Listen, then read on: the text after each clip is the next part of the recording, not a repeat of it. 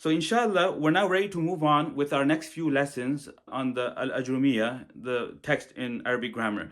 This book was written about 700 years ago and it's legendary. Allah subhanahu wa ta'ala granted it a level of acceptance that's rare. And in terms of popularity, it actually rivals the Alfiya of Ibn Malik. So our plan is to go through the entire book, but not just the book. We want to go through it with this commentary. It's At-Tuhfatu Saniyya بشرح المقدمة الأجرومية, and this is by far the best commentary available for the Matn of Ajrumiyyah. So this current video is about 7 hours long, and I'm anticipating that the entire lecture series would be about 30 hours. And if you go through this, then it is my promise to you that you will be able to read without vowels, inshallah. And I've been teaching Arabic for a long time, for over 20 years. There's a particular book in grammar, it's called Hidayatul Nahwu, and I've taught it 42 times. And every time I teach it, my interest for the topic and my enthusiasm increases, and I get greater insights. And one wouldn't expect that. One would think that if you teach the same book so many times, then you'd probably lose interest in it. But alhamdulillah, that's not what happens with me. So we're gonna dive right in, and you can use the chapters below in order to navigate between the various classes, various sessions. So these are lessons 2 through 6. If you can pace it and get through this material in say about 14 days, that would be awesome. And I'll have the next leg of the book ready, and we're going to do the entire book. So if you finish the full 30 hours, then you can safely put grammar behind you, nahu, and then you can focus on the other areas of the language like balagha and tafsir of the Quran, and you can start reading the more complex tafsirs like the tafsir of al-Baydawi, which is the most important tafsir ever written in the history of Islam, the tafsir of Imam al-Baydawi. And without any further ado, let's now move on to the computer and I'll continue speaking with you there. Bismillah walhamdulillah wassalatu wassalamu ala rasulillah wa ala alihi wa sahbihi wa wala ma ba'd. Assalamu alaikum wa rahmatullahi wa barakatuh. Okay, so it's only been like half a day since I posted the first session on this series on the Ajrumiyyah grammar book, along with the commentary, Sheikh Muhammad Muhyiddin Abdul Hamid's commentary, At-Tuhfatu Saniyya. So in the previous session, we didn't actually start the book, but I gave you some background information. I defined for you Nahu, grammar, with a very precise definition that told you exactly what grammar is all about, that it has 2 halves. One half of it is to recognize the circumstances of the last letters of the 3 parts of speech, from the perspective of whether they experience grammatical states or whether they don't experience grammatical states. And then the second half of grammar is knowing the sanctioned methods of how words are connected together. In other words, phrase level relationships. So these are the things that we've been talking about. So if you're new to the channel, then you might want to look in the description, and there's 2 presentations that I encourage everybody to watch before moving into this series of Ajrumiyyah videos. One of the 2 presentations is on the 2 core issues, where we talk about the sentences, nominal sentence and verbal sentence, and the other presentation is about the total possible ways the ism could be used. In other words, the ism in the Arabic language is very broad. It doesn't just include nouns, it also includes adjectives and adverbs. And if you survey all of the possible ways the ism could be used in the language, it's a very large number, it's 22. So how do you make sense of that? So the Arabic language has 3 grammatical states in order to account for all of the possible ways the ism could be used. So that's in the video that is prerequisite. So the 2 videos that are prerequisite before moving forward with this series of Ajrumiyyah videos are there in the description, and I would strongly encourage to watch those first. And if you've already watched them, or if you have some background, then you're free to continue watching. So right now we'll just dive right into the book. Okay, so I don't think I have to spend a lot of time recapping what was in the previous session, because the video is there, you can watch it. So At-Tuhfatu Saniyya بشرح المقدمة الأجرومية. Okay, so the author, his name is Muhammad Muhyiddin Abdul Hamid.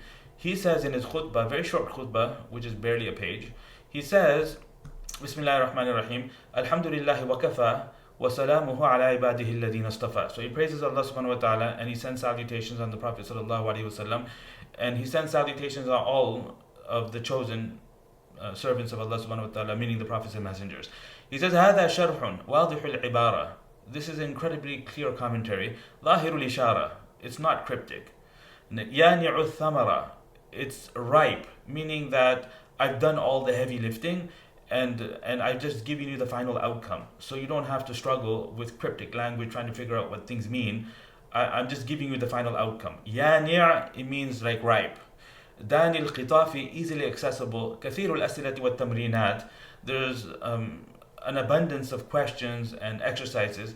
So I mentioned in the previous video that we're going to skip the أسئلة and the تمرينات for the sake of time, because mainly he teaches a chunk and then he poses a few questions regarding what he just taught. So it's a little repetitive. So if we kept pausing the video and trying to and the amount of examples he gives is incredible. Like, I mean, you know, this author, he writes really well.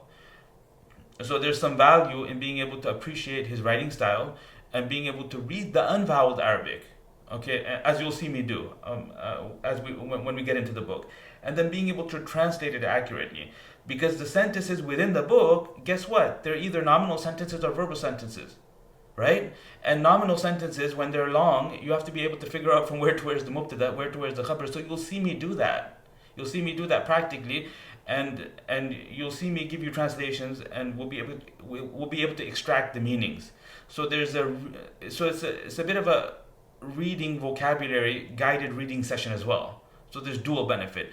And again, our plan is to go line by line, do the entire commentary, skipping only the as'ila and the tamrinat. So he says, قصدت به الزلفى إلى الله تعالى بتيسير فهم المقدمة الأجرومية على صغار الطلبة. So he's saying that I'm intending to draw near to Allah subhanahu wa ta'ala by making the understanding of this Matn, this al-Muqaddimatul Ajrumiyya, easily accessible to the young children, to the young students. لأنها الباب, because this book, this 15-20 page book, this is very brief. The book, it's like the gate to understanding the Arabic language. So it's like the first book that the students would study in the Arab world. And it's a classical book written over 700 years ago, but it's written for an audience which is already Arab. Okay, so they know the language already. They've been brought up speaking the language. So they study this in order to perfect their grammar. So he's saying this book is the gateway to properly understanding the Arabic language, التي هي لغة سيدنا ومولانا رسول الله صلى الله عليه وسلم, which is the language of our beloved Prophet صلى الله عليه وسلم, وعلى آله وصحبه وسلم, ولغة الكتاب, and it is the language of ولغة الكتاب العزيز, and it's the language of the Quran.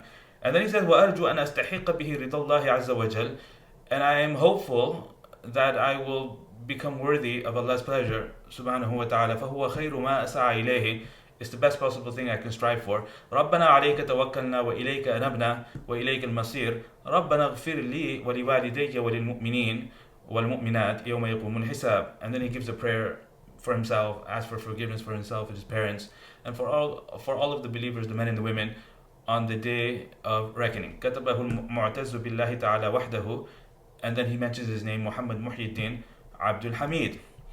Okay, so he has one page here where he goes through the definition of grammar, because the author in the Ajrumiyyah does not define grammar, so he does it. The commentator, he said, and then he specifies the subject matter to give us the scope of whatever we study in a book of grammar will either center on this and this.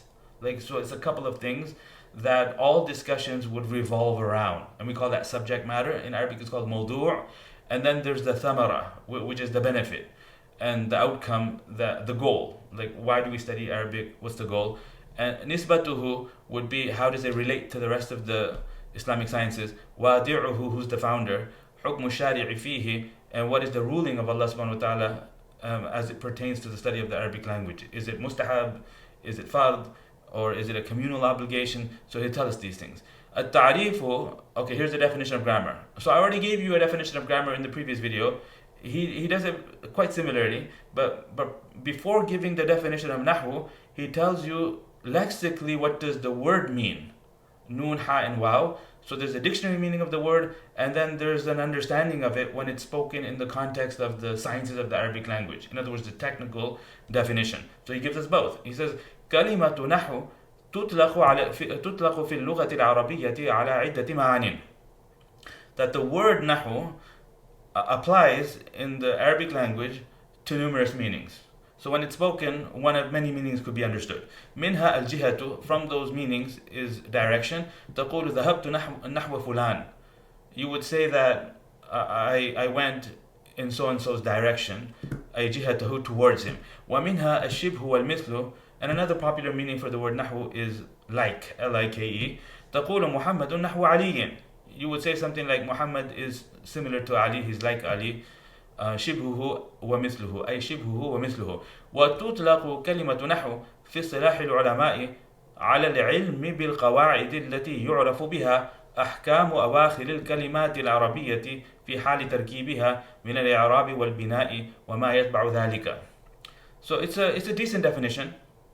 He says that and the word and the term نحو وتطلق كلمة نحو and the word نحو in the terminology of the scholars applies to what follows, applies to the following: that it is a science pertaining to certain principles and rules.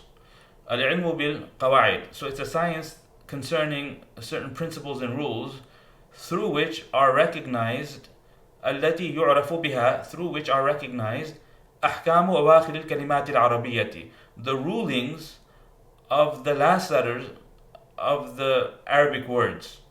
Arabic words, 3 parts of speech. Okay, so in the Hidayat al-Nahw book he says كلمات الثلاث, أحوال أواخر الكلمة الثلاث. Over here he's saying أحكام أواخر الكلمات العربية, the rulings of the last letters of the Arabic words في حال تركيبها, while they are connected to one another. In other words, while they are joined together through some sanctioned method. So when they're joined together through some sanctioned method, what you will have is you will have words interacting with other words and causing and inducing changes on the upcoming word. Okay, so it's like human beings experience emotional states. People make us happy, sad, angry, frustrated, irritated, and these emotions are then reflected on our faces. Okay, so by looking at a person's face, you can tell whether they're happy, sad, angry. So what causes that? Interaction with other humans is what causes that. So human beings experience emotional states, and Arabic words experience grammatical states. Unlike human emotions, which are endless, grammatical states in Arabic are just 4. They're just 4. And the words experience these 4 states, but not all of them. Some of them don't experience any grammatical states, and they're called mabni. And the ones that do experience grammatical states, they're called mu'rab. And between the ones that do, there's some that actually change, and they show the fact that they're being used in different ways. And others, they experience all the grammar that a normal ism would experience, but they just don't change, like هذه. So هذه, when it's the subject of a verb, we say هذه. When هذه is the object of a verb, we say هذه. And when it's following a preposition, we say هذه. So those words are also called mabni. So there's mabni that don't experience any grammatical states, and there's other mabnis that do but don't show it. And then there's words that are normal. In other words, they experience and they also show it. So knowing all of these things, these are rulings.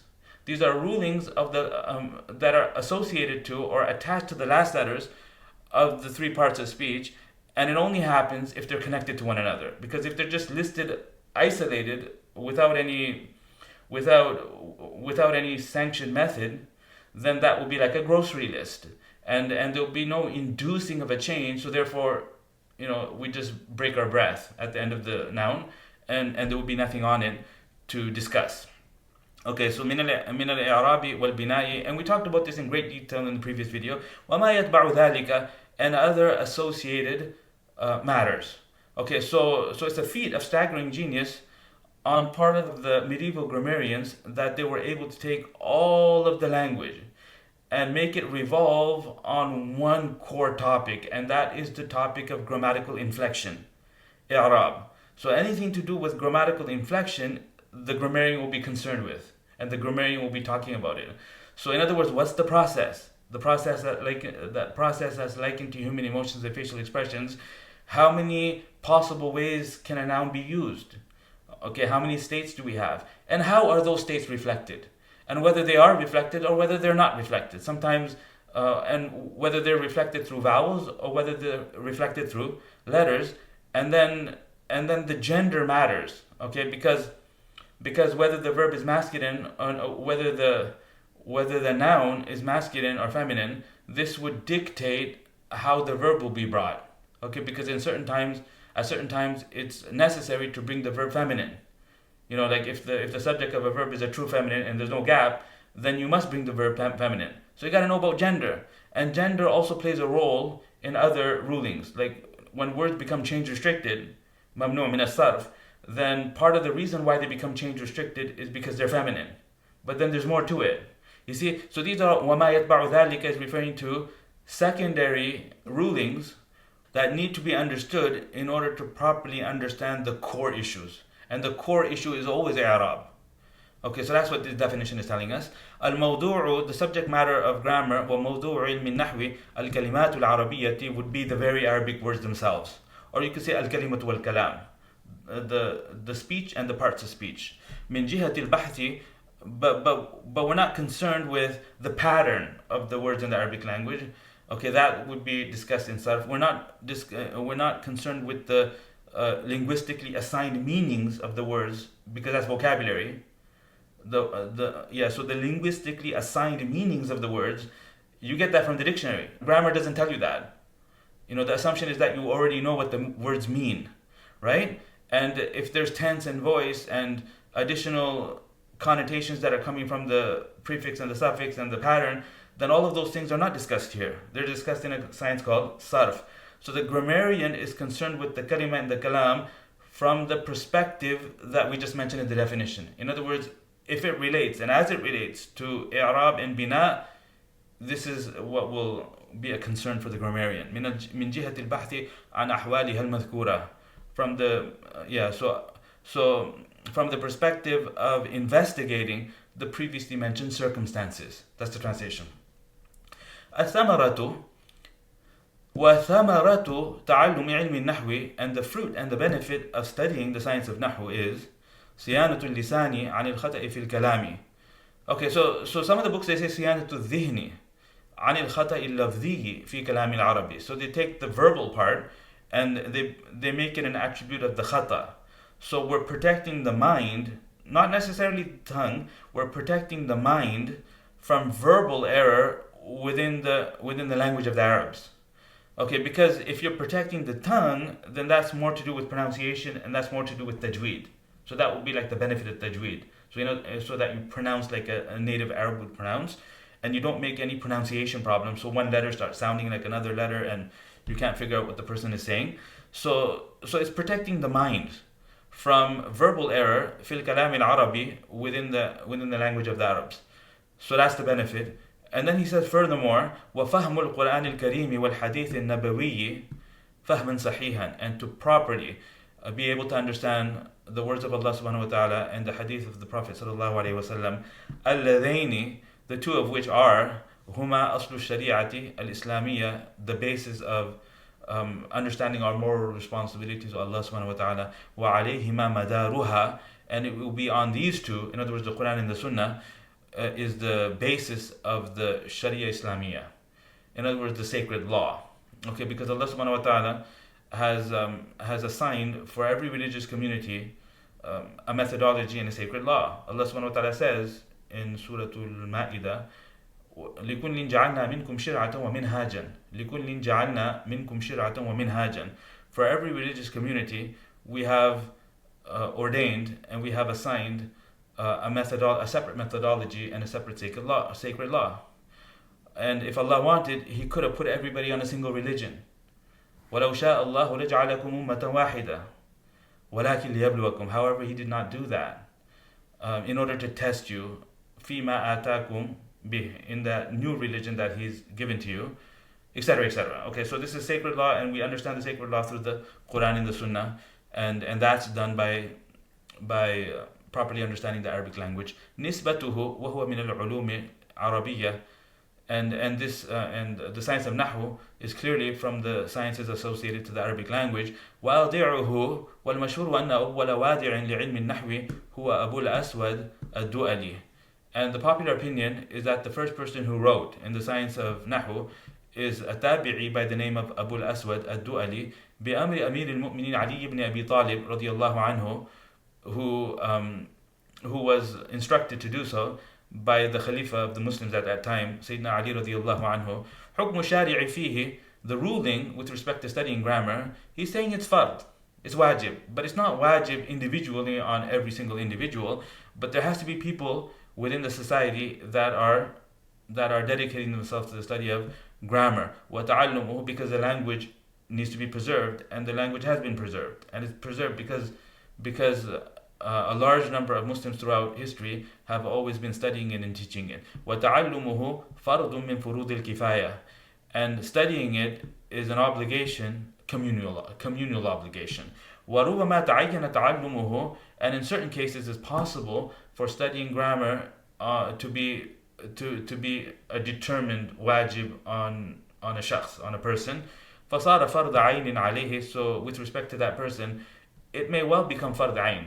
Okay, so I guess what he's talking about is that if a person is experiencing doubts and he is not convinced of the miracle of the Quran or of the Prophet ﷺ being a genuine messenger speaking on behalf of God, and the only way to get him to that realization is for him to study the language and be able to properly appreciate the miracle of the Quran, then now he needs to do that. He needs to do that because it's the first obligation on every human being to use their mind and ponder and reflect and arrive at their own independent realization that Islam is true. So oftentimes the study of the Arabic language, not oftentimes, but it's possible. It's possible that that studying Arabic may become necessary for an individual. Okay, so that's a pure side topic. It's okay, we can have a discussion on that if you want to. But let's get into the book. He says, Bismillahir Rahmanir Rahim, قال المصنف. The author, his name is وهو أبو عبد الله محمد بن داود السنهاجي المعروف بابن أجروم. So this particular scholar, his name is Muhammad ibn Dawood, known as Abu Abdullah al-Sinhaji. He, who was born al-Mawludu fi sanat 72 و 600 in the year 672, والمتوفى في سنة 23 و 700, and who passed away in the year 723 من الهجرة النبوية رحمه الله تعالى. He says, so he quotes the author of the Ajrumiyyah, one line, al-kalamu, and then he quotes one line and then he gives the commentary. So he's going to speak for pages on this one line. So what he'll do is he'll quote the author and he'll explain the benefit, he'll unpack basically what the author said. Okay, so I don't think I can just read and translate, and if there's any need for me to explain what's being said, I will do that, but otherwise we'll just keep moving forward, we'll keep pressing forward. So he says, Al-kalamu huwa al-lafzu al-murakkabu al-mufidu bil-wadi'i. So speech is the expression, the utterance, which is composed, compound, two or more words, and which is beneficial by way of linguistic assignment.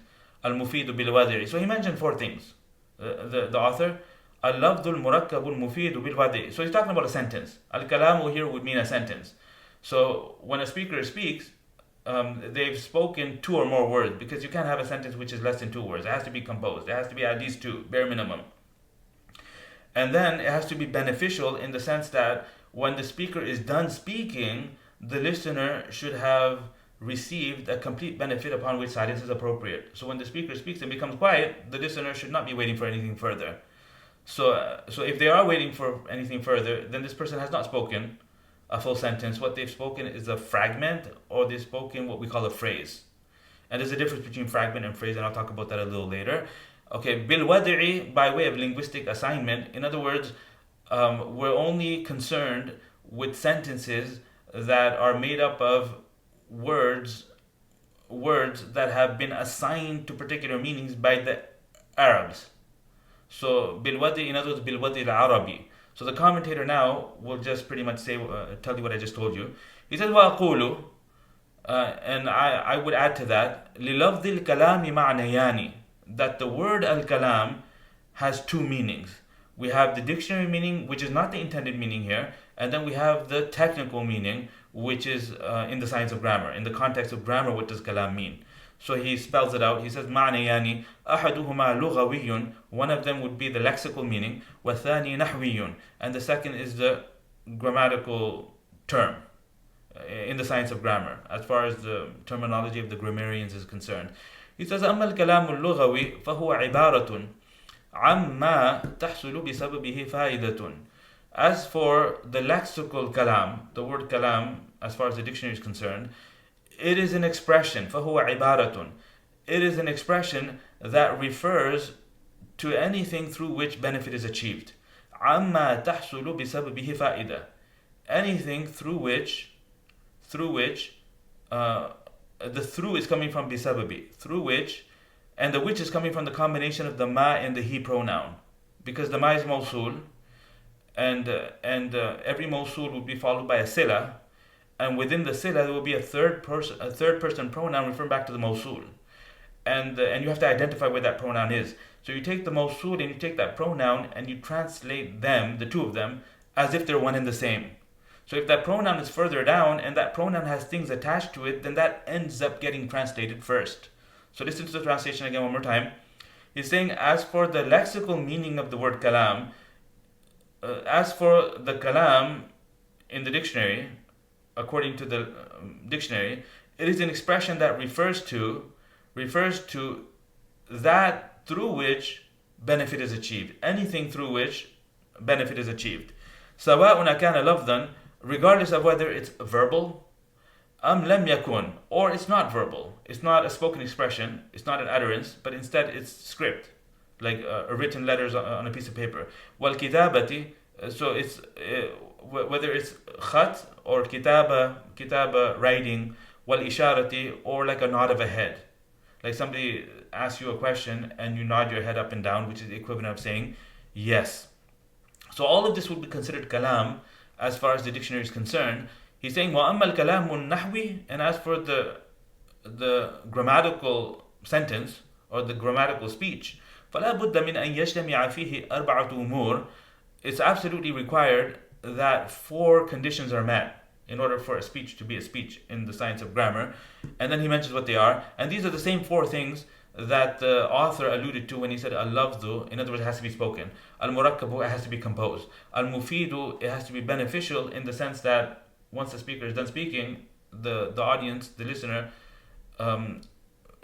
will have understood a complete meaning upon which silence is appropriate. And then bil-wadi al-arabi, bil-wadi means that linguistic assignment. فلا بد من أن يجتمع فيه أربعة أمور. So 4 matters need to be gathered together. الأول أن يكون لفظا. The first is that it be verbal, spoken.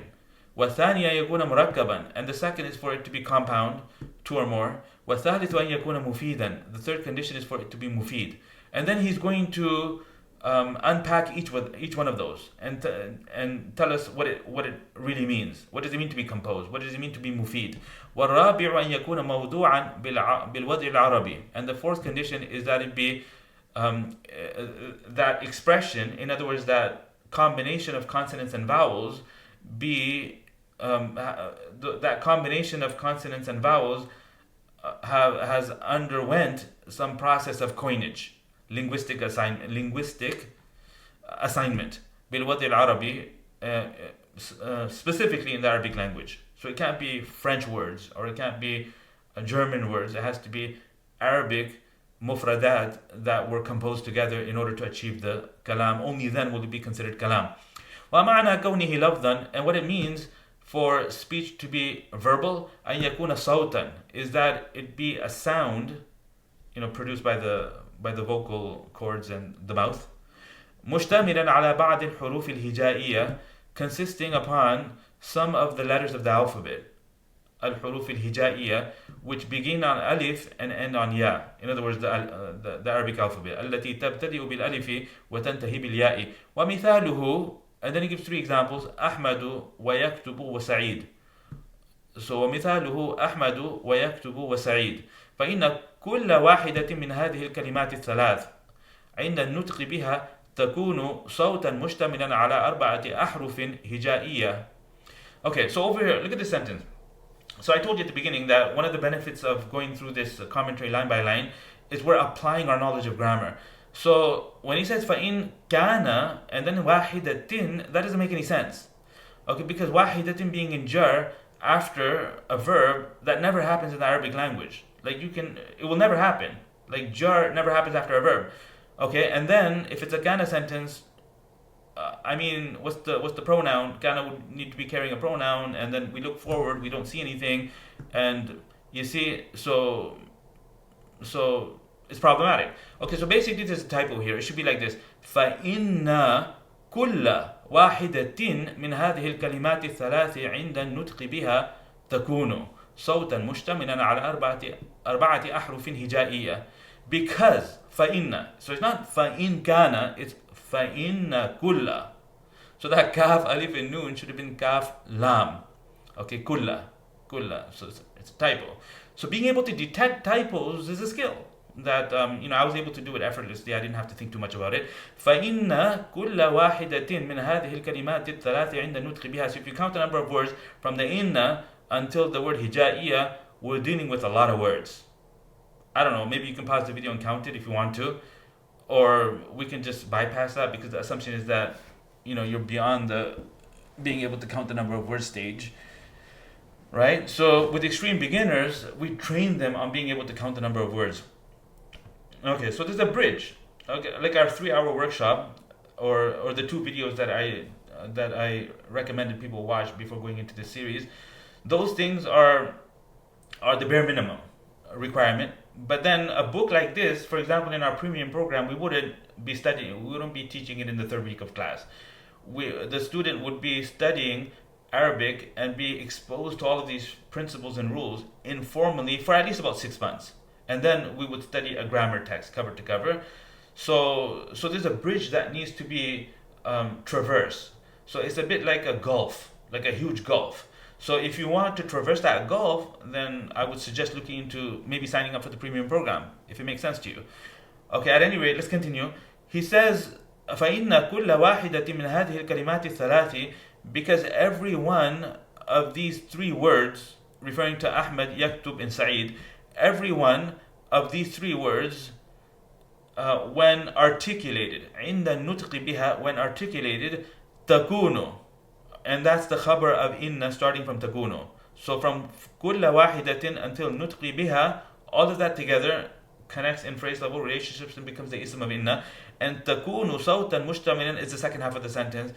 So what's he saying? He's saying that everyone, because everyone from these 3 from these 3 words, when it's articulated, takunu, it will be a sautan. It will be a sautan, because if it's on paper, there's no sound. Like it has to be actually spoken on the tongue. When it's spoken on the tongue, at that point it becomes a sound consisting upon 4 letters that are consonants, 4 letters that are letters of the alphabet. So we have Ahmed, Hamza, Ha, Mim, Dal, Yaktub, 4 letters, Sa'id, 4 letters. So all of these are examples of something which is lafdhan. So he's explaining what it means for something to be lafdhan. It has to be spoken on the tongue, and it has to be made up of letters of the alphabet. فالإشارة مثلا, so a gesture or a movement of the head, for example, لا تسمى كلاما, is not labeled kalam عند النحويين, according to the grammarians, لعدم كونها صوتا مشتملا على بعض الحروف, because of its not being a sound which consists of some of the letters. There's no letters in the movement of a head, for example. وإن كانت تسمى عند اللغويين كلاما, even though such a ishara would be called a kalam according to the lughawiyin, the people that are concerned with vocabulary. لحصول الفائدة بها, because there is benefit that's achieved there in the movement of the head. The audience, the person watching your gesture, will have understood a complete meaning upon which silence is appropriate, upon which they're not anticipating anything further. ومعنى كونه مركبا أن يكون مؤلفا من كلمتين أو أكثر. And what it means for speech to be composed is what it means for speech to be compound is for it to be composed of 2 or more words. مؤلفا من كلمتين أو أكثر. نحو محمد مسافر, that Muhammad is traveling. والعلم نافع, and knowledge is beneficial. ويبلغ المجتهد المجد, and the hard-working person will eventually reach glory. وَلِكُلِّ مُجْتَهِدٍ نَصِيبٌ, and every hard-working person will receive a reward. So all of these are complete sentences. As you can, that's not the point. The point is not being complete sentences. The point is that 2 or more. So because he's highlighting clause by clause. So one of the conditions of a kalam is that it be murakkab. What does it mean to be murakkab? It means to be 2 or more. And all of these examples he's giving are indeed 2 or more.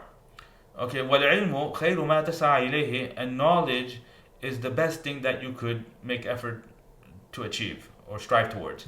فكل عبارة من هذه العبارات, so each expression from these expressions is called kalam. وكل عبارة منها, and it just so happens that each expression from them, the ha pronouns referring to the several examples he gave, from these expressions is مؤلفة من كلمتين أو أكثر, is composed of 2 or more words. فالكلمة الواحدة لا تسمى كلاما. Okay, so underneath the video, comment and let me know what you think about my pace, like my reading through the Arabic. I can like dwell less and just go through it more swiftly, just read the Arabic, translate, or I could do it the way I'm doing. If you like the pace, then let me know in the comments below. Depending on what kind of feedback I have, I can adjust in the next presentation, because we do have to complete the book, right? فالكلمة الواحدة لا تسمى كلاما. So a single word on its own, لا تسمى كلاما, is not called kalam عند النحاة, according to the grammarians, إلا إذا انضم غيرها إليها, except when another word is connected to it and combined with it. سواء كان انضمام غيرها إليها حقيقة, regardless of whether that combining of the other word to it is done literally on paper, like you can literally see the 2 words, كالأمثلة السابقة, such as the previously mentioned examples, أم تقديرا, or the combining is in square brackets. Okay, like assumed in square brackets, like coming in response to a question, for example, like he's going to talk about it. كما إذا قال لك قائل, similar to how if a person says to you, poses a question to you, من أخوك, who's your brother, and then in response, فتقول محمد. So that's the equivalent of saying Muhammad is my brother. So you just say Muhammadun, but what you mean is Muhammad is my brother. So the is my brother will be in square brackets. فهذه الكلمة تعتبر كلاما. So this one word on its own is considered a kalam, because the assumption is Muhammadun akhi. فهي في التقدير. So as far as the assumption is concerned, في التقدير means so as far as the assumption, because it the Muhammadun on its the response Muhammadun في التقدير, in the assumption it is an expression that is composed of 3 words. So we have the Muhammad, we have the akh, and we have the ya pronoun. So it becomes a total number of 3. From the 3, one of them is spoken and the other 2 are inferred and understood. ومعنى كونه مفيدا, and what it means for speech to be beneficial, أن يحسن سكوت المتكلم عليه, is for the speaker's silence to be appropriate when done speaking. بحيث لا يبقى السامع منتظرا لشيء آخر, to the point that the listener is no longer anticipating anything further. فلو قلت, so if you say إذا حضر الأستاذ, when the teacher arrives, لا يسمى ذلك كلاما, that would not be labeled كلام. ولو أنه لفظ مركب من 3 كلمات, even though technically it's an utterance which is composed from 3 words. So we have the word إذا, and then we have the حضر, and we have the word الأستاذ, but yet it's not kalam because it's missing the 3rd condition, the mufid condition. لأن المخاطب ينتظر ما تقوله, because the addressee, the listener, is anticipating what you will say after this. مما يترتب على حضور الأستاذ, in other words, what's going to happen, what's going to follow, or what's going to follow the arrival of the Ustad, the arrival of the teacher. So he completes the sentence. فإذا قلت, so if you add on to that and say إذا حضر الأستاذ وأنصت التلاميذ, when the teacher arrives, comma, the students will become quiet, صار كلاما, now it's considered كلام لحصول الفائدة, because now there's benefit. ومعنى كونه موضوعا بالوضع العربي, and what it means for an utterance or an expression to be linguistically assigned and to be coined through Arabic linguistic assignment, أن تكون الألفاظ المستعملة في الكلام من الألفاظ. Okay, look here. ومعنى كونه موضوعا بالوضع العربي, all of that is مبتدا, and the meaning of it being coined through Arabic linguistic assignment is. as follows. Okay, so the أن تكون الألفاظ المستعملة will be the khabar, and then within the khabar we have a takun. So the takun would need a subject and a predicate. So الألفاظ المستعملة في الكلام, that much together would be the ism of takunu, and من الألفاظ التي وضعتها العرب would be the predicate of kana. Okay, so let me incorporate all of that in the translation. He says, and the meaning of it being coined through Arabic linguistic assignment is for the words which are used within the speech to be. So now we say to be. We take the an takuna and we insert the translation, and because remember the lack of is issue, right? To be of those words that the Arab people have coined and assigned in order to indicate a meaning from the meanings. So masalan, for example, hadara is a word that the Arab people have assigned to a meaning, and they said hadara means arrive. وهو حصول الحضور في الزمان الماضي, and that meaning is the achievement of presence within the past tense. In other words, arriving, having in the past tense. Now, إذا would change the translation from arriving in the past to when the teacher arrives in the future, because that's a feature and function of إذا. So, but hadara on its own is linguistically assigned to signify presence in the past, the achievement of hudur within the past tense في الزمان الماضي. وكلمة محمد قد وضعها العرب لمعنى, and the word Muhammad, the Arab people have assigned that word to a particular meaning, وهو ذات الشخص, and that it's the name of an individual, so it would be that particular person, المسمى بهذا الاسم, who has that name. فإذا قلت حضر محمد, so when you say Muhammad arrived, تكون قد استعملت كلمتين, you will have used two words, each one of which is of those words that the Arab people have assigned. بخلاف, as opposed to, now he gives a counter example, ما إذا تكلمت بكلام مما وضعه العجم, as opposed to if you spoke a sentence using words that the non-Arab people, like the Persians or the Turks or the Berber or the French, have linguistically assigned. In other words, you're taking vocabulary from another language. فإنه لا يسمى في عرف علماء العربية كلاما. So such expressions in the custom of the scholars of the Arabic language will not be labeled and called a sentence, a kalam. Kalam means sentence. وإن سماه أهل اللغة الأخرى كلاما, even though the people of that other language consider it a sentence in their own language. But in Arabic, we don't call it a kalam. In order to be kalam, it has to be made up of words that are Arabic words linguistically assigned by the Arabs. أمثلة للكلام المستوفي الشروط. Okay, so some examples of an actual sentence that satisfies all of the conditions. So mustawfi means satisfies or fulfills the conditions that we mentioned earlier, all four of the conditions. And then he gives a bunch of examples. Al-jawu sahwun, the atmosphere is clear. Al-bustanu muthmirun, the orchard is bears fruit. Al-hilalu sati'un, the moon is shining. As-sama'u safiyatun, the sky is clear. Yudhi'u al-qamaru laylan, that at night the moon shines. Yanjahu al-mujtahidu, the hardworking person succeeds.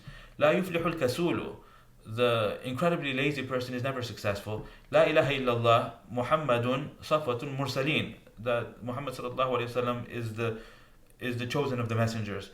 Allahu Rabbuna Muhammadun Nabiyuna. All of these are examples of a kalam because they're all Arabic expressions, they're spoken on the tongue, and they communicate a complete benefit upon which silence is appropriate, and the words used within each of these expressions are Arabic words. أمثلة لللفظ المفرد, some examples of words that are single and they're not a kalam because they're lacking the murakkab condition. Muhammad, Ali, Ibrahim, qama, which means stood, min, which means from. أمثلة للمركب الغير المفيد, some examples of a composition like a group of words that lack the condition of communicating a complete benefit upon which silence is appropriate. So we call this murakkab ghair mufid.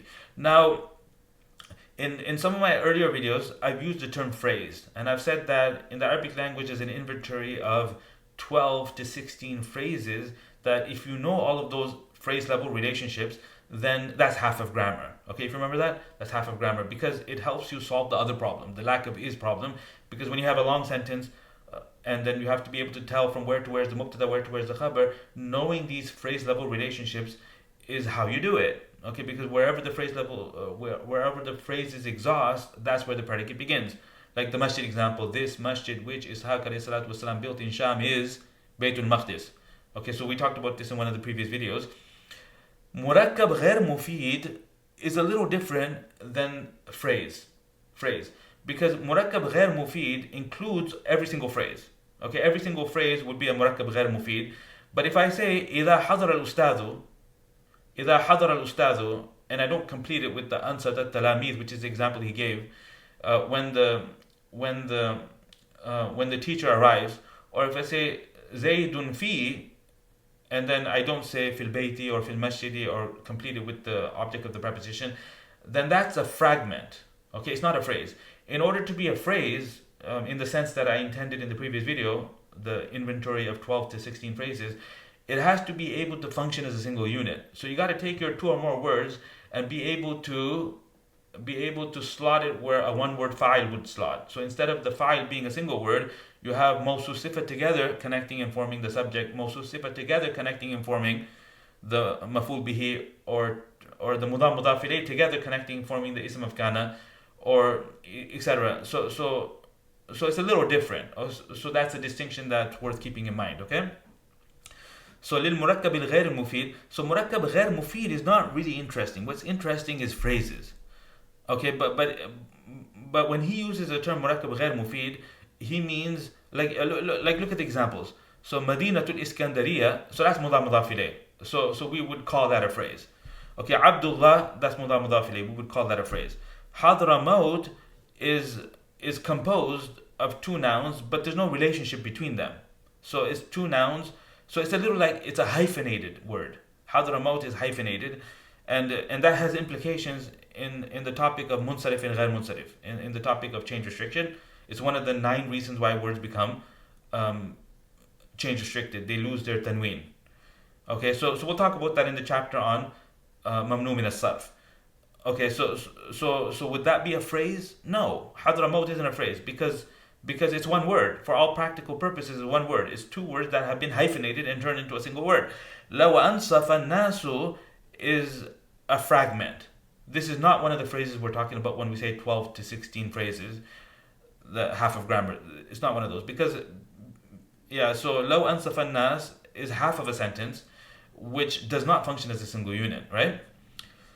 إذا جاء الشتاء, same thing, it's a grammatical fragment. مهما أخفى المرائي, this again is a non-complete group of words because you can't become silent. You have to, because mahma is conditional.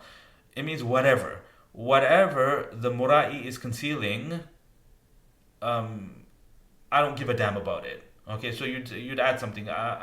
It doesn't concern me. Whatever the mura'i is concealing, it doesn't concern me. So you'd have to add the extra words, it doesn't concern me, in order for silence to be appropriate. If you stop on mahma akhfal mura'i, it doesn't cut it. In tala'ati shamsu, again, grammatical fragment and not necessarily a phrase. So that's something that I thought was beneficial, and to know this distinction.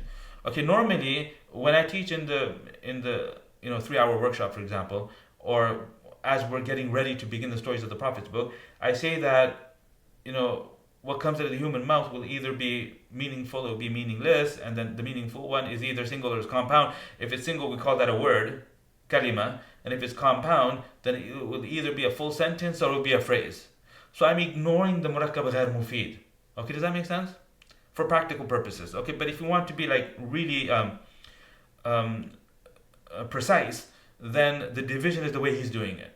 That you have either single or you have murakkab, and the murakkab then further divides into murakkab mufid, which is a full sentence, and murakkab غير مفيد, which is anything less than a sentence. And then that anything less could function as a single unit, and maybe it can't. Like some of these examples, you can't take them and use them as you would use a single word. Like مهما أخفى مرائي is pretty much useless until you complete it. Okay? As opposed to a mawsuf sifa, for example. Okay, hopefully that made sense. Okay, and then he has some questions that he's posing. We're going to skip that. And then he moves on to أنواع الكلام. Okay, so back to the Matn of the Ajrumiyyah. قال, the author of the Ajrumiyyah, he says, وأقسامه ثلاثة, and his types are three. اسم وفعل وحرف جاء لمعنى. His types are three, and they are, number one, the ism, number two, the fi'l, and number three, the harf, which is communicating a meaning. Okay, so a couple of things here. First of all, when he says its types are three, then the who pronoun is obviously referring to the kalam. But then, if you were to categorize the kalam, which means the sentence, then the types are jumla ismiya and jumla fi'liya. So in other words, ism, fi'l, and harf are not sentences. So what he means when he says aqsamuhu, he means aqsamu ma yata'allafu minhu.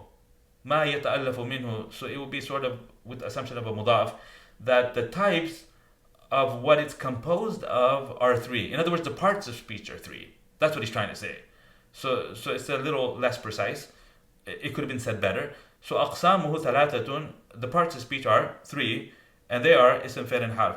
Okay, so to understand the parts of speech, I've talked about this in the workshop and in other places. The best way to appreciate the ism, the fi'l, and the harf is to spend a few minutes and try to understand the English parts of speech.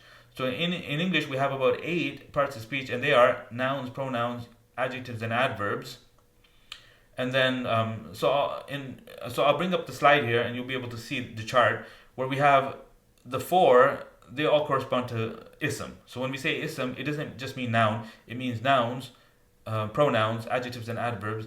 And the verb is exactly the fi'l in Arabic. And then we have the other 3, which would be the prepositions, the conjunctions, and the articles. And anything else that may not have been categorized, it would all fall under harf. And what makes a harf, so we start with the harf. What makes a harf is that its meaning is in something else. So the ism and fi'l both indicate meanings in themselves. And the difference between those two is that the ism is linked to time and it has tense built into its meaning. And the ism is not linked to time, so there's no tense there. And in the case of the fi'l, there would be a tense. Okay, and the commentator, Sheikh Muhammad Muhyiddin, is going to say all of this, so we'll just let him say it.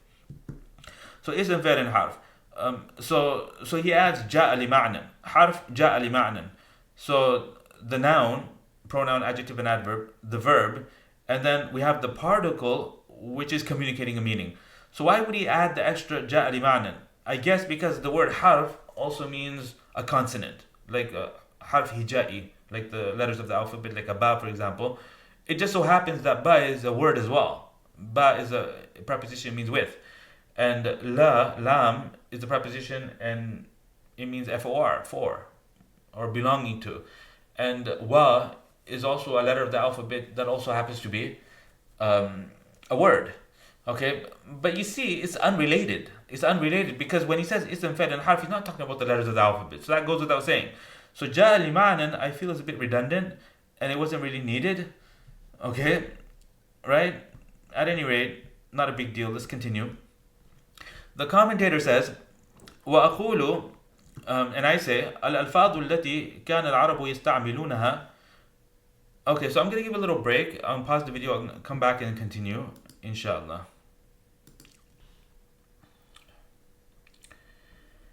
Okay, so let's resume. Okay, so the commentator, he says on this classification of the parts of speech, ism, fi'l, and harf, he says, وأقول الألفاظ التي كان العرب يستعملونها في كلامهم, those words that the Arab people use within their day-to-day speech, وَنُقِلَتْ إِلَيْنَا عَنْهُمْ, and that have been transmitted to us and we know about them, فَنَحْنُ نَتَكَلَّمُ بِهَا, as a result of which we speak them within our own conversation, فِي مُحَاوَرَاتِنَا, وَدُرُوسِنَا, and within our lectures, وَنَقْرَأُهَا فِي كُتُبِنَا, and we read them within our books, وَنَكْتُبُ بِهَا إِلَى أَهْلِينَا وَأَصْدِقَائِنَا, and we write those words and deliver them to our families, وَأَصْدِقَائِنَا, and to our friends. لا يخلو واحد منها. So this is the khabar of the mubtada. So from al-alfadu until asdiqa'ina, all of that together connects and forms the mubtada. لا يخلو onwards would be the khabar. So what about those words that the Arab people use within their speech, etc., etc., etc.? He says, لا يخلو واحد منها. There's no single word from among them that escapes being one of three things. It has to absolutely be one of three things. And those three things are al-ism wal-fi'l wal-harfu. أما الاسم, as for the ism, فهو في اللغة, in the dictionary, ما دل على مسمى. It will be that which signifies something that's named. In other words, ism means name. That when you speak it, then a particular individual who has that name is intended. وفي اصطلاح النحويين, and within the terminology of the grammarians, كلمة دلت على معنى في نفسها. It's a part of speech which indicates a meaning in itself. وَلَمْ تَقْتَرِنْ بِزَمَانٍ, and it is not connected to time. نحو محمد وعلي ورجل وجمل ونهر والتفاح وليمون وعصا. And then he gave several examples.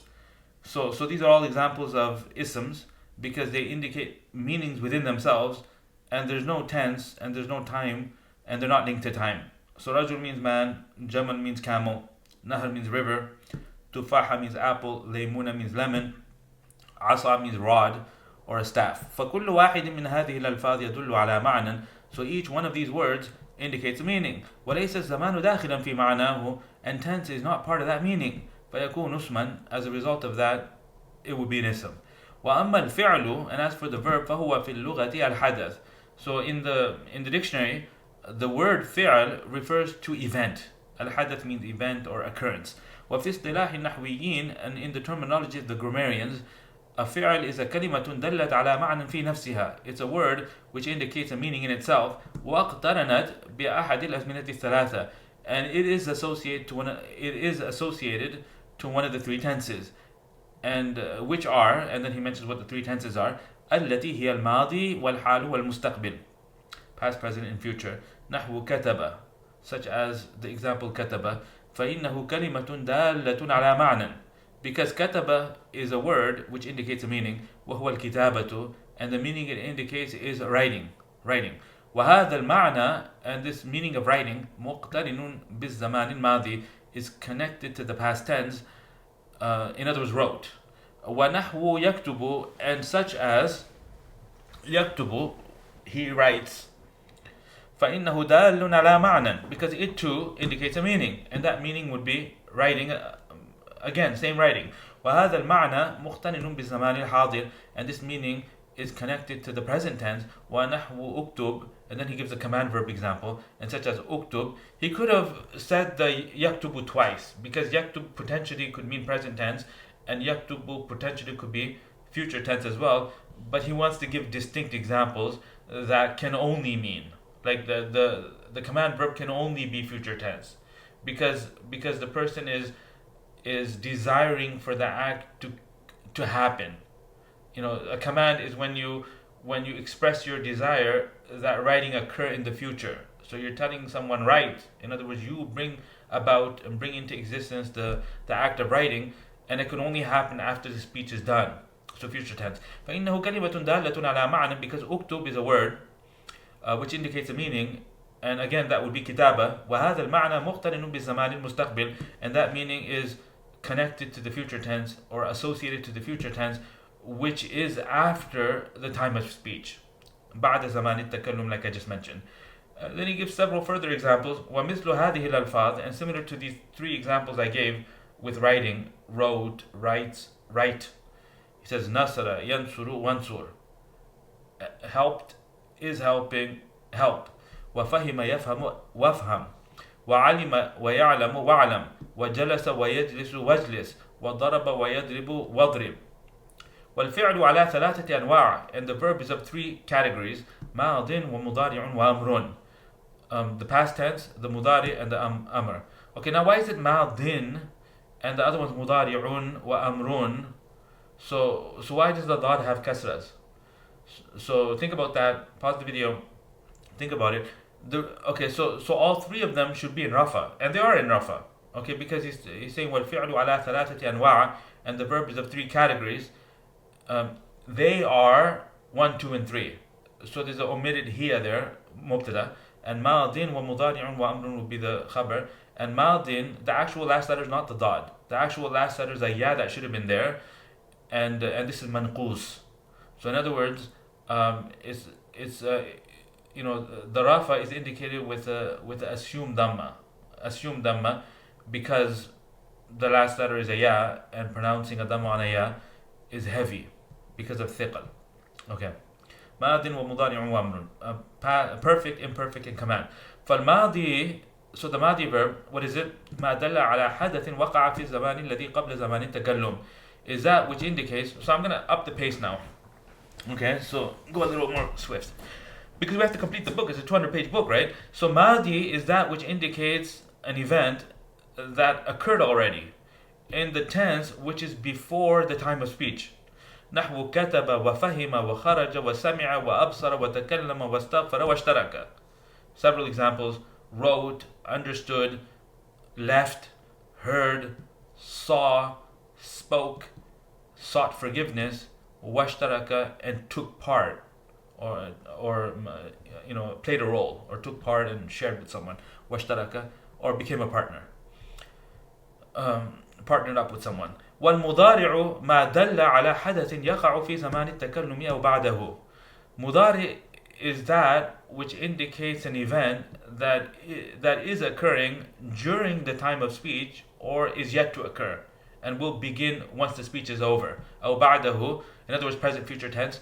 نحو, and then he brings the same examples except mudari versions.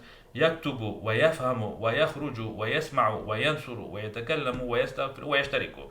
Moving on. والأمر ما دل على حدث يطلب حصوله. And amr is that which indicates an event whose bringing into existence is desired after the time of speech. In other words, the speaker wants that action to occur. The hitting and the helping and the sitting and the standing. The speaker wants the hitting and the helping and the sitting and the standing and the eating and the drinking to come into existence. So he says unsur, or he says idrib, or he says kul, or he says, he gives a bunch of examples. نحو اكتب وافهم واخرج واسمع وانصر وتكلم واستغفر واشترك. Now these verbs are command verbs, and uktub has a dhamma in the middle, wafham, wakhruj, and some of them have the enabling hamzatul wasl at the front, and takallam doesn't have it, wastaghfir, washtarik. So this is all taught in sarf, and this is not a sarf book, this is a grammar book.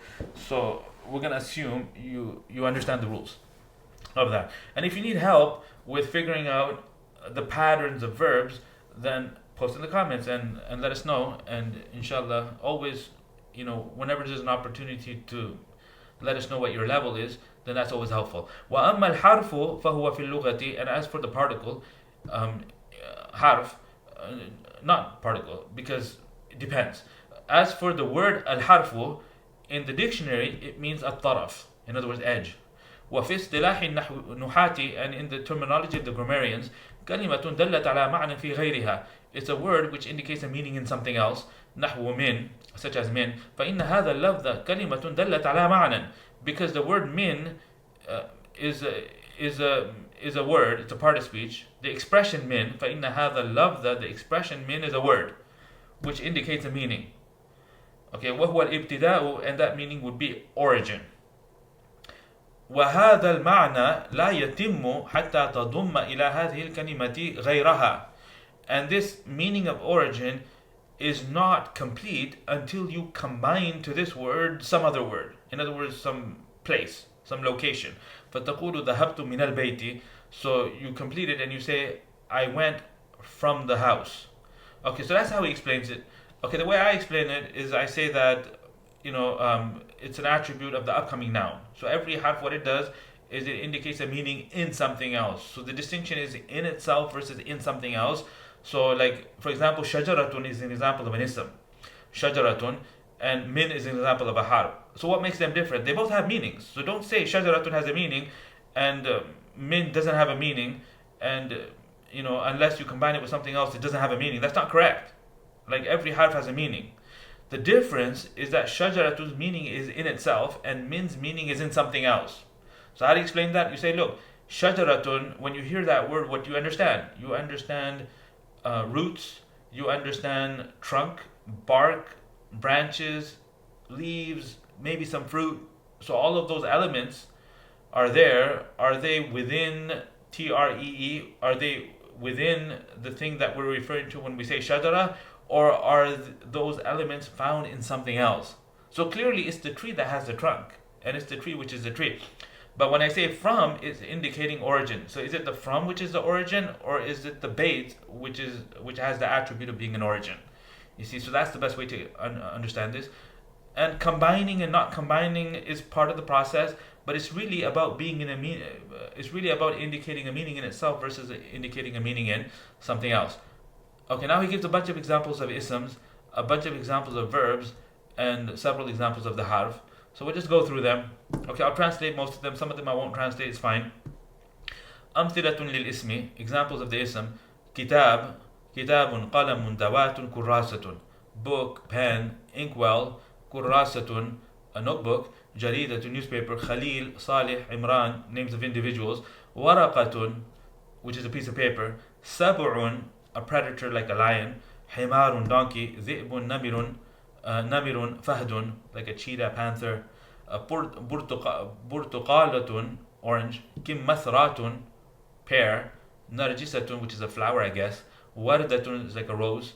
Ha'ula'i and antum. So these are all isms, because they all indicate meanings within themselves, and none of them are linked, and they're not linked to time. None of them have tense built into their meaning.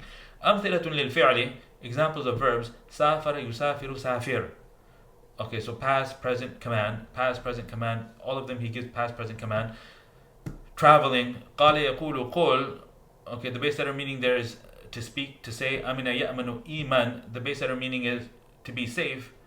And we have safety in the past, safety happening now, and a command to be safe. Radiya yarda irda. Sadaqa yasduqu usduq. Okay, to be truthful. Ijtahada yajtahidu ijtahid. Hardworking, to be hardworking.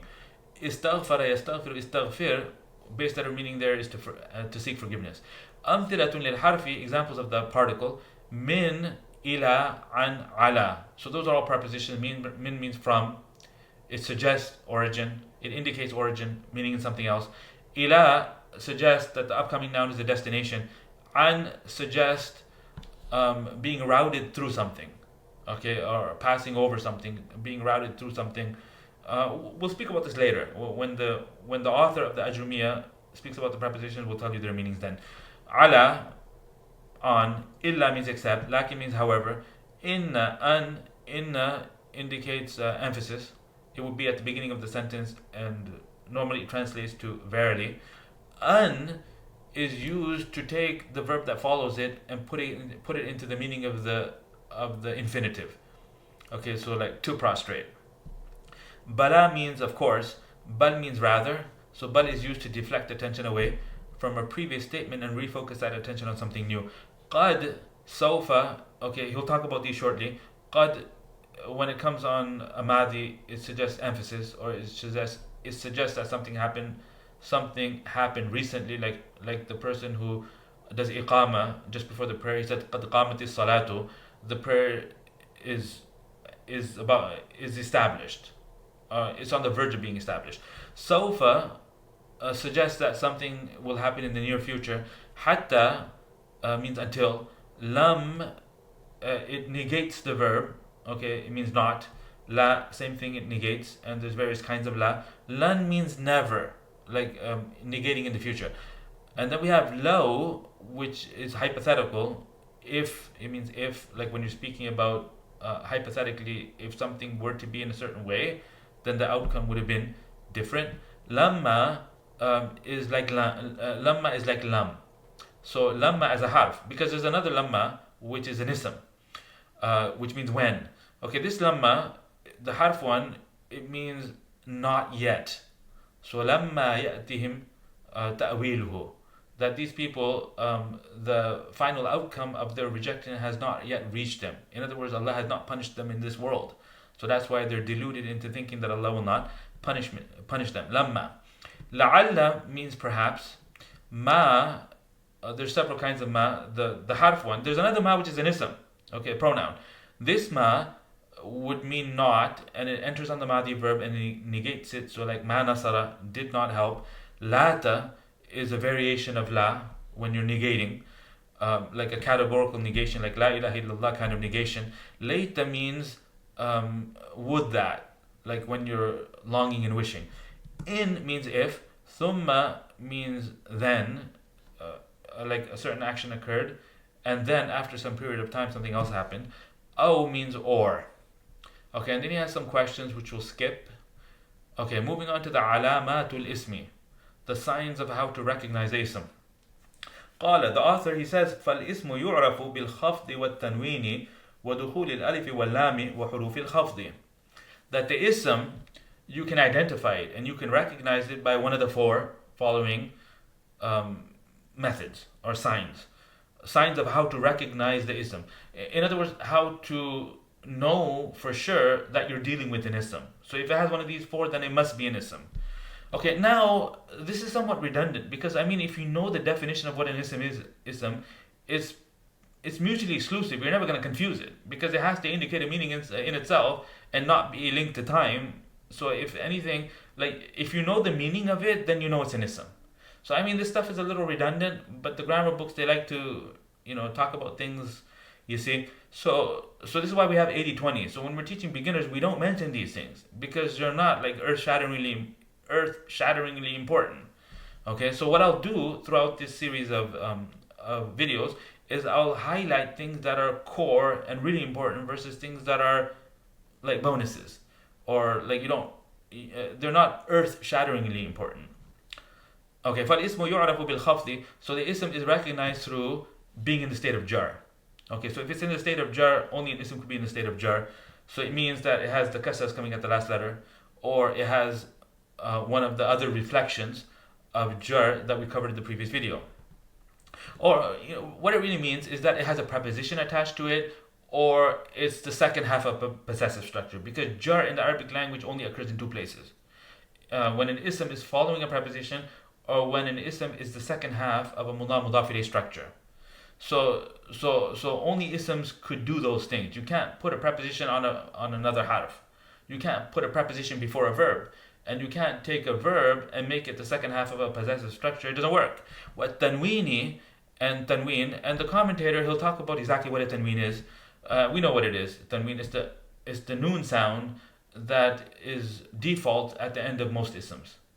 At the end of most isms, if they're not definite.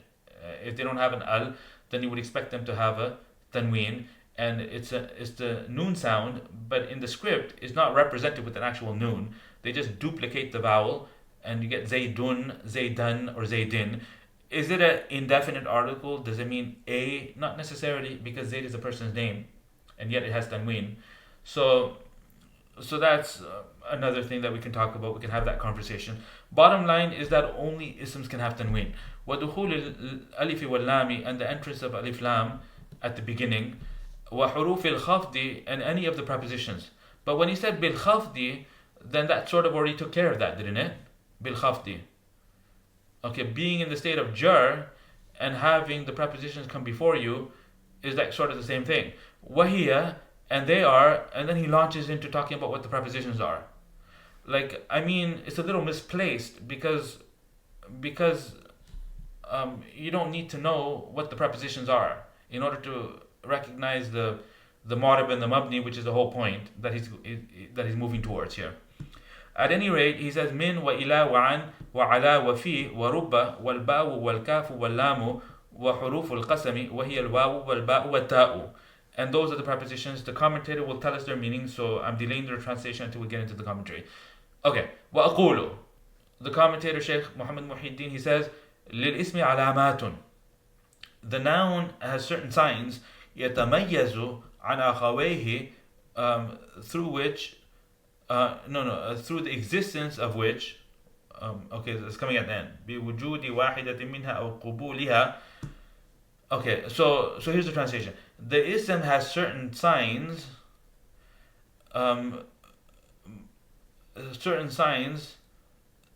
through any one of which, or through the acceptance of them, the ism becomes distinguished from its two counterparts, the fi'l and the harf. This is how you know that what you're dealing with is an ism and it's not a fi'l or a harf, by the existence of one of them or by the acceptance of one of them. In other words, potentially being there, actually being there, or potentially being there.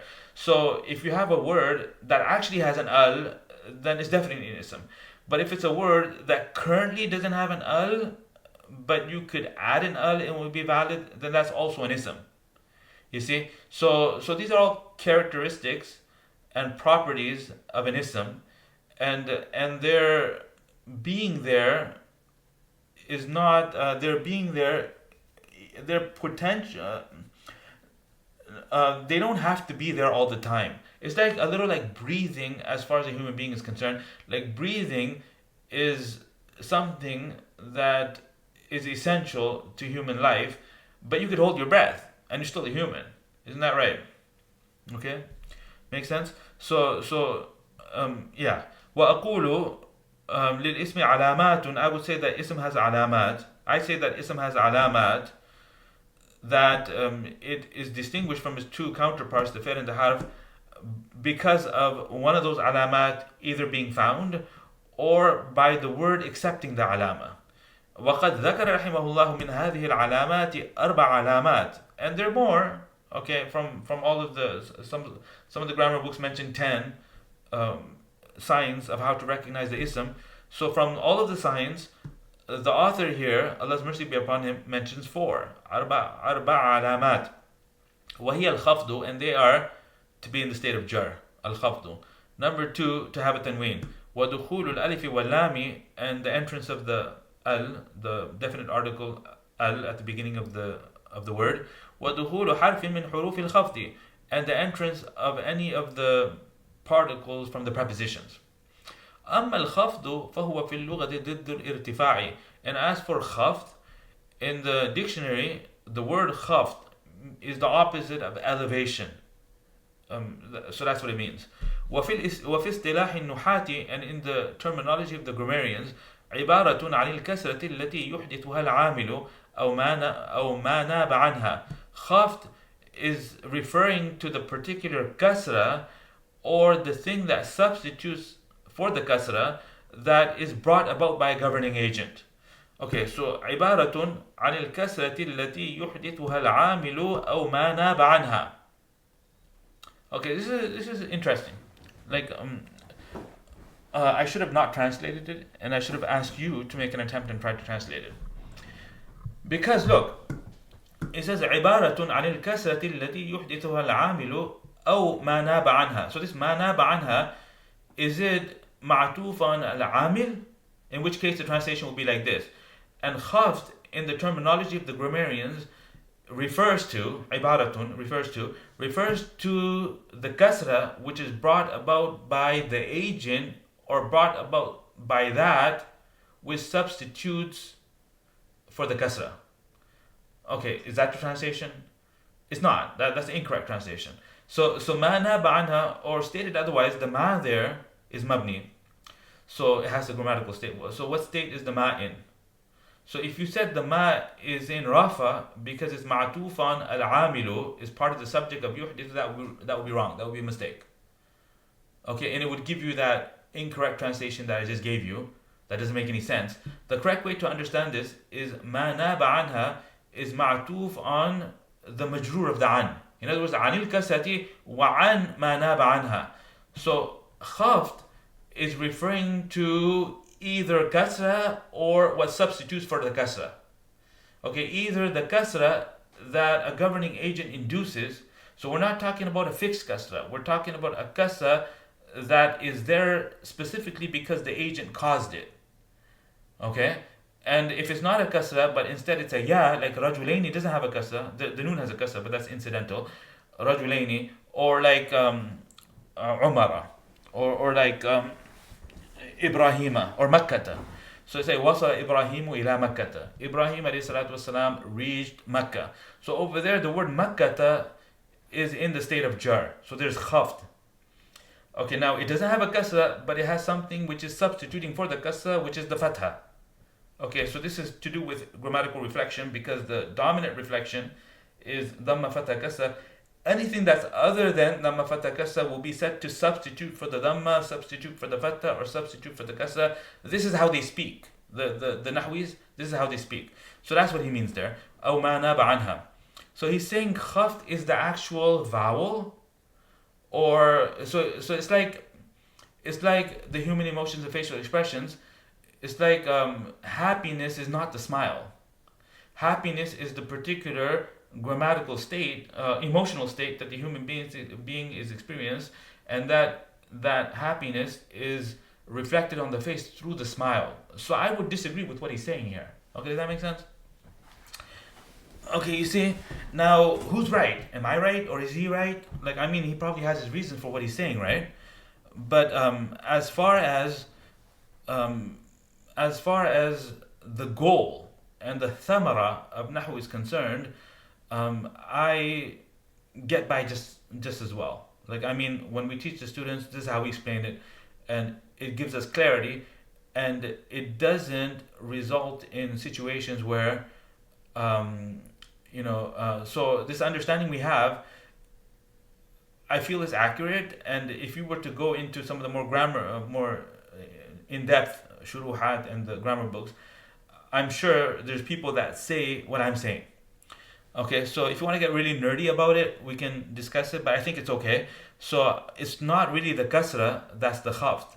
The khaft is the state that the ism is experiencing, which is then reflected by the kasra. Okay, does that make sense? And the state is induced by the amil. So he's saying it's sort of the same thing. Okay, it's a philosophical discussion. Like, I mean, it's not that important. Let's keep going. وذلك مثل كسرة الراء من بكر وعمر في نحو قولك مررت ببكر وقولك هذا كتاب عمر. So he gave two examples. He gave a preposition example and a mudaf ilayh example. So it would be like the kasra of the ra on Bakrin and Amrin, in similar statements to your statement marartu bi Bakrin, I passed by Bakr, and in an example like هذا كتاب عمر فبكر وعمر اسمان, or you could say فبكر وعمر اسماني. So both Bakr and Amr are isms. How do we know they're isms? لوجود الكسرة في آخر كل واحد منهما, because of the presence of kasra in the last letter of each one of them. Okay, I would modify that. I would say, how do we know they're isms? Because they're in the state of jar, because either they have a preposition before them, or because they're part of a possessive structure, and only isms can be followed by prepositions only isms could follow prepositions, and only isms could be the second half of possessive structure, and then that is then reflected with the kasra, or the thing that substitutes for the kasra. So in this case, it's actual kasra. وَأَمَّا التَّنْوِينُ فَهُوَ فِي اللُّغَةِ التَّصْوِيتُ. And as for tanween, in the dictionary, it means to make noise. تقول نون الطائر, you would say the bird is making noise. نون الطائر أي صوت. وفي اصطلاح النحاة, and in the terminology of the grammarians, هو نون ساكنة تتبع آخر الاسم لفظا. It's a sakin noon which follows the last letter of the ism in terms of sound, or lafdhan at the spoken level. So at the spoken level, meaning it's not written, but it's heard. وَتُفَارِقُهُ خَطًّا, and it separates in terms of script. So in other words, it goes away, it disappears. وَتُفَارِقُهُ, and it disappears from the word in script. So فَارَقَ يُفَارِقُهُ means goes away, disappears. لِلْإِسْتِغْنَاءِ عَنْهَا, because there's no need for it. بِتَكْرَارِ الشَّكْلَةِ, by repeating the vowel marking in the ضبط when documenting the vowel بالقلم, with a pen, for example. نحو محمد وكتاب وإيهن وصهن. So Muhammad is example of a noun, kitabin, book, إيهن, صهن are examples of things that are technically known to be isms. Okay, because they're not verbs. Advanced discussion. Like they're what they call ismul fi'al. So it's like sahin means be quiet. So it's a verb. It's not a verb because it doesn't have the characteristics of the verb. In other words, there's no pattern. There's no verb form. Like the signs of how to recognize the verb are not present, but the tanween is there. So it means like sahin would mean be quiet, but be quiet at any moment and in an indefinite way. And sah would mean be quiet now, specific silence. So sah would suggest specific silence, and sahin would suggest, like generic silence. So the tanween there is giving us that. Okay, so it's advanced. Like maybe it will come in a more appropriate occasion. We could talk about it more there. وَمُسْلِمَاتٍ وَفَاطِمَاتٍ وَحِينَئِذٍ وَسَاعَةَئِذٍ. These are all isms because they all have tanween. فَهَذِهِ الْكَلِمَاتُ كُلُّهَا أَسْمَاء. So all of these words are nouns, they're isms. بِدَلِيلِ وُجُودِ التَّنْوِينِ فِي آخِرِ كُلِّ كَلِمَةٍ مِنْهَا. By evidence of tanween's presence in the last letter of every one of these words. العلامة الثالثة من علامات الاسم. The third sign from the signs of the ism is دخول al. في أول الكلمة is the entry of al in the beginning of the word. نحو الرجل والغلام والفرس والكتاب والبيت والمدرسة. Bunch of words, they all have al. فهذه الكلمات كلها أسماء. So all of these words are clearly nouns. لدخول الألف واللام في أولها, because of the entry of al in the beginning of them. العلامة الرابعة دخول حرف من حروف الخفض. The fourth sign is the entry of a preposition. حرف من حروف الخفض. نحو ذهبت من البيت إلى المدرسة. I went from home to school, from the house to the madrasa.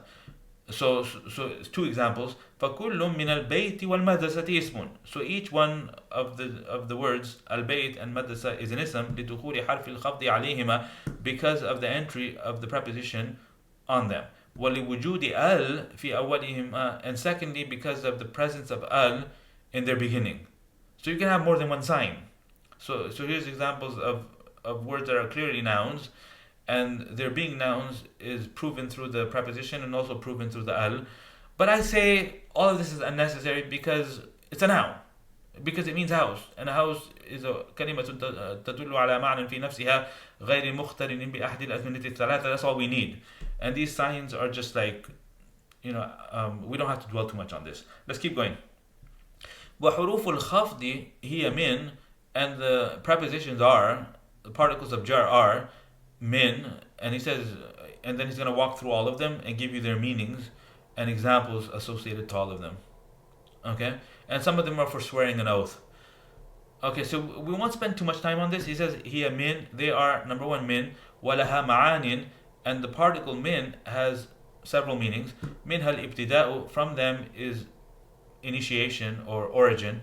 نحو سافرت من القاهرة, I traveled from Cairo. وإلى ومن معانيها الانتهاء, and إلى, and from among the numerous meanings of إلى, dominant meaning is destination. نحو سافرت إلى الإسكندرية, I traveled to Alexandria. وعن ومن معانيها المجاوزة, and عن, and from the meanings of عن is to move through something or to pass over something. نحو رميت السهم عن القوس, like via, I shot the arrow via the bow, through the bow.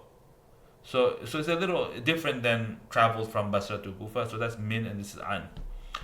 Like in the hadith, they say wa'an Abi Hurairah radiyallahu anhu, and from, narrated from. In other words, via or through. So this is the words of the Prophet sallallahu alaihi wasallam being transmitted to us through the companions radiyallahu anhu, like that. I think that's fine. وعلى ومن معانيها الاستعلاء, and ala, and from the meanings of ala is elevation, to be above. نحو صعدت على الجبل, I climbed on top of the mountain. وفي ومن معانيها الظرفية, and في, and from the meanings of في is containment, such as الماء في الكوز, the waters in the pitcher. وَرُبَّ وَمِن مَعَانِيهَا التَّقْلِيل, and رُبَّ, and from the meanings of رُبَّ is scarcity. نحو رُبَّ رَجُلٍ كَرِيمٍ قَابَلَنِي, very few noble people have met me or have met me, have come face to face with me. قابلني. والباء and ba ومن معانيها تعدية. Ba has like a lot of meanings, like 10 plus meanings. He's saying from among the meanings of ba, one of them is تعدية. تعدية, it means when a verb is like sitting and standing and it doesn't have an object, and then the ba comes and changes the meaning of the verb from coming to bringing. So you come and you come with something, in other words you bring it. Like فَإِنَّ اللَّهَ يَأْتِي بِالشَّمْسِ, because Allah brings the sun from the east, so if you're God then you bring it from the west. So يَأْتِي بِالشَّمْسِ, what the ba did is it changed the meaning of يَأْتي from coming to bringing, and that's called ta'diyah. The example he gives here is not really a ta'diyah example. مَرَرْتُ بِالْوَادِ, I passed by the river. I passed by the valley. I passed by the valley. So marartu, I made the valley pass. That would be ta'diyah example. So basically it's a wrong example. It's a mistake. Marartu bil wadi is not the correct example. So if you say وَمِن مَعَانِيهَا al-ilsaqu, and then he gave the example marartu bil wadi, then it would be more appropriate. But again, the point here is not to exhaust all of the meanings of the preposition, so I think we can just move on. وَاللَّامُ, and the lam preposition, وَمِن مَعَانِيهَا الْمِلْكُ, and from the meanings of lam is belonging, ownership and possession. نحو المال لمحمد, the wealth belongs to Muhammad. والاختصاص, and exclusivity, uniquely owning something. نحو الباب للدار, exclusivity, such as the door is for the house. Okay, والحصير, and the mat is for the masjid. In other words, this mat should not be anywhere else, it should only be in the masjid. والاستحقاق, and entitlement, such as Alhamdulillah, all praise belongs to Allah. ومن حروف الخفض, and from the prepositions, particles of khafd, are the particles of swearing an oath. وهي ثلاثة أحرف, and there's 3 harfs in the language that are used for swearing an oath, and they have some differences. He says the first most common one is wow. He said wallahi. Al-awwal wal-wawu. The first is the wow, preposition wow. وهي لا تدخل إلا على الاسم الظاهر, and wow only enters on actual nouns. In other words, you can't say waka. You say wallahi, but you can't attach it to a pronoun. So it doesn't have to be the name of Allah. It could be some other object as well. Okay, like in the Quran, Allah subhanahu wa ta'ala swears oaths with all kinds of things, like the pen. Allah swears an oath with the fig and the olive tree and the Sinai mountain, وَطُورِ سِينِينَ. Right? So على الاسم الظاهر, such as wallahi. So the word Allahi is a noun. Ism al-Zahir means noun as opposed to dhamir. Okay, it's like English people don't make a distinction because nouns and pronouns are both included. Like in English, it's a different part of speech. Like one of them is called the noun and the other one's called the pronoun. But in Arabic it's an ism, so they modify and they say ism zahir, in other words noun, what the English people call noun, and ism mudmar, which is what the English people would call a pronoun. So the condition here is that wow can only enter on actual nouns, such as wallahi wa nahwu, and such as, nahwu means such as, watturi wa kitabin mastur, I swear by the tur, and I swear by the book which is written. Wa nahwu, and such as wattini wa zaytuni wa turi sinin. Wathani, and the second of the particles, the prepositions that are used for swearing an oath, is al-ba'u. ولا تختص بلفظ دون لفظ, and the ba is not restricted to any particular word. You can attach it to a pronoun. You can say I swear by you, like in a dua, for example. Oh Allah, I swear by you, I swear by your name. بل تدخل على الاسم الظاهر, rather it enters on the noun, the actual noun, such as billahi لأجتهدن, I swear by Allah, I will definitely work hard. وعلى الضمير, and also on the pronoun, such as I swear by you, I will definitely punish and beat the person who's lazy, al-kasula. وَالثَّالِثُ التَّاءُ, and the third preposition is ta, used for swearing an oath. وَلَا تَدْخُلُ إِلَّا عَلَى لَفْظِ الْجَلَالَةِ, and it only enters on the actual name of Allah subhanahu wa ta'ala, لَفْظِ الْجَلَالَةِ, such as وَتَاللَّهِ لَأَكِيدَنَّ أَصْنَامَكُمْ, Ibrahim alayhi salam said, I swear by Allah, I will definitely cause harm to your idols. Okay, and then he has some questions here, and then he has a bunch of exercises. We're gonna skip all that. علامات الفعل, the signs of how to recognize the verb. قال والفعل يعرف بقد والسين وسوف وتاء التانيث الساكنة.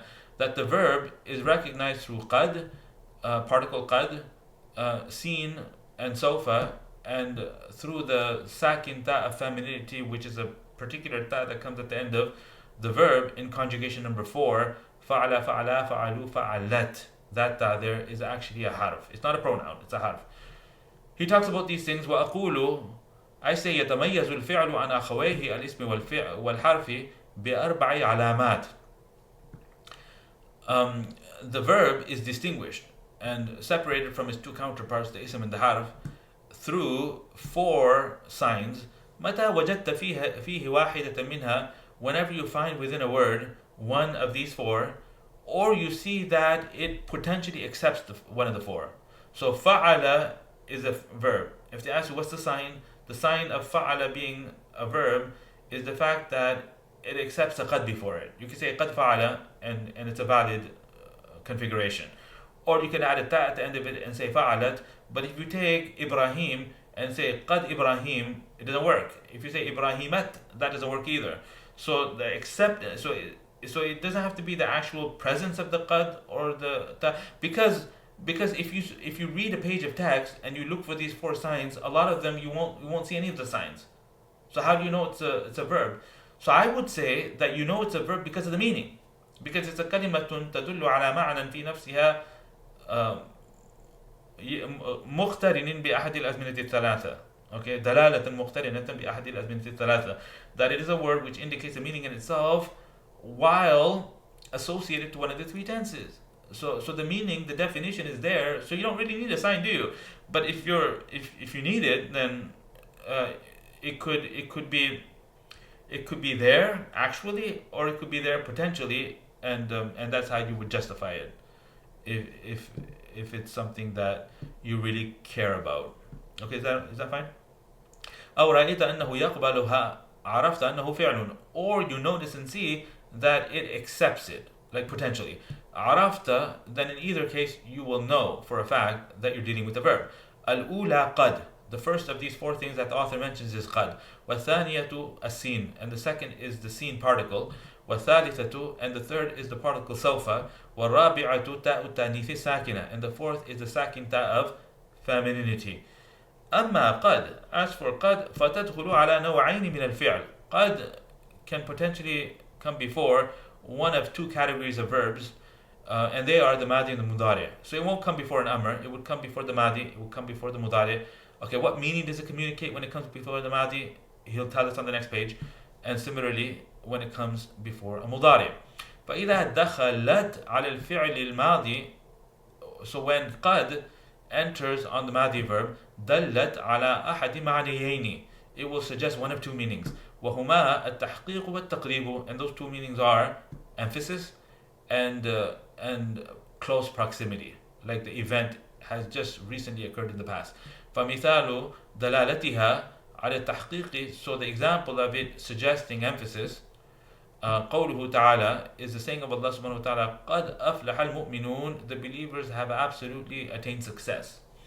وقوله جل شأنه, and the other example is the saying of Allah subhanahu wa ta'ala, لقد رضي الله عن المؤمنين, that Allah is definitely pleased with the believers. وقولنا, and in our common example that we say, قد حضر محمد, Muhammad has arrived. So we suggested with the English word has, Muhammad has arrived, in other words recently. وقولنا قد سافر خالد, Khalid has traveled. ومثال دلالتها على التقريب, and the example of قد indicating nearness is قول مقيم الصلاة, is the saying of the person who's doing the iqamah for the prayer, قد قامت الصلاة, the prayer is now on the verge of being established. وقولك, and your statement قد غربت الشمس, that the sun has just set, maghrib time has just entered. وإذا دخلت على الفعل المضارع دلت على أحد معنيين أيضا, and when قد enters on the mudari verb, again, it suggests one of two meanings. وَهُمَا التَّقْلِيلُ وَالتَّكْثِيرُ, and those two meanings are scarcity and abundance. فأما دلالتها على التقليل, as for it suggesting scarcity, فنحو قولك, the example of that would be your saying, so it would be similar to your saying, قد يصدق الكذوب, that the prolific liar sometimes speaks the truth. So in other words, in rare cases. وقولك, and your statement, قد يجود البخيل, that the miserly person sometimes ends up doing something generous. Okay, is sometimes generous. وقولك قد ينجح البليد, that the person of lesser intelligence sometimes succeeds. وأما دلالته على التكثير, as for قد indicating abundance, then it would be similar to your statement قد ينال المجتهد بغيته, that the hard-working person always, or most of the time attains their objective. وقولك قد يفعل التقي الخير, that the pious person most of the time does good deeds. Okay, وقول الشاعر, and the saying of the poet, قد يدرك المتأني بعد حاجته, that the person who's composed and calm most of the time attains some of what they're after. بعد حاجته, they don't leave empty-handed. وقد يكون مع المستعجل الزلل, and with the person who's in a rush, you'll always find, or most of the time you'll find, error and mistakes. I guess that's what he's saying, the poet. وأما السين وسوف فيدخلان على الفعل المضارع وحده, as for the sin and the sofa, they enter on the mudari verb only. You'll only find them enter on the mudari verb. وهما يدلان على التنفيس, and the two particles indicate future tense, like near future tense. ومعناه الاستقبال, and the meaning of تنفيس is future tense. إلا أن السين أقل استقبالا من سوف, except for the fact that sin has less of a future element than sofa, or you could say it's more closer to the present than sofa is. فأما السين فنحن قوله تعالى, examples of sin are the saying of Allah subhanahu wa ta'ala, سيقول السفهاء من الناس, the ignorant people from the ignorant among the people will go on to say, soon they'll say, سيقول لك المخلفون, those that made excuses and refrain from taking part in the jihad will come to you and they'll make excuses. They'll soon come and they're about to come and start making excuses. وأما سوف فنحو قوله تعالى وَلَسَوْفَ يُعْطِيكَ رَبُّكَ فَتَرْضَى, and absolutely your Lord will grant to you so much that you are pleased. فَتَرْضَى سَوْفَ نُصْلِيهِمْ نَارًا, we will absolutely force them to enter into the hellfire. سَوْفَ يُؤْتِيهِمْ أُجُورَهُم. So like سَوْفَ, it has the absolutely definitely meaning in it. Okay, so so that's part of tafsir. سَوْفَ يُؤْتِيهِمْ أُجُورَهُم, that Allah will grant to them their rewards in full. أما تاء التأنيث الساكنة, as for the sakin ta of femininity, فتدخل على الفعل الماضي دون غيره, it enters on the madi verb, not on anything else. والغرض منها دلالته. Okay, this is important, that the ta on fa'alat is not a pronoun, like I told you earlier. So what is it then? He's saying it's a harf, and the objective of this ta is to hint and to indicate that the noun to which this verb is predicated is mu'annath. So it's coming in consideration of the femininity of the upcoming noun. So you see the definition of harf fits the sakin ta of femininity, because it doesn't mean she. Okay, because she is actual pronoun.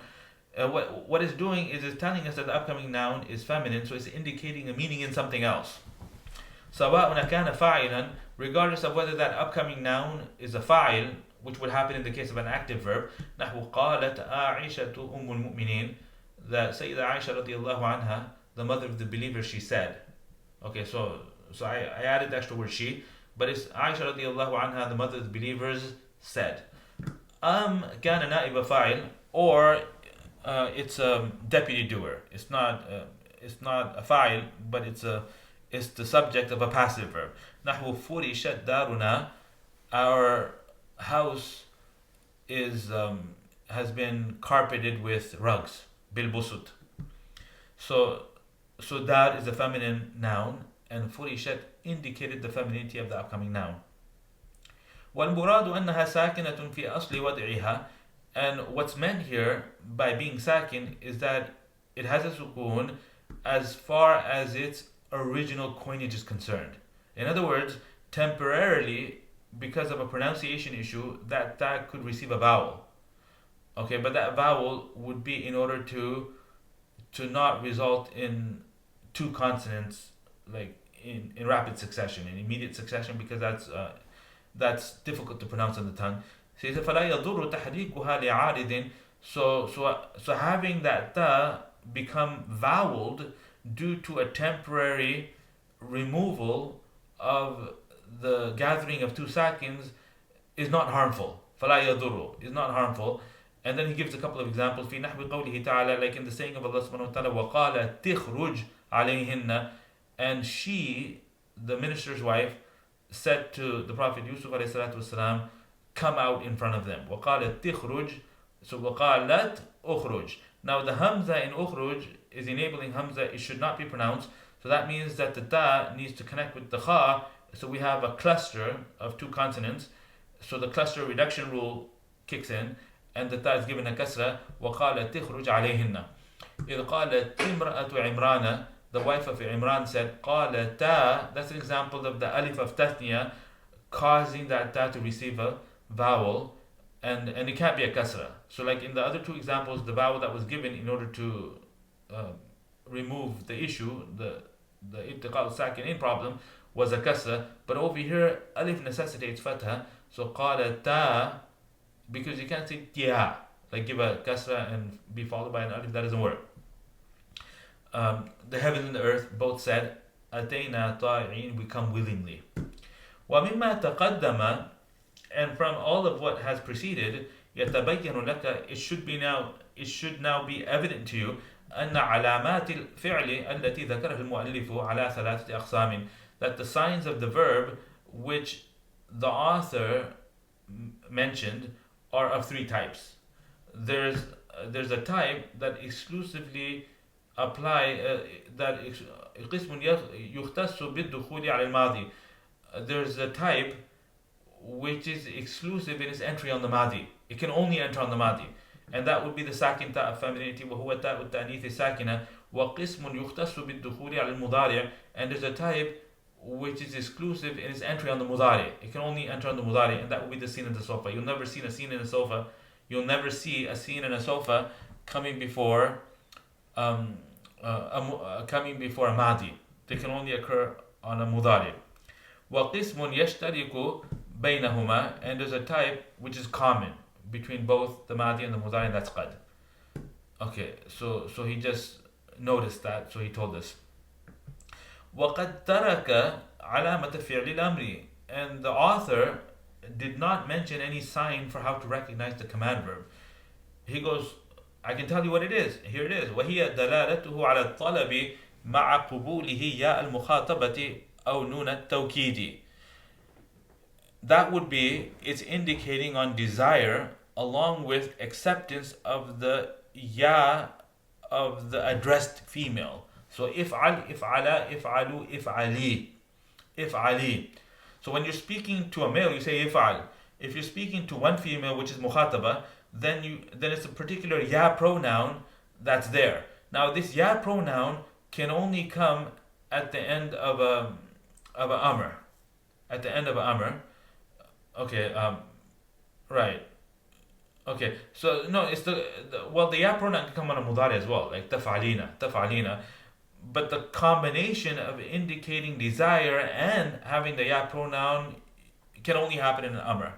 Now there's certain isms that have the meaning of a command verb, like halumma, or ta'al is actually a verb, like halumma.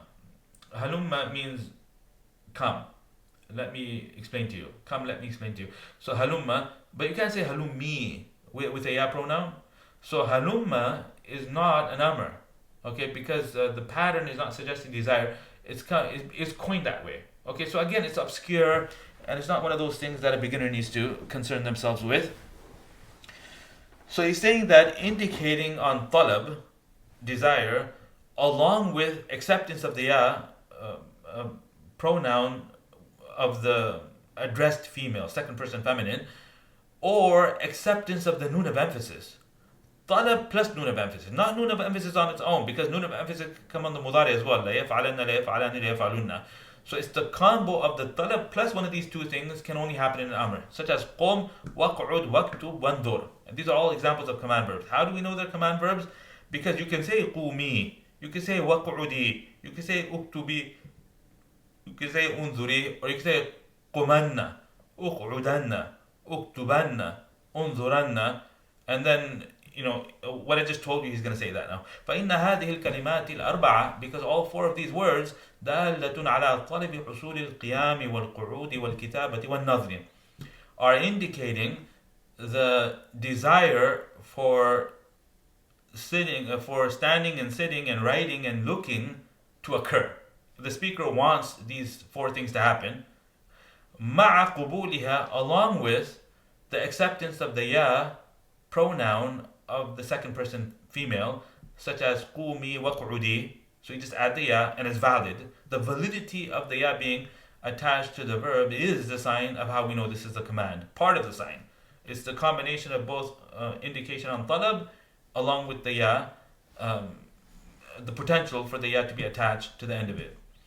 أو مع قبولها نون التوكيد, or if you don't want to use that ya as a sign to validate that you're dealing with the command verb, then you could test it by adding the noon, and that would do the job. Okay, such as uktubanna wanzuranna ila ma yanfa'uka. Absolutely right, and absolutely look towards that which benefits you. Okay, then he has some questions which we'll skip for the sake of time, and then he has some tamreens which we'll also skip for the sake of time, and then he moves on to the harf.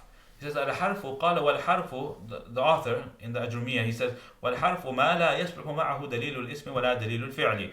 That a particle is that along with which it's la yasluhu ma'ahu dalilu al-ismi. The harf is that with which no sign of the ism is valid, neither is any sign of the fi'l valid. In other words, there's no actual al or tanween or these things that he's listed in the case of the ism, and this qad and sin and so forth. These things aren't there physically, currently on the word you have in front of you, nor is it valid to even add them. In other words, potentially as well, like there's no possibility of there being a qad, because the meaning doesn't support it. Okay, because qad is for taqleel, and you can't taqleel a harf. Okay, in order to show scarcity, the scarcity needs to be of an action. Okay, seen is for turning something into a future, so that only works if there's a tense that you could do that with. And if you look at the al is the definite article, and it's got to be a thing in order to be definite. So it only works with isms. So you see, like logically, philosophically, you could look at those signs and see why. Like logically, they can only occur on things that are nouns, and the signs that he listed for the for the verb, for the fi'l, those signs only make sense to be with verbs. Okay, because their meanings are meanings that are modifications of an event or something that has a tense. You see. So والحرف ما لا يشبه معه دليل الاسم ولا دليل الفعل. The commentator says, وَأَقُولُ يَتَمَيَّزُ الْحَرْفُ عَنْ أَخَوَيْهِ. The particle is distinguished from his two counterparts, الْإِسْمِ وَالْفِعْلِ, بِأَنَّهُ لَا يَصِحُ, by the fact that دخول علامة من علامات الأسماء المتقدمة ولا غيرها عليه, by the fact that the entry of a sign from the previously mentioned signs of the isms, and also the ones that were not mentioned, is not valid on it.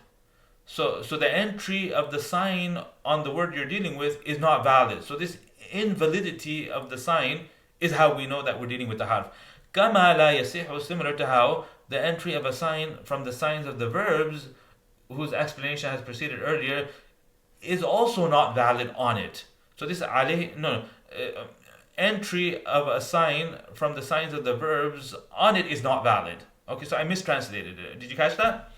Basically, okay, let me explain this. Look what he's saying. He says يتميز الحرف عن أخويه الاسم والفعل الاسم والفعل. That the harf is distinguished from its two counterparts, meaning from the ism and the fi'l. So this al-ismi wal-fi'li is modifying al-akhaway. So that's the an akhawayhi al-ismi wal-fi'li. It's like his father Yaqub. We call that badal. And then he says بأنه. So how is it distinguished? It's distinguished by the fact that بأنه, by the fact that a certain thing is invalid. So what's invalid? So دخول علامة من علامات الأسماء المتقدمة ولا غيرها عليه is invalid.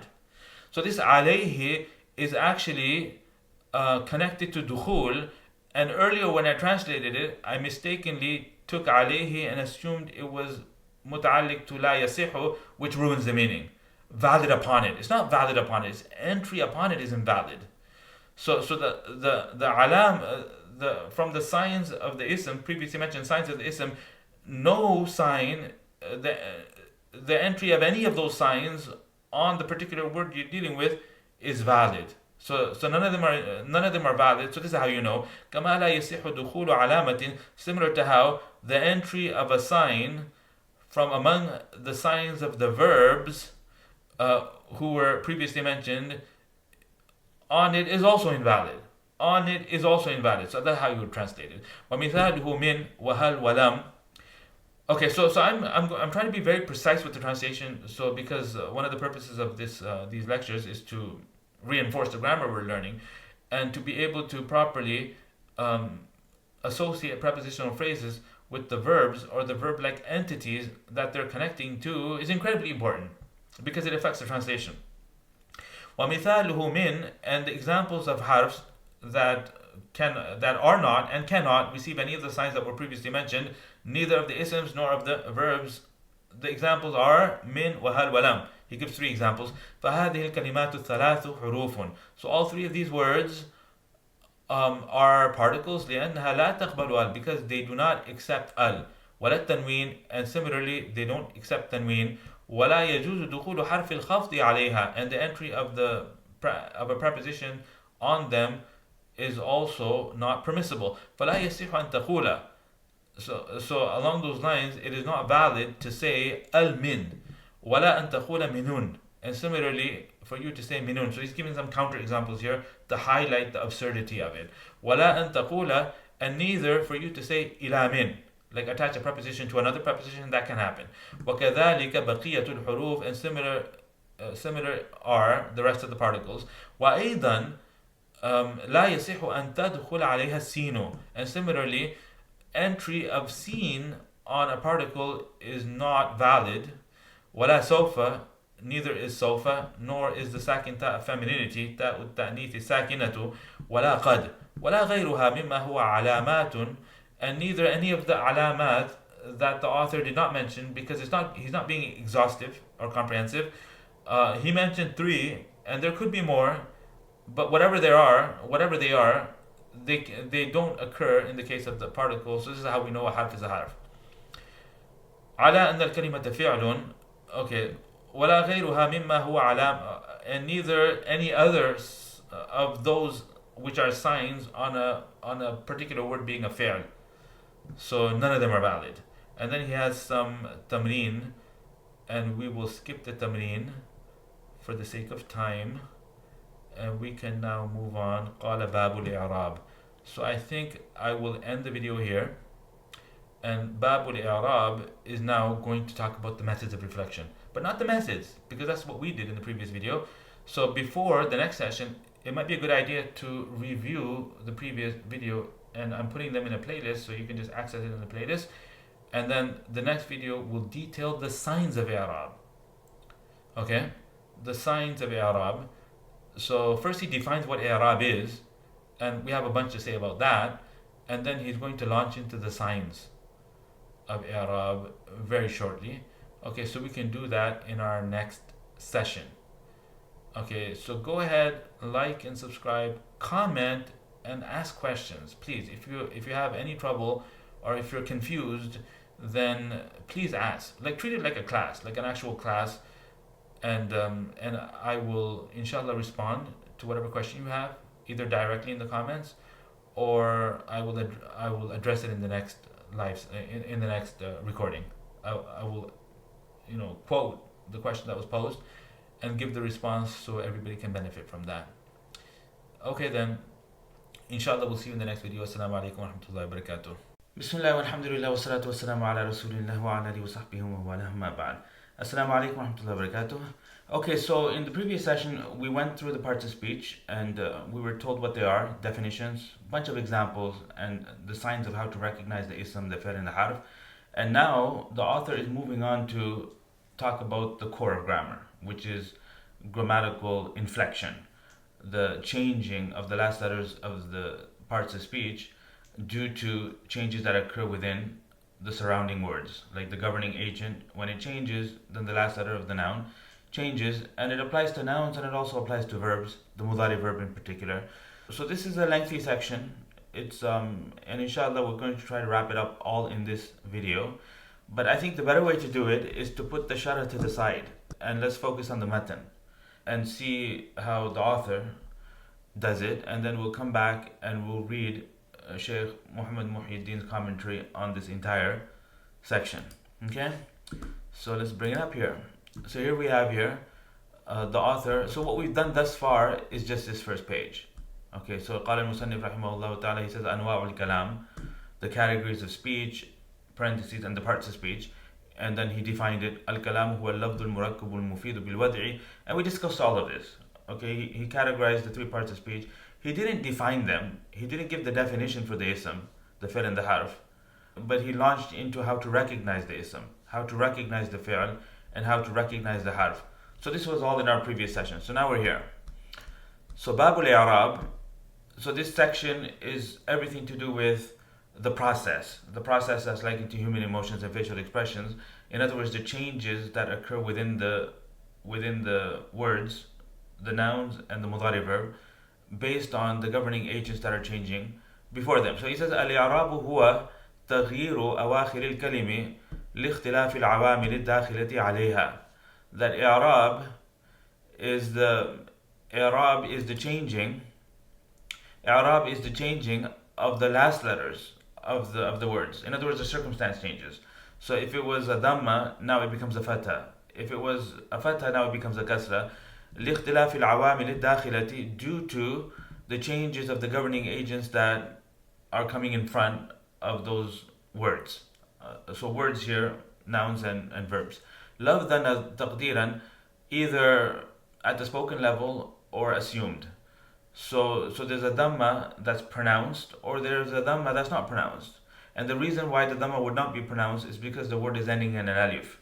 And we did in our previous session that this happens in al-maqsoor, which is Musa, or asa, and it also happens in nouns that are mudaf to the ya, first person, like ghulami. So ghulami, the last letter is occupied and it's fixed because the ya necessitates a kasra. So in ghulami, the last letter is not the ya, the last letter is actually the mim. Right? So the author, when he defines i'rab, he speaks about that the change, there's a change. There's going to be a change. Either the change will be visible or the change will not be visible. Okay, and then he moves on to the broad categories of grammatical positioning, and he says those are four. وَأَقْسَامُهُ أَرْبَعَةٌ رَفْعٌ وَنَصْبٌ وَخَفْضٌ وَجَزْمٌ. Okay, so that's what they're called. That's what their names are. So what is rafa? Rafa is a broad category of total possible ways an ism could be used. And also a mudari verb could be used. So the term is identical. So when speaking about the grammar of the ism, they use the term rafa. And when speaking about the grammar of the mudari verb, they also use the term rafa. But what it means for Zayd to be in the state of rafa is it's being used in one of those top 8 possible ways an ism could be used. It's a fa'il, or it's a naib fa'il, or it's a mubtada, or it's a khabar, or it's a ism of kana, or it's a khabar of inna. So these things are coming later in the book. So he's going to talk about the roles of the noun that are rafa based roles in a separate chapter. He's going to call it al-marfu'atu. Al-marfu'atu, and according to this author, al-marfu'atu, there's 7 of them. right? So it's a different categorization, but we'll deal with it when we get there. Nasab is a broad category that includes a whole bunch of possible ways an ism could be used. What's common between them is they're all generally reflected with the fatha, right? And they're called nasab-based nasab-based roles. Maf'ul bihi is one of them, etc., etc. Okay, khaft is coming after a preposition or second half of a possessive structure. So this is jar. What we call jar is calling khaft, and jazm is a particular grammatical state that applies to the mudari verb. Okay, so what does it mean for a mudari verb to be in jazm? It means that it has lam or one of its sisters entering at the front. So yaf'alu becomes lam yaf'al. So when you put a lam at the front, then the state of the mudari changes, and the last letter accordingly changes from a dhamma to a sukun. So in the mudari verb singular conjugations, the rafa is reflected with dhamma, nasab is reflected with fatha, and jazm is reflected with sukun. So yaf'alu, lan yaf'ala, and lam yaf'al. Right? And this is taf'alu, yaf'alu, taf'alu, which is the he one, the she one. Yaf'alu is the he one, taf'alu is the she one. And then there's another taf'alu that means you. And then there's af'alu and naf'alu. Af'alu means I, and naf'alu means we. So all 5 of these conjugations, their rafa is reflected with dhamma, their nasab is reflected with fatha, and their jazm is reflected with sukun. Okay? So what does it, yeah. So I was talking about, I was actually not supposed to be talking about reflection. Basically, the mudari verb, for it to be in rafa, it means that there's no nasab giving agent, there's no jazm giving agent. And nasab would mean particularly if there's a nasab giving agent, and an is one of them, lan is one of them, and there's a few others that will be discussed later in the book. Jazm is when there's a jazm giving particle at the front, like lam, or lamma, or in, which means if, and there's a few others that again will be discussed later in the book. Okay, so these are the 4 total states that any word in the Arabic language can experience. From these 4 states, ism experiences 3 of them, and the mudari verb experiences 3 of them. But again, it's different. Like, the term is the same, but in the case of a ism, rafa means something, and in the case of a mudari verb, rafa means something entirely different. So he says, فَلِلْ أَسْمَاءِ مِنْ ذَلِكَ. So from these total states, the ism has rafa, nasb, and khaft. So these are the 3 states that the ism experiences, and they were developed thoroughly in the earlier presentation, the one about the total possible ways the ism could be used. Link is in the description below. وَلَا جَزْمَ فِيهَا, and jazm does not occur within isms. وَلِلْأَفْعَالِ مِنْ ذَلِكَ, and from the total 4, the verbs will receive rafa, nasb, and jazm. وَلَا خَفْضَ فِيهَا, and jar does not occur within verbs. باب معرفة علامات الإعراب. So this is a chapter about how to recognize the signs of grammatical positioning. So he says rafa could conceivably be reflected through one of 4 signs. للرفع 4 علامات. So now you're going to have to try to mirror this on the discussion I gave you in the first video. So method number 1 was dhamma fatha kasra, and method number 1 applied to singular isms that had a normal last letter. Isn't that right? And it also applied to singular isms that had a waw or a ya, but the waw or a ya was preceded by a sukun, like bakir and deer. And method number 1 also applied to rijal, which we call jam'u taksir, but particularly those jam'u taksir which are munsarif, which are fully declinable. So dhamma was part of that method number 1. If you go into method number 2, it was dhamma, kasra, kasra. So dhamma is part of method number 2 as well. And that's the sound feminine plural. Experiences method number 2. And then method number 3 was the ma la yansarif, the ghayr al-munsarif, the change restricted word. And its rafa was also with dhamma. Okay? And then later, the dhamma stops. No more dhammas. And then later when we got into asan and ghulami, it was taqdeer al-dhammati, the assumption of a dhamma, if you remember. And al-qadi, it was assumption of a dhamma, right? So those are all of the places that dhamma occurs. So it's like 5 or 6 of them. So, okay, are the places where dhamma is used to reflect rafa. Now they differ in what the nasab is through. Like the sound feminine plural and the singular ism has a different nasab, but the dhamma is used in all 5 of those, if that makes sense, right? Okay, so he says here فأما الضمة فتكون علامة للرفع في 4 مواضع. Okay, but I listed more than 4. Like we had the Zaydun, we had Bakr and Deer, we had Rijalun, so that's already 3. Sound feminine plural would be number 4. Ghair Munsarif would be number 5. Asan and Ghulami would be 6 and 7. And then Al-Qadi would be 8. So I listed 8 possible isms where Dhamma is used to reflect Rafa. Some of them were verbal Dhamma, and some of them were understood Dhamma. Like Asan and Ghulami, you don't pronounce the Dhamma, it's a Taqdeeru Dhamma. But nonetheless, it's Dhamma. You see? Okay, is that fine? So my number is larger, and his number is 4. So how do you make sense of that? So look what he does. This is interesting. فأما الضمة فتكون علامة للرفع في 4 مواضع. As for Dhamma, it is a sign indicating Rafa in particularly 4 places. Number 1, in the Mufrad Ism. So when he says Mufrad Ism, he doesn't specify Sahih. Like it could end in a normal last letter like Zayd. It could end in a waw or a ya like Bakr and Deer. It could end in a waw or a ya that's not preceded by sukun like Qadi. It can end in an alif for all we care. As long as it's mufrad, it's a rafa, dhamma will be used to reflect its rafa. Now there's a distinction, because some of them the dhamma is actually pronounced and some of them the dhamma is not pronounced. But right now he's combining it all together. Can you see that? So fil ism al mufradi, so he doesn't tag on the extra word munsarif. He doesn't tag on the extra word sahih. You see, which would then restrict it. Okay, because where they branch out is not in the rafa reflection. They branch out in the nasab. Because they branch out in the jar, because the change restricted word's jar is different.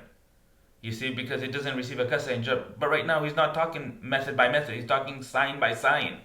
You see, this is what I'm trying to explain in the first video. Okay, hopefully you got that, right? So fil ism al mufradi, so it includes all of those 8, no, not all of them. It would include Zayd, it would include Darbun wa Dhabyun. It would not include Rijal, because Rijal is not mufrad. It wouldn't include Muslimat, because Muslimat is not mufrad. It would include the Ghairul Munsarif, the mufrad among them, because Ghairul Munsarif, some of them are mufrad and some of them are plurals, like Aghniyah and Fuqara'u. So those ones will be discussed later. Okay? And they say وَجَمْعِ التَّكْسِيرِ. Now وَجَمْعِ التَّكْسِير could be Munsarif Jam'u التَّكْسِير, and it could be Ghair Munsarif Jam'u التَّكْسِير. But either way, it doesn't matter as far as Dhamma is concerned for being a sign of Rafa, because that's identical. Like Fuqara'u and Rijalun. Rijalun is an example of a Jam'u التَّكْسِير, which is a Munsarif. And Fuqara'u, Aghniya'u, Masajidu are examples of Jam'u al-Taksir, which are change restricted. They don't get tanween, they don't get kasra, they don't get tanween. So the fact that they don't get tanween, the fact that they don't get kasra is irrelevant. You see, as far as what the author is trying to communicate is concerned. Okay, so this is the main distinction here, right? Wa Jam'u al-Taksir. So over there he talks very, with broad application, with less modification. He says the mufrad ism. Regardless of what that last letter is it a normal last letter, is it a wa, is it a ya, is the ya preceded by sukun, makes no difference. Fully declinable, change restricted, munsarif, ghair munsarif, makes no difference. Dhamma is the method of reflection for rafa. Sorry, I misspoke. Dhamma is the sign of rafa. Okay, the Dhamma is the sign of rafa for the mufrad, for the ism mufrad, and also for the Jam'u al-Taksir. Wa Jam'u al-Muannath al-Salim, also its rafa is reflected with Dhamma. Okay, now he moves into the Mudari verb. Now the Mudari verb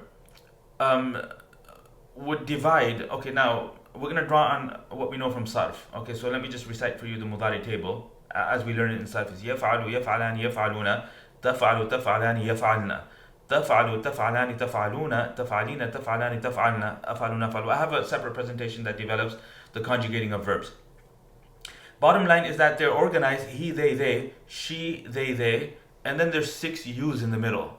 تفعل تفعلان تفعلون. You, 2 people, and then تفعلون would be when you're speaking to a group of males. Taf'alina is when you're speaking to a single female. Taf'alani, taf'alna, when you're speaking to a group of females. Taf'alna. And then af'alu, naf'alu. So if you take these 14 conjugations, some of them are repeated.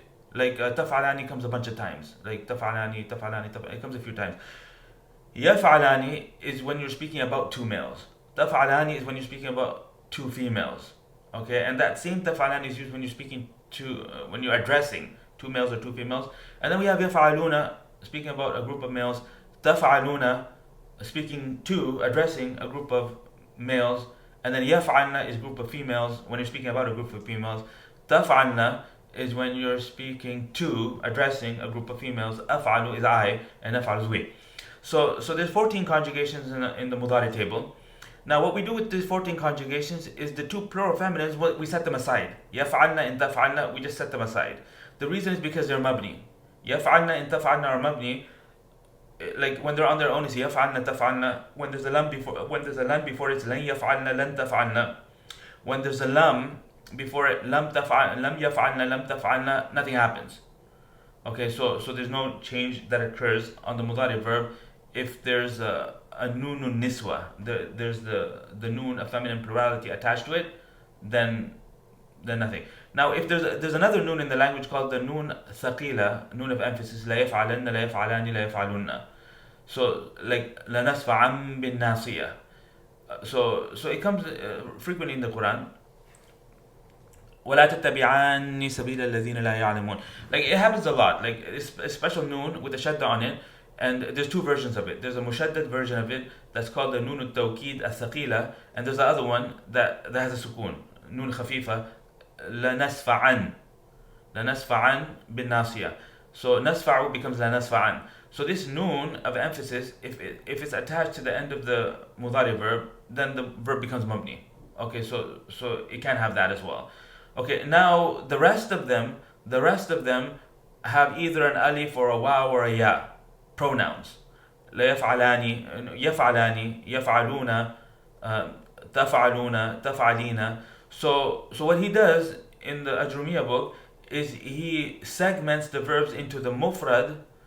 He segments the verbs into those that have nothing attached to them whatsoever, the mudari verb that doesn't have anything attached to them, which would mean what we refer to as the five singulars. But he doesn't use the term mufrad.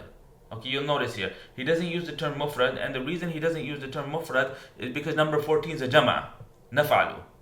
So if anything, he's more precise. We're sort of, when we refer to it as a mufrad, we're generalizing somewhat, and we're doing taghlib. So he's more precise. Okay, look what he says. So dhamma is the sign of rafa in the mudari verb if it's one of these singular conjugations, and at the same time there's no noon thaqila or khafifa.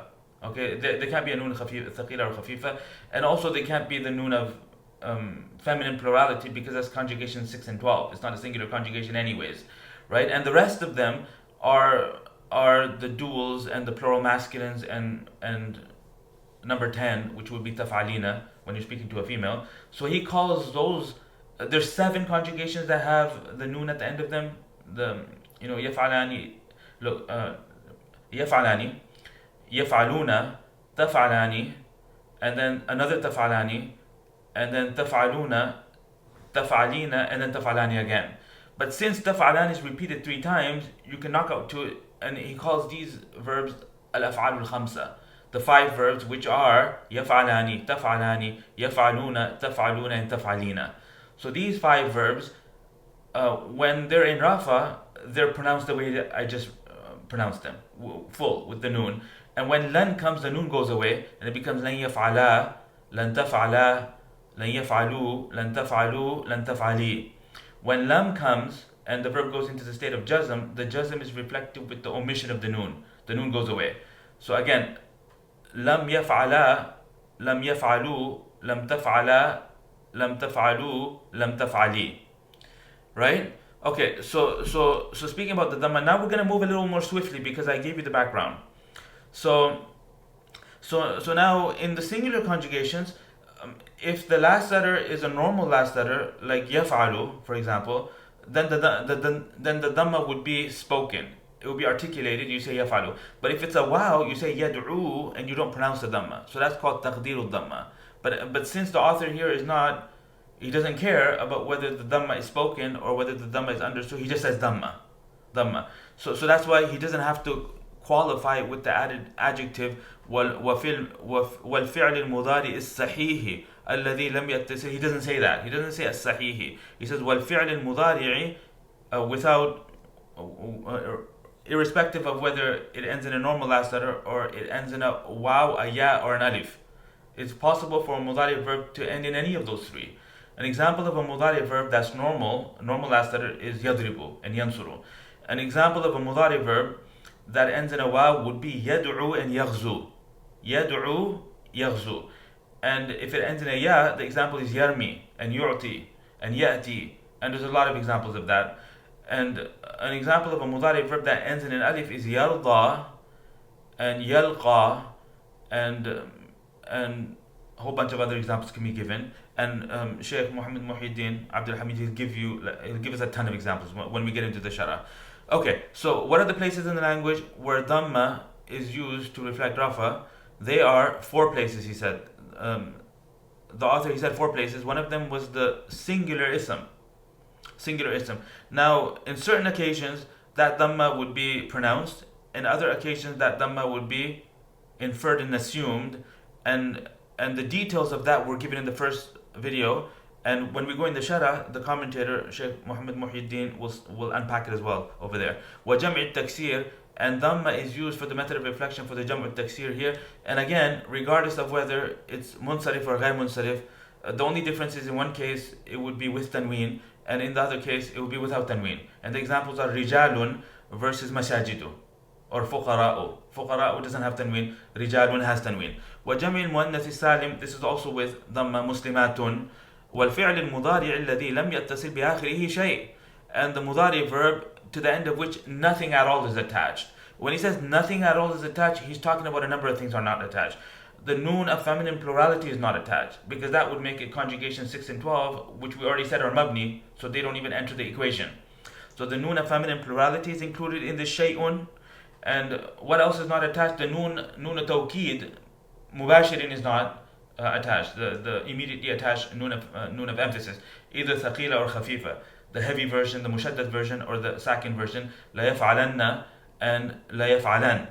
So that can't be there. In order to receive the dhamma reflection, you cannot have a noon of emphasis. The reason is because if there's a noon of emphasis, then the verb becomes mabni. And we'll talk about that later. Okay, what else is not attached? The alif pronoun is not attached. Yaf'alani has an alif pronoun. Yaf'aluna has a waw pronoun. Taf'alina has a ya pronoun. So none of these pronouns could be attached. So if nothing at all is attached, then the dhamma would be the sign of rafa in the mudari verb. Okay, we explained that, right?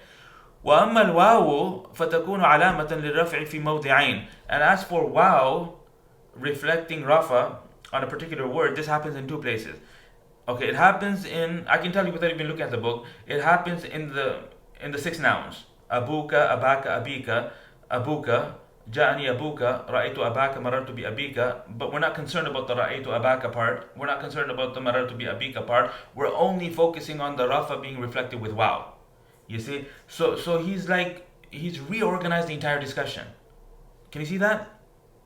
So the waw is the sign of rafa in the 6 nouns. He doesn't say 6 nouns, he says 5 nouns, because he's removing the swear word, hanuka. Okay, and the other place where waw is the sign of rafa would be in the sound masculine plural, muslimuna. He says, وَأَمَّا الْوَاوُ فَتَكُونُ عَلَامَةً لِلرَّفْعِ فِي مَوْضِعَيْنِ. And as for waw, it will be the sign of rafa in 2 places, في جمع المذكر السالم, in the sound masculine plural, like muslimuna, وفي الأسماء الخمسة, and in the 5 nouns, provided that those conditions are met, that they're singular, they're non-diminutive, they're singular, they're mudaf to any word other than the ya of first person. It can't be my father. So the example would be abuka. And then he says, what are they? وَهِي أَبُوكَ وَأَخُوكَ وَحَمُوكِ وَفُوكَ وَذُو مَالٍ. So over here in the edition of the book, there's a fath on the kaf that should be changed to a kasra because it doesn't really apply except to women. Only a woman can have a ham. وَفُوكَ وَذُو مَالٍ. Okay, so Sheikh Muhammad Muhyiddin Abdul Hamid will tell us some more details about these 5 isms and anything else we might need to No. Okay, وأما الألف. Okay, so at the beginning he said that there's 4 signs for Rafa, Dhamma, and Waw. We've discussed the Dhamma, we've discussed the Waw, and now we're moving on to the Alif. So Alif for Rafa happens only in the dual. Like, even without looking at what he's gonna say, if you ask me, I would say Alif reflecting Rafa only happens in the dual, and that's Rajulani. And in the like words that are associated with the dual, even if they're not technically dual, like Ithnani and Ithnatani and Kila and Kilta, when mudaf to a pronoun. Anywhere else, Alif for Rafa, I don't think so. Okay, so look what he says here. وأما الألف فتكون علامة لرفع في تثنية الأسماء خاصة. He says that Alif is a sign of Rafa exclusively in the dual of the isms. In the dual of the isms, and the example is Rajulani. Okay, now Noon representing Rafa happens in those conjugations of the verb that have the pronouns attached to them. وأما النون فتكون علامة للرفع في الفعل المضارع إذا اتصل به ضمير تثنية أو ضمير جمع أو ضمير المؤنثة المخاطبة. And as for Noon, it is a sign of Rafa in the mudari verb. It is a sign of Rafa in the mudari verb when to it is attached the pronoun of dual. Okay, now are we talking about dual third person, or are we talking about dual second person speaking to a male, or dual second person speaking to 2 females in front of us? It doesn't matter, okay, because they're all the same. They all have the same hukam. So he's lumping them together when he says damiru tathniyatin, or damiru jam'in, or the pronoun for the group of males, or damiru jam'in, as opposed to niswatin, which would be the group of females, and that's not part of this. Okay, so it has to be the group of males. Conjugation 3 and 9, according to the Sarf table. يفعلون and تفعلون. أو ضمير المؤنثة المخاطبة, or specifically the pronoun that is for the addressed singular female, when you're speaking to a singular female, and that's taf'alina. In all of these ones, you would pronounce the noon in order to reflect Rafa. What that means is that when lan comes along, the noon goes away. When lam comes along, the noon goes away. And that concludes the signs of Rafa, of reflecting Rafa. Okay, that's it. There's no more signs. There's 4 possible ways. There's 4 possible alamat that could be used to reflect Rafa, and they apply to various kinds of isms and verbs. وَلِلنَّصْبِ خَمْسُ عَلَامَات, and nasab is reflected with 5 possible signs. Okay, and they are fatha, al-alifu, wal-kasratu, wal-ya'u, wa hadfu nun. Okay, so now I've taught the Hidayat al-Nahu book 42 times, so let me try to figure this out. Okay, from memory. Okay, so where would a fatha be used to reflect nasab? It would happen in the al-ism al-mufrad. Okay, and same as the earlier one. Okay, because like in the change restricted word it's a fatha, in the normal word it's a fatha, bakr and deer it's a fatha. So in the and jam'u taksir would also be fatha. It would be used in the jam'u taksir as well, not the jam'u muannath salim, because jam'u muannath salim's nasab is not reflected with fatha, so that would not be part of the list. Okay, elsewhere, where else is fatha used to reflect nasab? It happens in the mudari verb lam yattasil bi akhirihi shay. Okay, so those would be the places that fatha is used. So how many places are we dealing with? Like a singular ism, jam'u taksir, and the mudari verb 3 places. So the fatha is in 3 places according to my memory. Okay, now let's see if I'm right on that. The mudari verb would be the 3rd place. Okay, alif being used to reflect nasab happens specifically in the al-asma al-khamsa, and I don't think it happens anywhere else. Okay, alif being used to reflect nasab. Kasra being used to reflect nasab happens in the jam'ul muannath salim. The ya being used to reflect nasab happens in dual and in sound masculine plurals. But the difference is that in the dual, the ya is preceded by a fatha, rajulaini, and in the sound masculine plural, the ya is preceded by a kasra, like muslimina. Okay, but he doesn't care. It just has to be a ya, right? And hadfun noon happens in the al-af'al al-khamsa. Their nasab is reflected by the noon dropping. So يفعلان becomes يفعلا, يفعلون becomes يفعلوا. In other words, لن يفعلوا, and لن تفعلي, لن تفعلوا لن تفعلي, like that. Okay, so that's my take, and we can now read what he says and let's see if it's identical. He says فأما الفتحة فتكون علامة للنصب في ثلاثة مواضع. سبحان الله, look at that. في ثلاثة مواضع, 3 places. في الاسم المفرد. This comma is a mistake. It should be في الاسم المفرد within the singular ism. Exact same thing. Certain places that fatha would be spoken, other places that fatha would be understood and it would not be spoken, and it will be taqdeeran. And the reason is because we're dealing with an alif, and an alif doesn't support vowels. Or in al-qadiyah you would pronounce it. In qadiyah you would pronounce it, so it would be like al-fathati lafdhan. But in asan you can't pronounce it because alif is muta'azzir. It's impossible to pronounce a vowel on an alif. Is that okay? Right. So al-ism al-mufrad, there it's a fatha is used to reflect nasab. Wa jam'i taksiri. Okay, and again, without specifying whether it's munsarif or غير munsarif, it doesn't matter. The fatha would be used to reflect nasab. والفعل المضارع إذا دخل عليه ناصب ولم يتصل بآخره شيء. And the mudari verb, when at the front of it there's a nasab giving particle, ولم يتصل بآخره شيء, and to the end of it nothing is attached. So exact same unpacking as the one that we did on the previous page. We're talking about the 5 verbs. No, we're talking about the singular, other than the 5 verbs.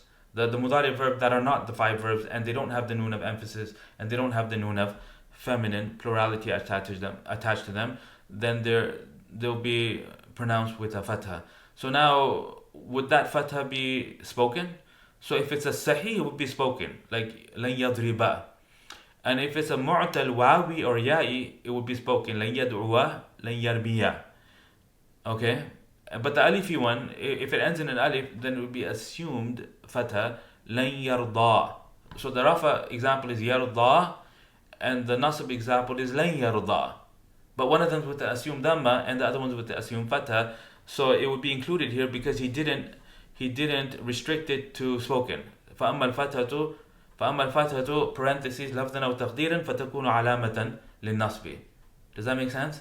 So as for the fatha, parentheses, regardless of whether it's a spoken fatha or assumed fatha, this will happen. This is the sign of nasab in 3 places: the singular ism, the jam'u taksir, and the mudari verb, to the end of which nothing is attached when there's a nasab giver at the front. So this إذا دخل عليه ناصب, he didn't have to say that, because he didn't say that it would be a sign of nasab in the singular ism if it's a maf'ul bihi or if it's a hal, because there's like occasions for nasab which are not part of the discussion here, but it's the assumption. The assumption is that the word you're dealing with is in the state of nasab. So in order for a mudari verb to be in the state of nasab, there has to be a nasab giving particle, right? So I mean, he added it إذا دخل عليه ناصب, but it's not consistent, okay, with the text.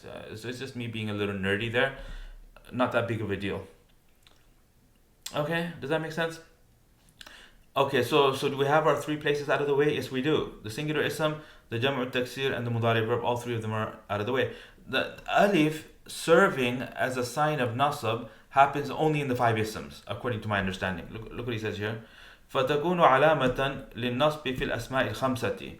As for the alif, it will be a sign of nasab within the 5 isms, such as رَأَيْتُ أَبَاكَ وَأَخَاكَ وَمَا أَشْبَهَ ذَلِكَ, and other similar examples. In other words, you can run through the whole list of 5 if you wanted to. So just one place. And kasra serving as the sign of nasab. وَأَمَّا الْكَسْرَةُ فَتَكُونُ عَلَامَةً لِلنَّصْبِ فِي جَمْعِ الْمُؤَنَّثِ السَّالِمِ. So far so good, right? مسلماتين. رَأَيْتُ مسلماتين.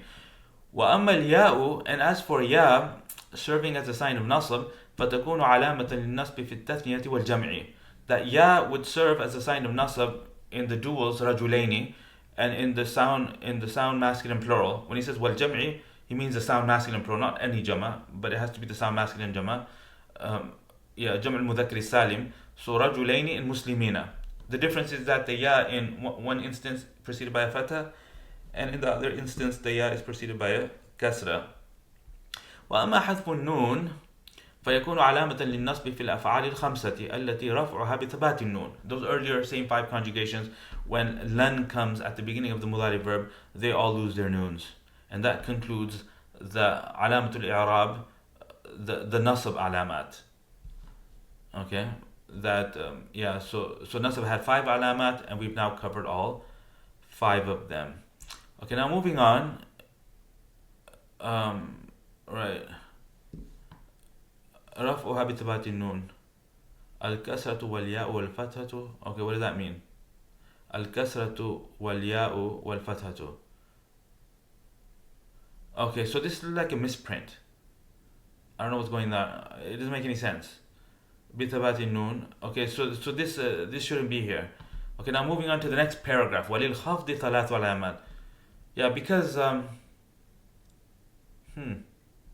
okay, I'm trying to see what happened here in terms of there's a misprint, and these 3 words got inserted into this paragraph, and they have no business being here. Agreed? They don't have so post in the comments if I'm making a mistake here. Hopefully that's correct. Moving on, and the commentary the Sheikh Muhammad Muhyiddin Abdul Hamid, his commentary will set the record straight, so we can put that, we could put a pin on that. Okay, let's continue. وَلِلْخَفْضِ ثَلَاثُ عَلَامَات. And jar has 3 potential signs. Okay, what are they? Okay, without looking from my memory, jar could be reflected in 3 ways. Okay, in the singular isms it's done with one of them would be kasra. That's the most dominant one. It would happen in the mufrad, in the ism al-mufrad. Okay, munsarif. No. Yeah, ism al-mufrad and munsarif. Now we add the extra condition munsarif in order to be precise. Earlier we said just al-ism al-mufrad, but now we have to say al-ism al-mufrad al-munsarif in order for this statement to be true. Okay, where else is kasra? Where else does kasra serve as a sign of jar? It happens in the jam'u taksir al-munsarif. Again, not all jam'u taksir. This time fuqara wa aghniya wa masajid will not be part of the discussion. It will be specifically rijal. Okay, the other place will be jam'u muannath salim, because its jar is also with kasra, and that will be it. Those are the places where kasra serves as a sign of khafd. Okay, what else could serve as a sign of khafd? Ya, which would happen in the 5 asma, akhika, abika, akhika, hamika, hamiki, like that, and also in the duals rajulaini, and also in the sound masculine plural muslimina, with that distinction that we've mentioned a couple of times already, that the ya in one case is preceded by a fatha, and the ya in the other case is preceded by a kasra. Okay, so now I was saying all that from memory. Let's look what he says. He says فَأَمَّا الْكَسْرَةُ فَتَكُونُ عَلَامَةً لِلْخَفْضِ فِي ثَلَاثَةِ مَوَاضِعٍ. Pretty spot on, right? That kasra is the sign of khafd in 3 places within the ism al-mufrad al-munsarif. So he adds the extra condition munsarif. You see that? وَجَمْعِ التَّكْسِيرِ الْمُنْصَرِف. This comma is a mistake. وَجَمْعِ التَّكْسِيرِ الْمُنْصَرِف. And in the broken plural, which is fully declinable, so it can't be mamnu min as-sarf. It has to be a normal broken plural like rijal. وَفِي جَمْعِ الْمُؤَنَّثِ السَّالِم. Its jar is also reflected with kasra. وأما الياء فتكون علامة للخفض في 3 مواضع في الأسماء الخمسة وفي التثنية والجمع. So far so good. You see, so everything we did in that previous video is lining up with this. There's no discrepancy. Okay, but that was methods, 9 methods of reflection, and that made a distinction between the reflections which are spoken versus reflection which are assumed. And over here he's brushing over that distinction, the lafdhan aw taqdiran distinction. Okay, right. So if you've studied this book elsewhere, and you're doing this for the 2nd or 3rd or 4th time, then post in the comments and let me know if your other teachers have made the same distinctions I'm making here. Okay, maybe they have, maybe they haven't, I don't know. Okay, so at any rate, okay, let's continue. وَأَمَّا الْيَاءُ. Okay, so we just did this, that the ya is the sign of jar in these 3 places within the 5 isms, أخيك, أبيك, حميك, فيك, ذي مال, like that. وفي التثنية رجلين والجمع, and the sound masculine plural muslimina. وأما الفتحة, fatha serving as the reflection of jar happens specifically in change restricted isms. Okay, now let's look at what he says. فتكون علامة للخفض في الاسم الذي لا ينصرف. within the ism that is not munsarif. Now, whether it's a singular ism or whether it's a plural ism, doesn't matter because the ruling is the same. This would apply to Ahmad, Umara, Fatimata, Zainaba, Makkata. It would apply to plurals like Masajida, Fuqara'a, Aghniya'a, and other such words. And there's a separate chapter on the Mamnu min as-Sarf that will come later. And Sheikh Muhammad Muhyiddin will talk about it in the commentary as well. So when we're doing the Ajrumiyyah with the commentary, then it's no longer a beginner course. So what we're doing here is not a beginner course. If we were doing only the Matn, then you can call it a level 1 course. But with the commentary of Sheikh Muhammad Muhyiddin Abdul Hamid, we're now at the level of the Hidayatul Nahu book. Okay, I mean, this is at the level of the Hidayatul Nahu book, and it's probably even at the level of the Ibn Aqil, which is the commentary on the Alfiyah. Okay, so now we're getting into advanced grammar here. وَلِلْجَزْمِ عَلَامَتَانِ, and jazm has two potential signs. They would be sukun, or the drop of the noon. Okay, he says السكون والحذف. You see that? السكون والحذف. فأما السكون فيكون علامة للجزم في الفعل المضارع الصحيح الآخر. So as for sukun, it is the sign of jazm, particularly in those mudari verbs that have a normal last letter. And then he should have said لم يتصل بآخره شيء. Okay, because it can't have the noon of emphasis, it can't have the noon of feminine plurality, and it can't have any pronouns attached to it. But I guess he's just like taking that for granted, that you would be able to figure that out on your own. That when he says mudari verb, he's talking about those conjugations of the mudari verb that are yaf'alu, taf'alu, afalu, nafalu, those ones. When they have a normal last letter, then their jazm is reflected with sukun. Lam yaf'al, lam yadrib, lam yansur, lam yasma', lam yaftah, like that. If they're ending in a waw or a ya or an alif, then the jazm is with the hadf. Okay, well, and also the hadf is in the noon ones. Okay, so the all mudari no, actually you wouldn't say all. You would say that in the mu'tal ones that end in a weak last letter, the sign of jazm is the omission of that last letter. Lam yad'u, lam yarmi, lam yarmi becomes lam yarmi, yarda becomes lam yarda. You don't overstretch it. It's just a fatha. It's not da. It's da. لم يرضى, like that.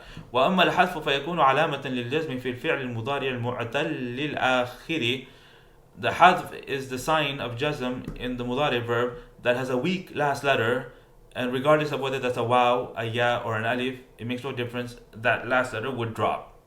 It would go away, like the examples I just gave you. وفي الأفعال الخمسة التي رفعها بثبات النون. And similarly in those 5 verbs whose rafa is with the presence of the noon, and that concludes this section of the Matn. Okay, and now we can go into the commentary and read Sheikh Muhammad Muhyiddin Abdul Hamid's commentary on this section, and then we'll come back to the Matn and do the segment, and then we'll go to the commentary. We'll go back and forth like that, and I think that's the better way to complete this course. Let me know in the comments what you thought about that, and how you found this. And again, if you have any questions whatsoever on any of this material, then feel free to ask. Assalamu alaikum wa rahmatullahi wa barakatuh. Bismillah walhamdulillah wa salatu wa salamu ala rasulillah wa ala alihi wa sahbihi wa wala ma ba'd. Assalamu alaikum wa rahmatullahi wa barakatuh. Okay, so now we're moving into our next session. The previous class, we did this babul i'rab from the actual Matn. So I went through it, and I think we did it quite thoroughly. So we're going to redo that now from the Tuhfatu Saniyah, the commentary of the Ajrumiyyah. And this is Sheikh Muhammad Muhyiddin Abdul Hamid clarifying what the author was saying. He'll say a lot of the things that I told you about this distinction about whether the Dhamma is spoken or whether the Dhamma is understood. And if it's understood, then why would that happen? It would happen because of heaviness, because of impossibility, like alif doesn't accept any vowels, or because the last letter of the noun is preoccupied with the kasra that the ya was necessitating. And he'll make the distinction between the ya on the dual words being preceded by a fatha, and the ya on the sound masculine plurals being preceded by a kasra, rajulaini versus muslimina, and some of those distinctions that I gave to you, the commentator here will do the same thing. But notice that I did it without the commentary, okay, based on my knowledge of the Hidayatul Nahu book. So we took the 9 methods of reflection that were in the first video, and we mapped them onto the to the completely different way that he's doing it in this book, and I enjoyed that. I actually enjoyed that, and I found it was like it solidifies your knowledge of it. Like, I mean, it means you really know it. So, and if you're gonna memorize, you can memorize his one, okay, which is much shorter than the version that's in the Hidayat Nahu book. And I think there's more than one way to skin a cat. Okay, I mean, I guess that's the big takeaway from this. Okay, so he says here, قال باب الإعراب, quoting the Matn, the author, الإعراب هو تغيير أواخر الكلمة. إعراب, grammatical positioning, inflection, is the changing of the last letters of the words. Al-kalim would refer to all of the isms, most isms, and it would also include the mudari verb in particular, because the other verbs are mabni, they don't change. The madi verb doesn't change, the amr verb doesn't change, harfs don't change. So al-kalim here is not referring to harfs, it's only referring to isms and like non-pronoun isms, like hadha and hadhi, those are all excluded. And I believe he'll speak about them in a separate chapter later. Okay, so awakhir al-kalim, those the last letters of the words, likhtilaf al-awamil, due to the changing of the agents that enter upon the words, come before the words, lafdan aw taqdiran, at the spoken level or understood. So meaning that the change that's happening at the end of the ism, for example, is either a change that's visible and detectable and you can hear it and you can say it, or you need to understand it and you need to infer it because there's an alif there and alif doesn't support any vowels, for example, taqdiran. وأقول, the commentator, he says, الإعراب له معنيان, that the word al-i'rab has two meanings. There's a lexical meaning in the dictionary, أحدهما لغوي والآخر اصطلاحي, and the second meaning is the one that we're concerned with in the context of grammar, the technical meaning. أما معناه في اللغة, as for the meaning of the word i'rab in the dictionary, فهو الإظهار والإبانة, that would be to express and to manifest. تقول, or to articulate. أعربت عما في نفسي. This like a person would say أعربت عما في نفسي. I disclosed and I expressed the thoughts that were in my soul. إذا أبنته, and you would say that when you manifest them, when you say them, when you make them evident to the person you're speaking to. وأظهرته. وأما معناه في الاصطلاح, and as for the meaning of the word إعراب in the technical usage of the grammarians, فهو ما ذكره المؤلف, it will be that what the author just mentioned above, بقوله, when he said تغيير أواخر الكلم, until the end of the statement, إلى آخره. Okay, so now he unpacks it. He says, والمقصود من تغيير أواخر الكلم تغيير أحوال أواخر الكلم. تغيير أحوال أواخر الكلم.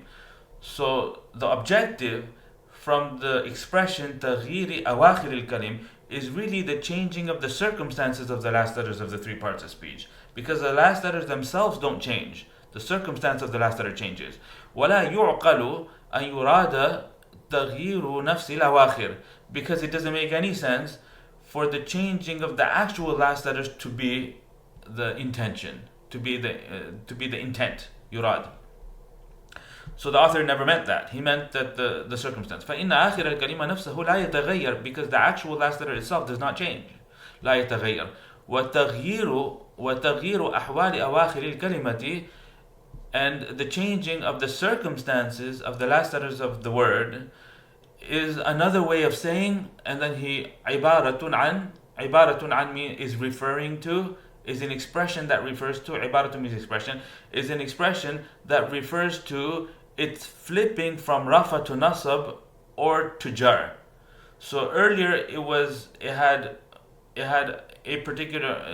particular state that was reflected by a dhamma, for example, and then it entered into another state and the reflection changed. So this changing, like human beings experience emotional states, and people make us happy, angry, sad, and then our facial expressions change when our emotional state changes. So just keep in mind that analogy. I think this is really clear. حقيقة أو حكما, either that تحول is حقيقة or that تحول is حكما. So whether in a literal sense or effectively. Like حقيقة أو حكما, either I think that's fine, either literally speaking but literal contrasts with figurative, and it doesn't really mean figurative.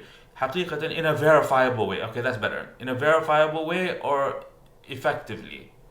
In a way which is verifiable and you can understand it and you can make sense of it, or it's hukman. Or you could just say inferred, hukman. Or maybe he just means lafdhan aw taqdeeran, that up there he said lafdhan aw taqdeeran, and here he's substituting the word lafdhan for haqiqatan, and up there the Matn. Matn means the author of the Matn. He said taqdeeran, and over here Sheikh Muhammad Muhyiddin is substituting for the word hukman. Hukman generally means effectively. ويكون هذا التحول بسبب تغيير العوامل, and this changing, تحول is just a synonym for تغيير, and this changing is due to the changing of the agents from one agent that was requiring rafa on the basis of fa'iliyya or some other role. Fa'iliyya is to be a fa'il, and some other role would be like to be the ism of kana, or to be the khabar of inna, or to be a naib fa'il, which is one of the roles that an ism can have that is considered rafa based. From there, so earlier the agent was requiring one of these, and now we have another agent that requires something else, that requires maf'uliyya, requires nasab on the basis of maf'uliyya. Ila akhara, from one amil to ila akhara, in other words, to ila amilin akhara, to another agent, yaqtadi nasba, now requiring something different, requiring nasab on the basis of maf'uliyya, on the basis of being a maf'ul bihi, aw nahwiha, or something similar to maf'uliyya, like hal, for example, or maf'ul fi, or maf'ul lahu, or whatever the case is, wa halumma jarran, and so on and so forth. Halumma jarran means so on and so forth. So this changing itself is i'rab. So it's the process. Okay, this is it mirrors that analogy I gave you in the earlier video, that human beings experience emotional states. People make us happy, angry, sad, and this happens because of interaction with other humans, and these emotions are then expressed on our face. Arabic words behave in a similar fashion. They interact with one another, and words influence words, and they induce changes, but it's not the entire word that changes, it's only the vowel on the last letter, or the letter itself. It could be the vowel, and it could be a visible change, or the person could be wearing a mask. Like during COVID, they're wearing a mask. So here too, it could be an alif, and behind the alif, the dhamma is there. So I think that analogy is like a very good analogy. Like, I mean, you could do a lot with it. Continuing, مثلا إذا قلت, for example, when you say حضر محمد, Muhammad arrived, فمحمد مرفوع. So here we have an example of an ism محمد, which is مرفوع, and then he gives the reason why it's مرفوع. لأنه معمول لعامل يقتضي الرفع على الفاعلية, because it is the governed one of a particular agent that is requiring rafa on the basis of fa'iliyya. So that's the requirement that needs to be satisfied. Every verb needs a fa'il. And Muhammad just happens to be that fa'il. So the verb is going to induce at the end of Muhammad the change that you would expect to be there for every fa'il, which is the dhammas on the last letter, Muhammadun. وهذا العامل هو حضر, and in this particular example the agent itself is the verb حضر. فإن قلت, so if you say رأيت محمدا, now something's changed. تغير حال آخر محمد إلى النصب. So the situation of the last letter of Muhammad has now changed to nasab. So that's a little imprecise, because what's happened is the word Muhammad has changed to a different state, as a result of which the last letter has now changed to a different vowel. That's the better way to express it. Because the emotion that the human being is experiencing is something that's internal, and the sign that the person's experiencing the emotion is evident on the face. So similarly, the words are experiencing grammatical states, which you know about because you're seeing it. And the fatha itself is the reflection of the state, and it is not the state. Okay, so I think that's fine. And he might use this kind of language again in the upcoming commentary, but I won't keep drawing your attention to it. فإن قلت, so if you say رأيت محمدا تغير حال آخر محمد إلى النصب. See how I read that without vowels? So تغير حال آخر. Okay, what else could it be? فإن قلت رأيت محمدا تغير حالة, that would be a mistake. Okay, تغير حالة, you are changing the situation. No, it's تغير. Okay, تغير. حال آخر محمد, so the circumstance of the last letter of Muhammad has changed. So if you say this, the circumstance of the last letter of Muhammad will have changed or will change, because in, that's up here, in, it changes the meaning of the verbs that follow it, the shart and the jawab shart, to future tense. The last letter of Muhammad, the circumstance of the last letter of Muhammad will change to nasab, لتغير العامل, due to the change of the amil, by being replaced with another amil, يقتضي النصب, which is now requiring something different, requiring nasab, وهو رأيت, and that earlier it was حضر and now it's رأيت.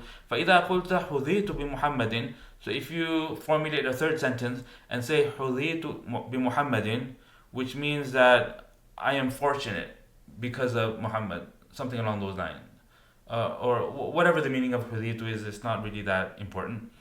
تغير حال آخره, the circumstance of the last letter of Muhammad has changed once again. To what? إلى الجر, to the third state, which is jar. لتغير العامل بعامل آخر, due to the amil being changed by another amil.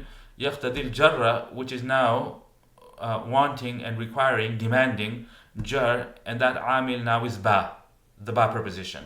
So the verb, and the preposition. وإذا تأملت في هذه الأمثلة ظهر لك أن آخر الكلمة وهو الدال من محمد لم يتغير. And if you ponder and reflect on these examples, it will be evident to you that the last letter of the word, which is the dal, from the word Muhammad, لم يتغير, itself did not change. وأن الذي تغير, and the actual thing that did change, هو أحوال آخرها, it's the circumstances of this last letter. فإنك تراه مرفوعا, because you're seeing it in the state of rafa. You're seeing the smile that's suggesting that the person's happy. So you're seeing the dhamma that suggests that the I would say the whole word is in rafa, and it's not the last letter, it's the whole word is in rafa, and the last letter is like the face. So you don't say the person's face is happy, the whole person's happy, and the mouth and the face is where the reflection just so happens to be, right? فإنك تراه مرفوعا, because you're seeing it in رفع في المثال الأول, in the first example, ومنصوبا في المثال الثاني, and you're seeing it in nasab in the second example, ومجرورا في المثال الثالث, and you're seeing that the last letter is now showing jar in the third example. وهذا التغيير من حالة الرفع إلى حالة النصب, and this changing from the state of rafa to the state of nasab to the state of jar, when you're alternating the hadara to ra'aytu to the b in the third example. So every time you change the agent, the state changes. So this changing is the i'rab according to the muallif. So it would be the process, the process, okay, which is pretty much what we're saying as well. So I mean, we're not saying anything different than what the author of the Ajrumiyyah is saying.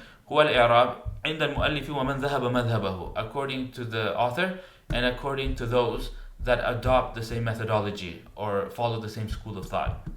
وهذه الحركات الثلاث, and these three vowels are not the i'rab. These three vowels التي هي الرفع والنصب والجر, these three vowels which are rafa nasab and jar, which are the reflection of rafa nasab and jar, that's the way he should be expressing it, are signs, are the sign and the representation of the i'rab. علامات وأمارة على الإعراب. I think this is pretty clear. I think this is good. Let's keep going. ومثل الاسم في ذلك, and everything we just said about the ism also applies to the mudari verb. الفعل المضارع. فلو قلت, so if you say يسافر إبراهيم, Ibrahim is traveling, فيسافر فعل مضارع مرفوع. So here we have an example of a verb, a mudari verb in particular, مرفوع in the state of rafa, and then he gives the reason for the rafa. Okay, because in order to map it onto the definition he gave above, you got to have all of the components that were in the definition. So in the definition we had change and we had due to the changing of the agent. So you have to point at the agent if you want to really illustrate the definition through an example. So he's giving like an extended example to highlight every aspect of that definition. لِتَجَرُّدِهِ, due to its being stripped and empty of the agent that would have necessitated nasab. مِنْ عَامِلٍ يَقْتَضِي نَصْبَهُ, in other words there's no lan before yusafir. So it doesn't say lan yusafira, it just says yusafiru. أو عامل يقتضي جزمه, and also being stripped from an agent that would have otherwise demanded jazm, like lam. فإذا قلت, and then he gives some counter examples. فإذا قلت لن يسافر إبراهيم, Ibrahim will never travel. تغير حال يسافر, so the situation of yusafir has now changed. So he doesn't say the situation of the last letter of yusafir has changed. So now he's doing what I was suggesting, that it's the entire human that's happy, and the face is merely the location where the reflection is occurring. من الرفع إلى النصب, from one state to the next state, from rafa to nasab. لتغير العامل بعامل آخر, due to the amil being replaced by another amil which is demanding something different, demanding nasab, and that is lan. So the being stripped from all agents is the reason for the rafa, and having the agent of nasab is the reason for the nasab. فإذا قلت لم يسافر إبراهيم تغير حال يسافر من الرفع أو النصب إلى الجزم. So now it's changed, the situation of circumstance of yusafir has changed from rafa or from nasab to jazm, depending on the start point. But now it's jazm. Yeah, okay, that's fine. لتغير العامل بعامل آخر, due to the agent being swapped and changed by another agent which is demanding the verb to be in jazm, and that agent is lam, وهو lam. وَعَلَمَ أَنَّ هَذَا التَّغَيُّرَ يَنْقَسِمُ إِلَى قِسْمَيْنِ, and know that this change, the visible change that you're seeing, or no, well the visible is going to come later. The change that is happening to the word, not the entire word, but the last letter, يَنْقَسِمُ إِلَى قِسْمَيْنِ, divides into two types. There's two types of change. Change could be spoken and change could be assumed. لَفْظِيٌّ وَتَقْدِيرِيٌّ. فَأَمَّا الْلَفْظِيُّ, okay, I spoke about this in the previous video, so now he's going to now give it to us in great detail. And he's going to use a lot of words. Okay, I mean, Shaykh Muhammad Muhyiddin, he's not cryptic. He said at the beginning, he says, وَاضِحُ الْإِشَارَةِ, he says, شَرْحٌ وَاضِحُ, what do you say? وَاضِحُ, okay, I think he said وَاضِحُ الْإِشَارَةِ or something. That it's not cryptic. The book, the commentary is like, he's done all the heavy lifting and he's made it like really, really clear, so you don't have to think too much about it. فَأَمَّا اللَّفْظِيُّ فَهُوَ مَا لَا يَمْنَعُ مِنَ النُّطْقِ بِهِ مَانِعٌ. So spoken level change, what that means is that it means that there's no obstacle preventing from its articulation. مِنَ النُّطْقِ بِهِ, stopping from you pronouncing it. كَمَا رَأَيْتَ فِي حَرَكَاتِ الدَّالِ, as you saw in the case of the vowels that were expressed on the dal, مِن مُحَمَّدٍ, وَحَرَكَاتِ الرَّاءِ, and the vowels of the ra in the word يُسَافِر. وأما التقديري فهو ما يمنع من التلفظ به مانع. تقديري is the definition of تقديري change. What do we mean by تقديري change? We mean that there is an obstacle. مانع means obstacle. There is an obstacle preventing from pronouncing it in the form of تعذر, استثقال, or مناسبة. And they give three possible obstacles. تعذر is, it's problematic, in the form of the problematic nature of the pronunciation, like you can't do it because the alif doesn't support it, or it's just heavy on the tongue. The Arab people, they don't like it, it's awkward. So ta'adhur means it's impossible, it's actually impossible. Istithqal would mean that it's heavy and it's awkward. Munasaba means that the last letter is already preoccupied by the ya pronoun necessitating kasra. And then he gives several examples. تقول يدعو الفتى والقاضي وغلامي. يدعو الفتى والقاضي وغلامي. That the young man and the judge and my servant, all of them are calling. يدعو means are calling. So يدعو is a verb, and it should have had a dhamma on the last letter. The waw should have had a dhamma, but the dhamma is not being pronounced because pronouncing a dhamma on a waw is. So this is an example of تغير تقديري. So yad'u has a dhamma, but the dhamma is inferred. Al-fata has a dhamma, but the dhamma is hiding behind the alif. It's like in COVID, they're wearing masks, and you can't tell whether they're smiling or not. Al-qadi, the dhamma is heavy on the tongue, so you don't pronounce it, you infer it, or you assume it. Ghulami, same deal. So al-fata is because of ta'adhur, al-qadi is because of istithqal, and ghulami is because of the munasaba. And then he says all of that. He says, فَتَكُونُ الضَّمَّةُ مُقَدَّرَةً عَلَى آخِرِ الْكَلِمَةِ. So the dhamma is understood and assumed on the last letter of the word. مَنَعَ مِنْ ظُهُورِهَا تَعَذُّرُ. What's preventing the pronunciation of it is either ta'adhur or thiqal. Is either the problematic, impossible nature of it, or the awkwardness and the heaviness. فَيَدْعُ مَرْفُوعٌ. So yad'u is in the state of rafa due to its being stripped from the nasab giving agent and the jazm giving agent. Wal fata, and the word al fata is in rafa as well, likawnihi fa'ilan, due to it being the subject of the verb, the fa'il, and qadi and ghulam is going to say are ma'tuf. The waw is extending the influence of the verb to the noun B and noun C. So this is how they parse it and they analyze it. They say that yad'u is causing the rafa directly to al-fata, and it's causing the rafa to the other two, but via the waw. And there's a term for that in Arabic, it's called ma'atuf. So he's going to say ma'atufani on the next page. وَالْقَاضِ وَغُلَامِ مَرْفُوعَانِ لِأَنَّهُمَا مَعْتُوفَانِ. Both of those are in rafa due to their being extended from the al-fata word via the waw, via the conjunction, على الفاعل المرفوع, due to their being extended from the fa'il which is already in rafa. ولكن الضمة لا تظهر في أواخر هذه الكلمات. However, the dhamma is not visible on the last letter of any of these words. لتعذرها في الفتاة, due to its problematic nature in the case of al-fata, and due to its heaviness in the case of yad'u, and in the case of al-qadi, and due to the munasaba of the ya of the first person pronoun in the final example ghulami. فَتَكُونُ الضَّمَّةُ مُقَدَّرَةً عَلَى آخِرِ الْكَلِمَةِ. So the dhamma is understood and assumed on the last letter of the word. مَنَعَ مِنْ ظُهُورِهَا. What's preventing the pronunciation of that dhamma is A, B, or C. Is the problematic nature in one instance, أو الثقل, or heaviness in several instances, أو اشتغال المحل, or the location being occupied بحركة المناسبة munasabati, by the vowel which was appropriate to the ya already. So the ya wanted the kasra, so its requirement was satisfied, so therefore it doesn't leave room for any other vowel to be there on the meme. وَتَقُولُ. Okay, now he gives alif examples. Sorry, he's giving nasab examples. So لَن يَرْضَى is in nasab.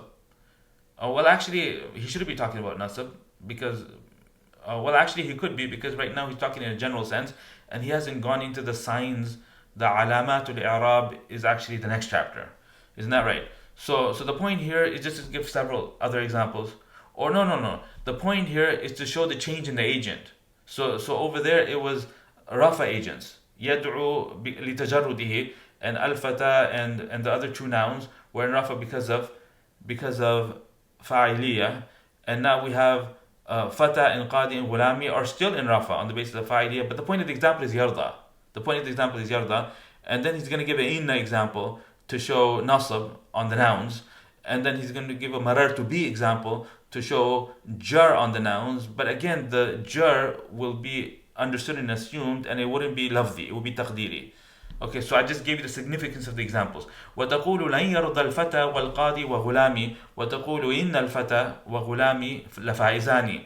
That both the young man, verily both the young man and my servant will be successful, are successful. وَتَقُولُ مَرَرْتُ, I passed by the young man, and I passed by my servant, and I passed by the judge. فَمَا كَانَ آخِرُهُ أَلِفًا لَازِمَةً. So that whose last letter is a permanent alif, okay, which is true for yarda, is true for al-fata, and that's it, it's true for those two. He says تُقَدَّرُ عَلَيْهِ جَمِيعُ الْحَرَكَاتِ. All of the vowels are understood on those words. So that was like method number, like the third to last one, method number 7 in our 9 methods of reflection, the fully assumed one. Remember that? Asan wa ghulami. So whenever there's an alif at the last letter of a noun or a verb, then all vowels will be understood, no vowel will be actually pronounced. للتعذر, because of the problematic nature of it. ويسمى الاسم المنتهى بالألف مقصورا. And the ism that terminates in an alif, such an ism is called مقصور. And we talked about this in the first video. مثل الفتى والعصا والحجة. حجة means عقل, means like intellect. والرحى, which means like a flour grinder or a mill. والرضا, which means pleasure.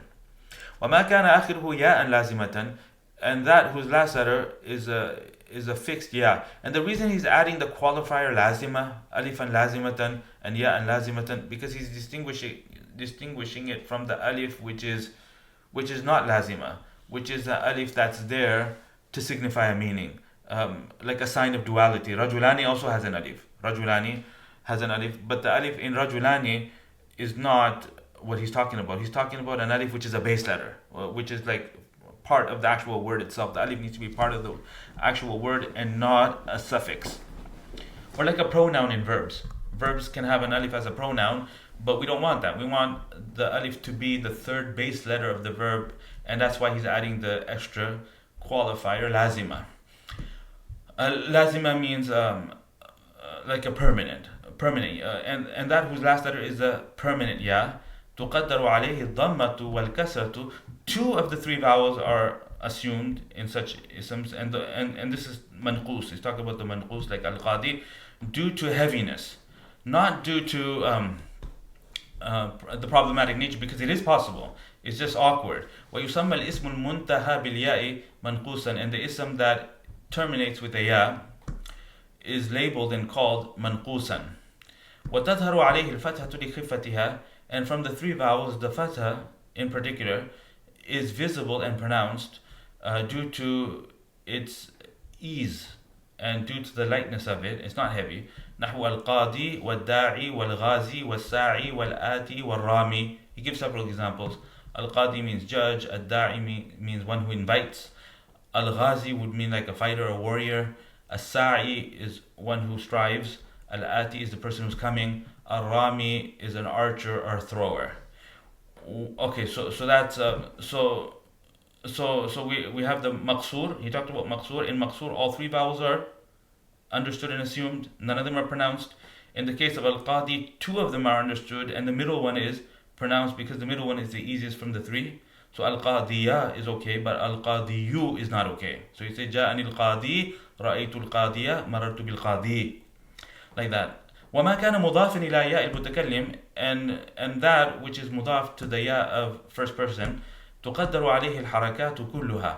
All vowels will be understood and assumed on such a word للمناسبة, because of the munasaba reason from the three reasons he gave above. نحو غلامي وكتابي وصديقي وابني وأستاذي, and that concludes that section. ويقابل الإعراب البناء.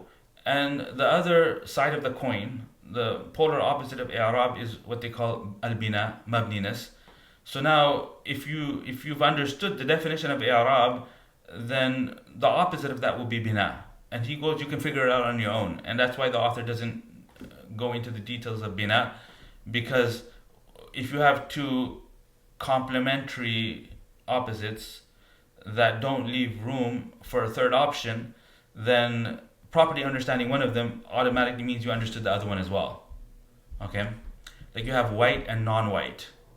So like if you say white and black, then that doesn't work because there's things that are neither, like pink or brown. Okay, so at any rate, I think this is fine what he's saying here. He says ويتضح كل واحد منهما تمام الاتضاح بسبب بيان الآخر. That each one of the two, al-i'rab and al-bina, each one of the two will become totally clear by explaining the other. Okay, so if we gave you a thorough explanation on one of them, then this automatically means that the other one's clear too.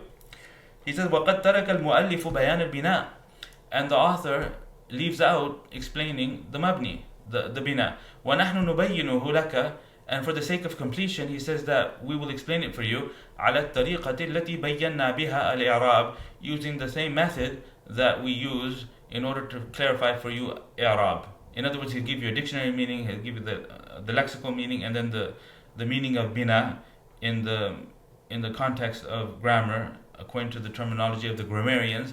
And then he'll give you a bunch of examples, and he'll define it, and he'll maybe talk about some of the clauses within the definition. He'll unpack the definition.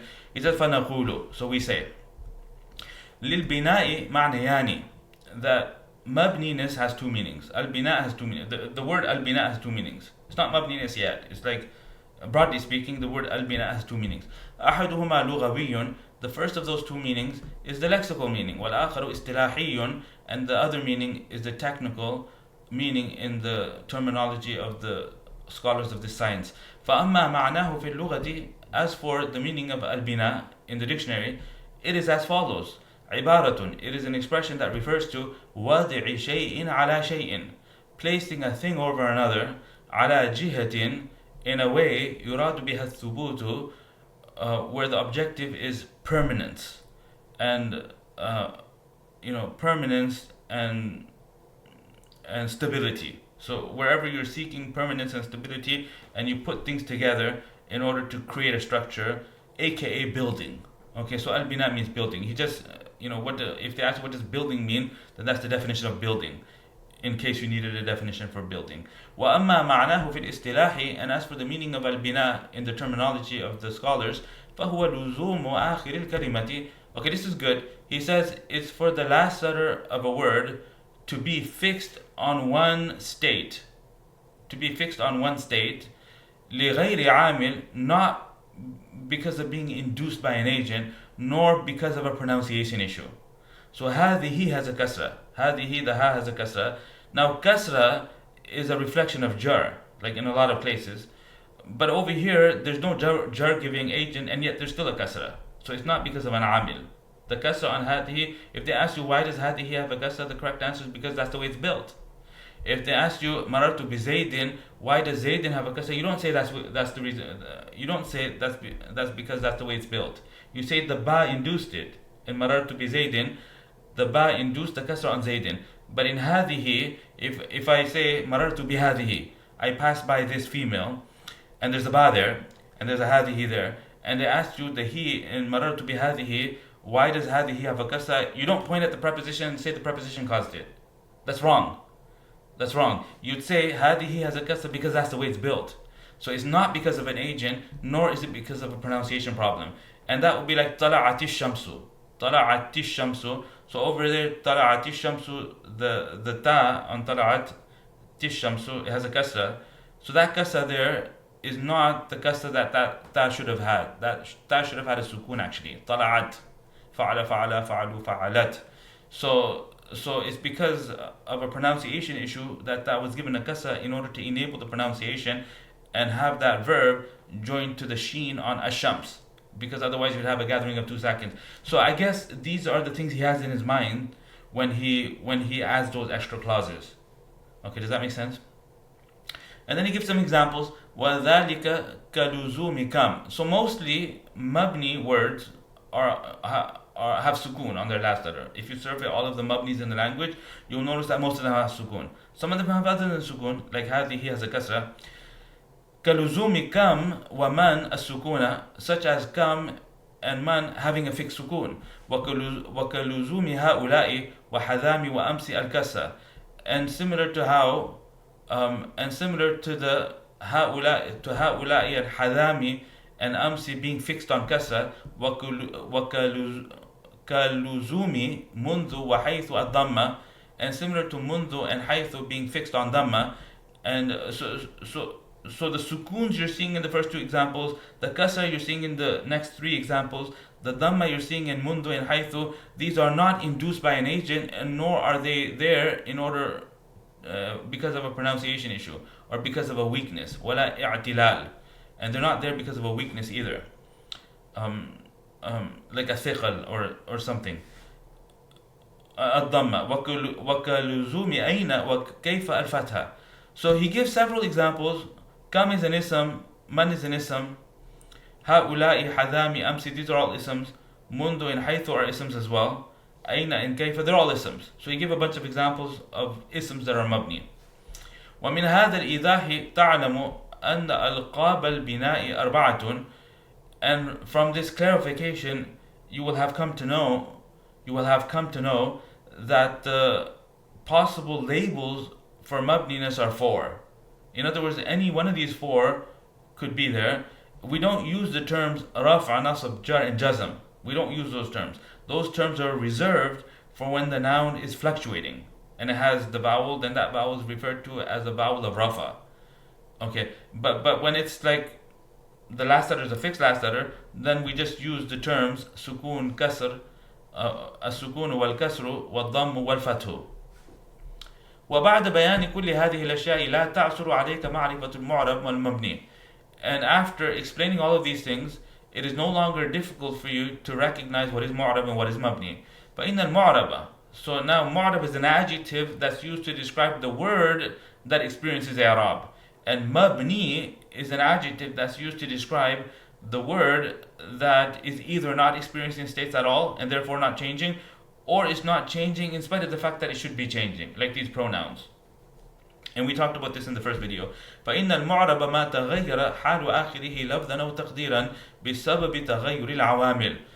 المعرب is the noun the circumstance of whose last letter changes, either verbally or assumed, due to the changing of the agents. والمبني, and mabni is that whose last letter is fixed on a single circumstance, not because of an amil nor because of a weakness. لغير عامل ولا اعتلال. Okay, so that concludes that section, and then he has some exercises which we will skip for the sake of time, and then he moves on to the علامات of إعراب. Okay. Right, no, actually, he distributes the four possible grammatical states, and it says the ism receives three of them and one doesn't apply, and the verb receives three of them and one doesn't apply. So there's two that are like common, and then there's one that's exclusive to the ism, that only the ism can experience, and that's jar, and there's one that is exclusive to the verb, the mudari verb, and only the mudari verb can experience, and that's jazm, and jar doesn't occur within the verb. So he quotes the Matn, the author, the muallif, وأقسامه أربعة رفع ونصب وخفض وجزم. So those are the total four. فللأسماء من ذلك الرفع والنصب والخفض ولا جزم فيها، وللأفعال من ذلك الرفع والنصب والجزم ولا خفض فيها. So we already did this in the previous video, so let's keep going. وأقول, the commentator says, أنواع الإعراب, the total categories of إعراب, the categories of grammatical positioning, the broad categories, التي تقع, which occur within the ism and the fi'al, generally speaking, are four. جميعا أربعة. الأول والرفع, the first is رفع, والثاني النصب, والثالث والخفض, the third is jar, والرابع والجزم. ولكل واحد من هذه الأنواع الأربعة معنى في اللغة ومعنى في اصطلاح النحاة. And each one of these four terms has a meaning in the dictionary, and there's another meaning in the terminology of the grammarians. أما الرفع فهو في اللغة العلو والارتفاع. As for rafa, in the dictionary, it means elevation, and it means to be high and to be raised. وهو في الاصطلاح, and in the terminology of the grammarians, it is a تغير مخصوص. It is a specific kind of change that an ism experiences. علامته الضمة, the sign of which is a dhamma, the sign of which is a dhamma, and anything that substitutes for the dhamma, like a waw or an alif or those other things. So he's creating I guess a hierarchy of signs where dhamma, fatha, kasra are being taken as the dominant. And it's true. Like if you survey all of the words in the language, all of the isms in the language, then by far dhamma, fatha, kasra is the most dominant. And anything that differs from the dhamma, fatha, kasra, he's saying that this is substituting for that. So instead of saying rafa is reflected with in the sound feminine plural, dhamma, kasra, kasra, so you say that the kasra, like if you remember in the previous video, in the first video, when I was giving you the 9 methods of reflection, I said that reflection could be through vowels or it could be through letters, and sometimes every state has a unique vowel that's used to reflect it, and sometimes you have two changes that are used to cover all three bases, all three states. So there's a bit of recycling and sharing. So dhamma, kasra, kasra. So I was suggesting that the kasra itself is the reflection for the nasab. In the case of the sound feminine plural, that kasra is used to reflect both nasab and jar. So he seems to disagree, and he seems to say that dhamma is the reflection that's normal, and the kasra for jar is normal, and in the middle you have a kasra substituting for a fatha, that you should have had a fatha there as well. But instead, the fatha goes away and the kasra comes in, replaces it. So I mean, it just adds one step and it adds one degree of complexity. So we can disagree with him. Does that make sense? Is that fine? So this whole substitution business, it doesn't, like, I've never understood the rationale behind it. I mean, they say substitution, naib. So they're creating this distinction between the alama, which is asliya, versus the alama, which is far'iyya or naiba. But the Matn, the mu'allif, did not make this distinction. I looked for it. Like, I mean, I actually looked for it. Does he say that? Does he say substitute? He doesn't use the term substitution. Okay, so this is something, it's a school of thought. It's a methodology amongst grammarians, and it's a personal preference. If you like it, you can adopt it, and if you don't like it, you can discard it. Is that okay? Right. Okay, so what's he saying here? Yeah, so he's saying that he's defining rafa. So the first portion of the definition is exactly the way that we would teach it to our beginner students.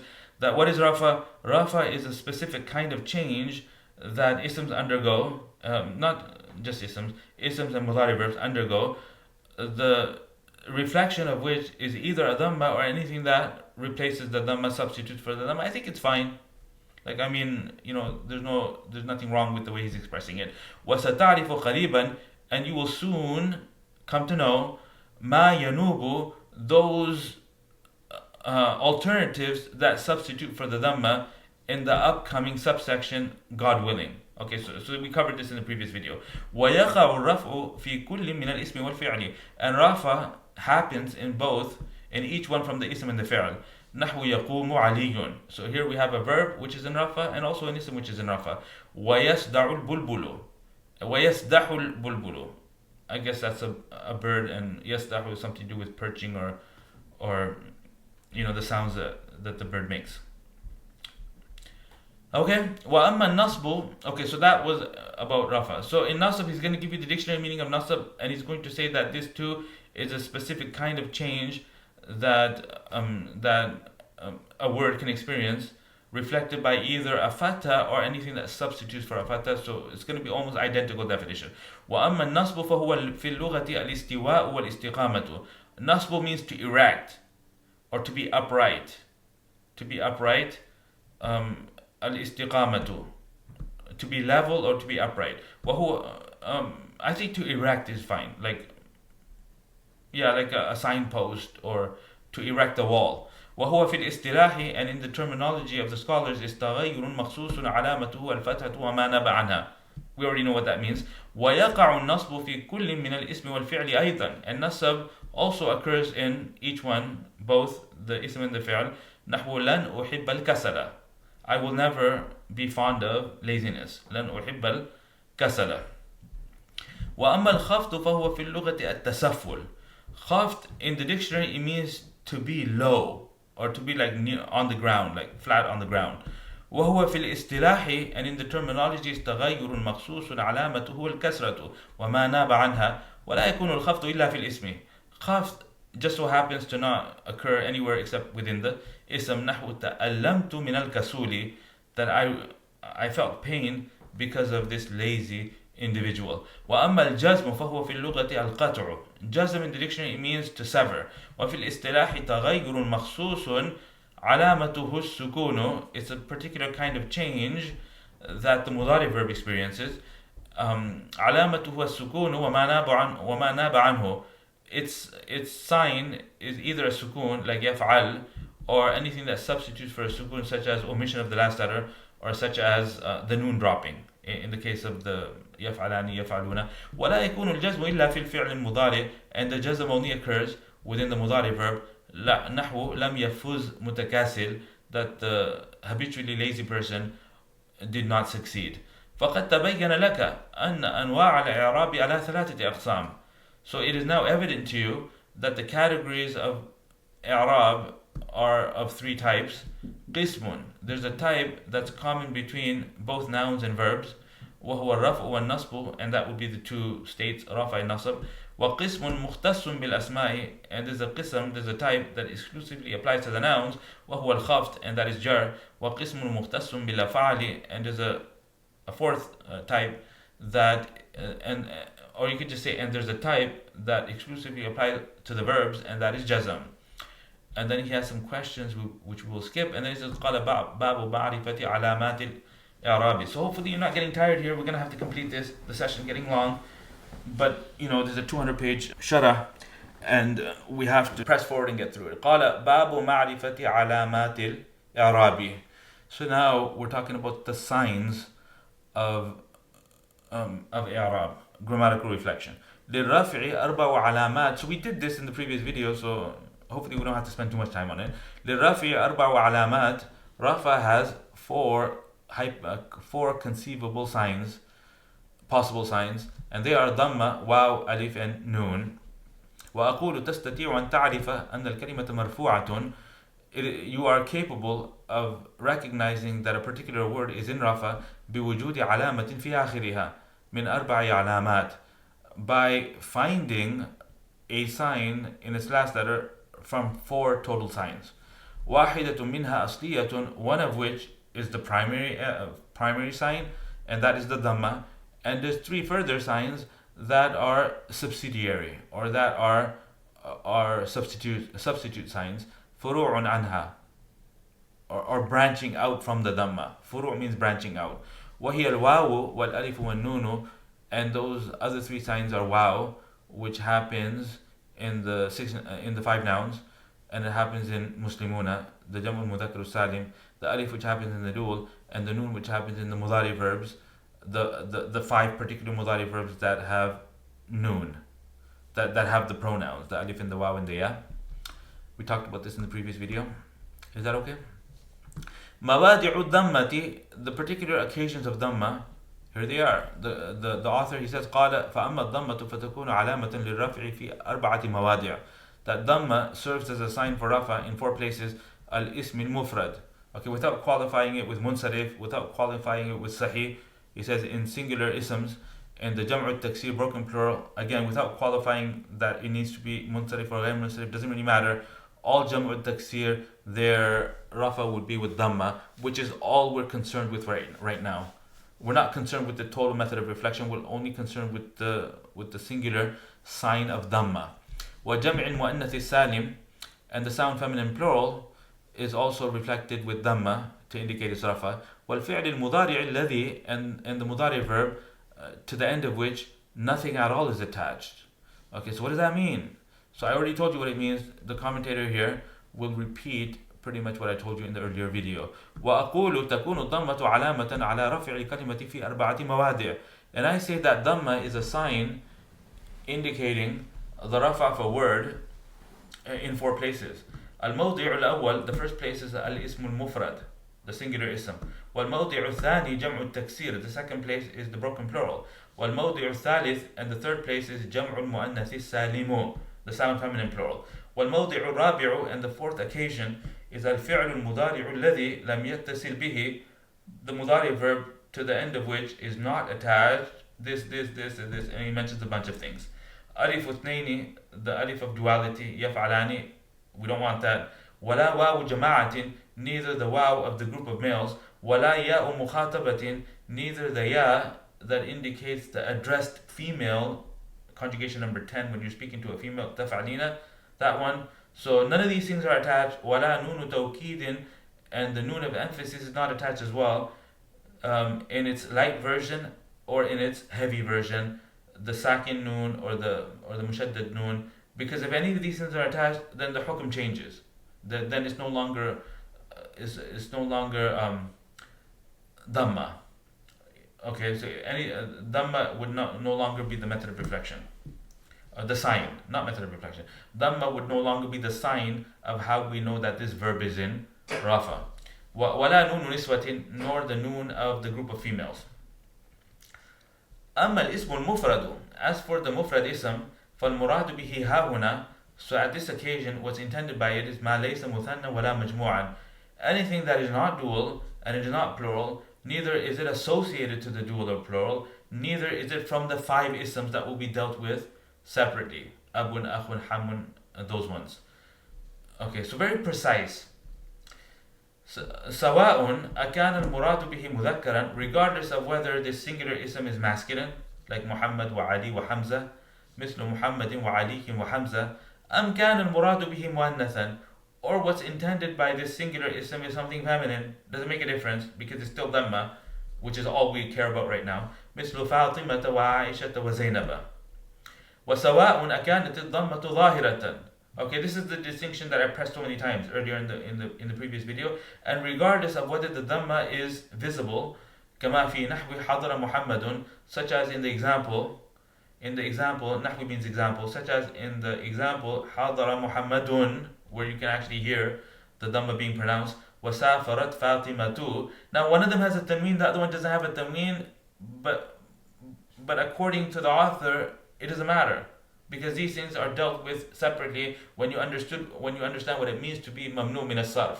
So right now we're just concerned with the dhamma. Now, is it dhamma plus tanween or just dhamma? Sawa'un. Sawa'un means regardless of whether the singular ism that we're dealing with is a masculine singular ism or a feminine singular ism. Regardless of whether ظاهرة, كانت الضمة ظاهرة أم كانت مقدرة. Right, yeah. So it's visible and pronounced, like these 2 examples. كانت, but then he gives 2 examples to highlight the masculine and the feminine, to highlight the tanween and the no tanween, although he doesn't say that, so he's being efficient, the commentator. كانت مقدرة, or it's assumed, such as حضر الفتى والقاضي وأخي. So all 3 of these are in Rafa with dhamma, but a dhamma which is taqdiri and is not lafzi. ونحو تزوجت ليلى ونعمة, and these are female names. تزوجت ليلى ونعمة, both of those the dhamma is understood and is assumed. فإن محمدا وكذا فاطمة مرفوعان, because the word Muhammad and similarly the word Fatima are both in Rafa. وعلامة رفعهما الضمة ظاهرة, and the sign of their Rafa is the visible dhamma. والفتى ومثله ليلى ونعمة, and fata and Layla and Nu'ma, all of these words marfu'at, they're also in Rafa. وعلامة رفعهن, and the sign of their being in Rafa is a dhamma which is understood to be on the alif. منع من ظهورها التعذر, and the thing preventing their pronunciation was the problematic nature of the vowel, the ta'adhur, the difficulty. Ta'adhur, they say difficulty, but I think difficulty is fine, you can translate it as difficulty. Difficulty in the sense of impossibility, because you really can't pronounce a vowel on an alif, because if you try to, become hamza. It would, by definition, alif needs to be sakin. والقاضي مرفوع, and the word القاضي is مرفوع وعلامة رفعه ضمة مقدرة على الياء منع من ظهورها الثقل. And القاضي is in Rafa, it's in the state of Rafa, and the sign of its Rafa is a dhamma which is understood to be on the ya. This time, the thing that prevented the pronunciation of that dhamma is heaviness and not ta'adhur, it's heaviness. وأخي مرفوع وعلامة رفعه ضمة مقدرة على ما قبل ياء المتكلم منع من ظهورها حركة مناسبة. Okay, so the word أخي in the example above is in Rafa, and the sign of its Rafa is a dhamma which is understood to be on the letter which is immediately preceding the ya of mutakallim pronoun. The thing that's preventing it's being visible or is being pronounced is the haraka of munasaba that the ya was necessitating on the kha. The ya was causing the kha to be fixed on kasra, and that's it. So all of these extra details. So I mean, this is like, like to go that granular and to go that deep and speak about the very precise reason why the Dhamma wasn't pronounced. If you do it like in the Hidayat al-Nahu book, and right at the method of reflection stage, you distinguish and you say, oh, Dhamma Fatha Kasra, assume Dhamma, you do it like that. So you say reflection could be through vowels, reflection could be through letters, and reflection could also be assumption based. And the assumption based ones are either fully assumed or they're partially assumed, which is the author did it as well, the commentator he did it as well. Then you don't have to keep talking about these things. I mean, one of the reasons why, you'll see some course promoters and some people that teach Arabic and try to promote and market and get people to sign up for their Arabic courses, they downplay grammar and they say grammar, you don't need it. Don't study any grammar, it's going to confuse you. The reason is because this stuff.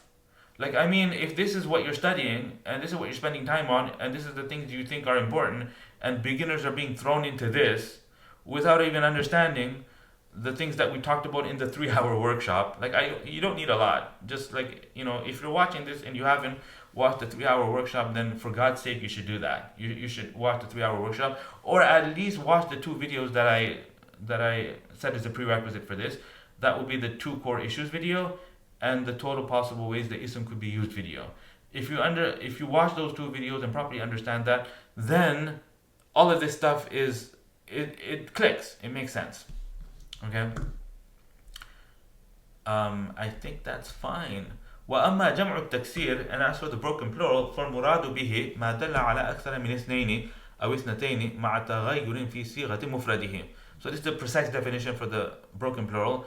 What's intended by it, فالمراد به, what's intended by the جمع التكسير is ما دل, is that which indicates more than 2. Okay, أكثر من اثنين أو اثنتين, more than 2 things, أو اثنتين, or 2 feminine things, مع تغير, جمع التكسير. Okay, it's جمع التكسير. More than 2 masculine items or more than 2 feminine items, along with some type of change in the pattern of the singular. So in order to be broken, there has to be some kind of change. And then now he's going to go in great detail and talk about the changes. The changes could be in the removal of a letter, the addition of a letter, or just the vowels themselves. The letters don't really change, and the vowels change. So again, this text is at the level of the Sharḥ ibn Aqil. It's not a beginner text. Okay, so if we did the Matn only, then that would be beginner level, like level 1. So this is like advanced. And if we go through this entire Sharḥ, the 200-page Sharḥ, then and you understand it properly, I think you're done for life. You'll never have to study a book in grammar ever. Like you're done. You're graduated from grammar. Okay? And then you can spend your time studying tafsir. And you can spend your time studying the books of balagha, like the Mukhtasar al-Ma'ani and Al-Qazwini's book, the Talkhis al-Miftah, and those things. That we teach those things in the premium program. I don't think I'll be making videos on YouTube doing a book in balagha, but I guess I've committed to this, and inshallah I feel that people are going to benefit from this, and I don't think it's ever been done online where a teacher has gone through the Tuhfatu Saniyah line by line, the entire commentary. So it's going to end up to be about 20 hours, I think, but as long as people are engaging with the material and people are learning and they're asking questions and they're benefiting, and I can see that, I'll keep going, inshallah. So make sure to comment and make sure to show the video some love, like, subscribe, even share them if you think you know other people that might benefit from this. Then that would be really, really appreciated. Okay. So I'm gonna pause now. Okay, I'm gonna walk and get up, have a glass of water. I'm gonna come back and I'm gonna resume this video. So I'm not gonna end the video here. We're gonna keep going. Okay, Bismillah ar-Rahman ar-Rahim. Okay, so we're back and we're continuing now. So he defined جمع التكسير and he said وأما جمع التكسير فالمراد به ما دل على أكثر من اثنين أو اثنتين. So whether the singular is a masculine singular or whether the singular is a feminine singular, it doesn't really matter. So the plural in order for something to be considered a jam'u taksir, the pattern, there has to be some kind of change compared to the pattern of its singular. في صيغة مفرده. وأنواع التغير الموجودة في جموع التكسير ستة. And the types of change that exist within broken plurals are 6. So if you do an inventory or if you survey all of the jumu'u taksir that exist in the language, you'll see that there's 6 kinds of change. And without even looking at what he's saying, one of them would probably an assumed change, like sheep and sheep. Okay, like fulkun and fulkun. Like in the Arabic language, the word fulkun can mean one boat, and fulkun can also mean boats. So when it's fulkun singular, they say it rhymes with quflun, and quflun means lock. And if it's plural, then they say fulkun rhymes with usdun, which is the plural of asad. Asad means one lion, and ust is lions. Okay, so it's a bit there's some theory going on here. So he's launching into an elaborate discussion on the jam'u taksir. Okay, so look what he says. He says تغير بالشكل ليس غيره. A change in the diacritical markings only, or in the vowels, shakl, ليس غيره, no further change. In other words, there's no introduction of a letter that wasn't there. There's no removal of a letter that was there, but it's merely the vowels are changing. نحو أسد وأسد. So that's Asad and Usdun. One lion, lions. وَنَمِر وَنُمُر. And over here we have the vowels are changing, but again it's only in the shakl. فإن حروف المفرد والجمع في هذين المثالين متحدة, because the number of letters within the singular and the plural in both of these examples is identical. متحدة. والاختلاف بين المفرد والجمع, and the change between the singular and the plural إنما هو في شكلها. It's only in the way it's in the voweling. شكلها here means voweling, or you can say the vowel pattern, the vowel configuration. تغير بالنقص ليس غيره, a change that's by removal and nothing else. So even the vowels on the remaining letters after removal stay the same. So this is like it has a ta at the end of it. The ta is removed. تهمة وتهم وتخمة وتخم. نحو تهمة وتهم and تخمة وتخم. فأنت تجد الجمع. Okay, so now I'm not familiar with all the vocabulary because I don't speak like on a day-to-day basis, and I don't like read a lot of read a lot of fiction and things, and newspapers. I mean, I watch some Al Jazeera, and I watch some Arabic interviews and things of that nature. But some of this vocabulary, I might not know what the words mean. Big deal. I mean, go look it up in the dictionary. It's not a big deal, right? فأنت تجد الجمع. So you will find the plural قد نقص حرفا من هذه الكلمات, that it is missing a letter from these words, and that would be the ta at the end. وباقي الحروف على حالها, and the rest of the letters are they're as is في المفرد, exactly the same that they were. They remain on the way they were in the singular. Okay, so what do we have so far? The kind of changes that occur within broken plurals. One is where all you have is the vowels are changing, and number two, there's the removal of one letter and nothing further. تغير بزيادة ليس غيره. The third type of change between a singular and a broken plural is a change by addition. ليس غيره, nothing further. ليس غيره means nothing further. نحو صنو وصنوان. So صنو وصنوان في مثل قوله تعالى, in the saying of Allah subhanahu wa ta'ala, صنوان وغير صنوان. And I think that means صنوان وغير صنوان is talking about date palms, or is talking about I think date palms. Allah subhanahu wa ta'ala's his qudra, his power, that these plants they grow. Allah subhanahu wa ta'ala sends down the rain, the plants they grow with the same water. These plants are watered, it's the same water, and then these plants sometimes they grow and they have I'm not sure what it means. Okay, you're gonna have to look it up. Like I forget. Sinwan wa ghayru sinwan. So the word sinwan is a singular and sinwan is a plural. Okay. تغير في الشكل مع النقص. A تغير in the vowels along with some removal, such as سرير وسرور وكتاب وكتب وأحمر وحمر. أحمر وحمر with the sukun on the meme. أحمر is the adjective red. حمر, and if you have like numerous objects you're referring to them, you say حمر. أبيض وبيض. تغير في الشكل مع زيادة. A تغير in the vowel configuration along with an addition of a letter that wasn't there in the singular. نحو سبب وأسباب, cause, causes. وبطل وأبطال, that means hero. وهند وهنود, like a girl's name, Hind and Hunud. سبع وسباع, because even names could be pluralized, like Muhammadun, Muhammadun, Al-Abbasun, Al-Hasanun. Like they can do that. You can add a waw noon, and you can do broken plurals as well, like Hind wa Hunud. وسبع وسباع. سبع وسباع. Sabr means predator, like a lion or a bear. وسباع, and that's the plural. ذئب with the ab, wolf. وشجاع وشجعان. So over here you have the letters that are in the singular. There's an extra letter. In the plural there's something more that wasn't there in the singular. And there's also some change in the vowels.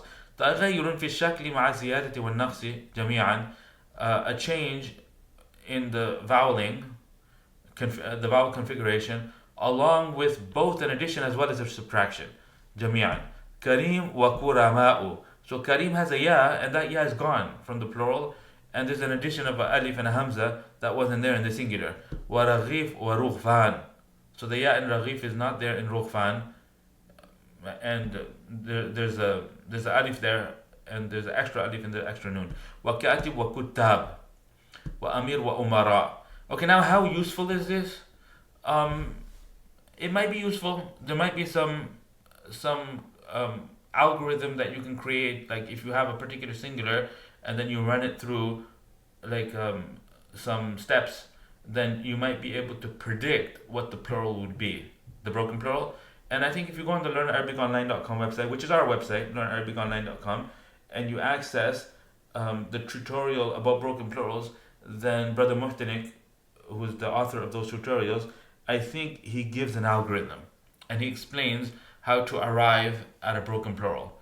Again, we're talking about the methods of reflection for the ism, and we're talking about the places where dhamma is a sign for rafa, and in the middle he goes on this tangent. The commentator tells us these things about broken plurals.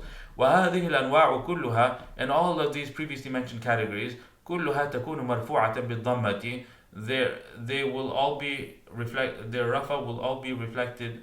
The rafa of all of them will be reflected with dhamma. سواء كان المراد من لفظ الجمع مذكرا, regardless of whether the intended meaning from the broken word is, or the intent from the plural word is a masculine, such as rijal and kutab, or the murad, the intended one from the word is muannath. Makes no difference. Hunud. وزيانب, which is the plural of Zainab. وسواء كانت الضمة ظاهرة كما في هذه الأمثلة أم كانت مقدرة.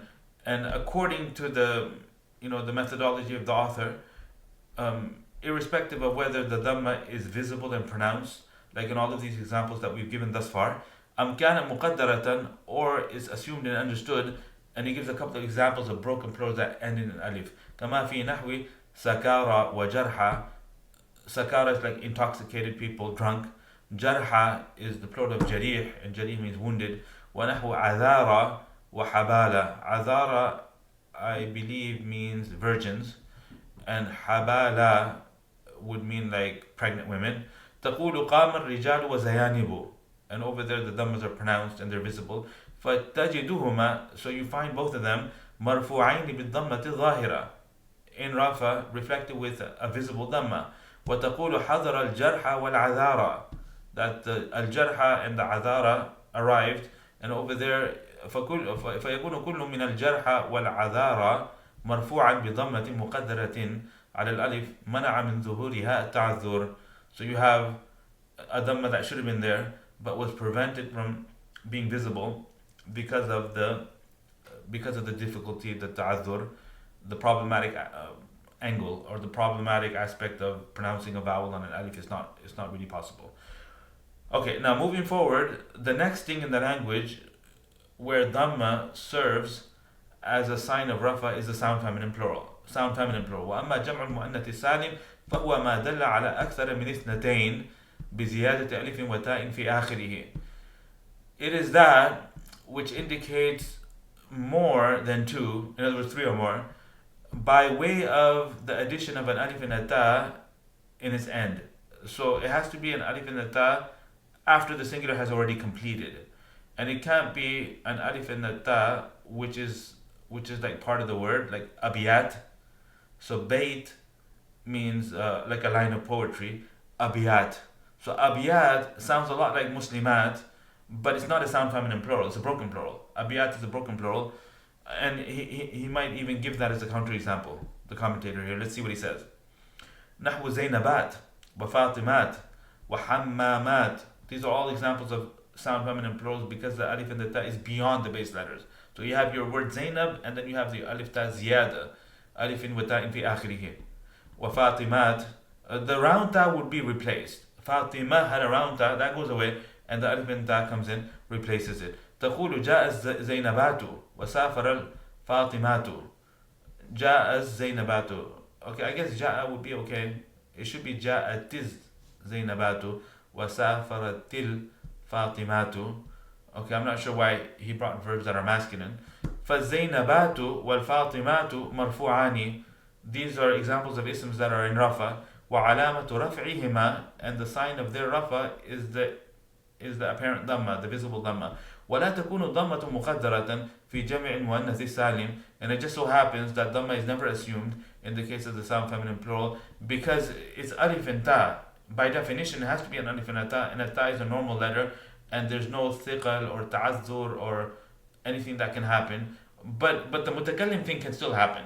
You know, like if you want to say my Muslim women, and he says that إلا عند إضافته لياء المتكلم, except in the rare situation of a sound feminine plural becoming mudaf to the ya of first person, such as these are my trees and these are my cows. هذه شجراتي وبقراتي. So over here, the word shajarat is in rafa, but the dhamma is not visible. It's muqaddar. فإن كانت الألف غير زائدة, counter examples, if the alif is actually part of the word, it's not extraneous, it's not a suffix, and how would an alif be part of the word? It would be changed from a waw or a ya.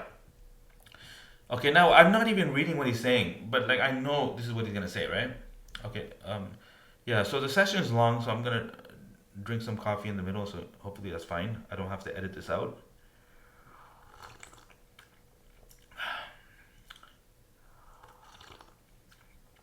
Okay. فإن كانت الألف غير زائدة بأن كانت موجودة في المفرد. So if we have a scenario where the alif is not added, but instead in the sense بأن in the sense that it was already there in the mufrad, such as al-qati wal-qudatu. So over there the alif is the ya changing to an alif. Al-qudayatu, and there's a rule in sarf that whenever you have a ya mutaharrik preceded by a fatha, then the ya changes to an alif. So like qala used to be qawala became qala, al-qudayatu becomes al-qudatu, ad-da'i and ad-du'atu. So this is not a sound feminine plural. Al-qudatu is not a sound feminine plural. Ad-du'atu is not a sound feminine plural. So the rules of the sound feminine plural will not apply. So al-qudat, but right now we're not even concerned with that. Right now we're only concerned with dhamma being a reflection of rafa. لم يكن جمع مؤنث سالما. So when it was already there, when the alif was already there within the singular, or more accurately, when the alif is representing something there that was in the singular, then it would not be a sound feminine plural. That's what he's saying. لم يكن جمع مؤنث سالما. It would not be a sound feminine plural. بل هو حينئذ جمع تكسير. Rather, in that situation, it would be a broken plural. وكذلك لو كانت التاء ليست زائدة, and similarly, if the ta were to not be extra, بأن كانت موجودة في المفرد, in the sense that it existed or it was there in the singular, such as mate and amwat, and bait and abiyat. So mate is a variation of mayyit, a dead person, and amwat is you see it's af'alun.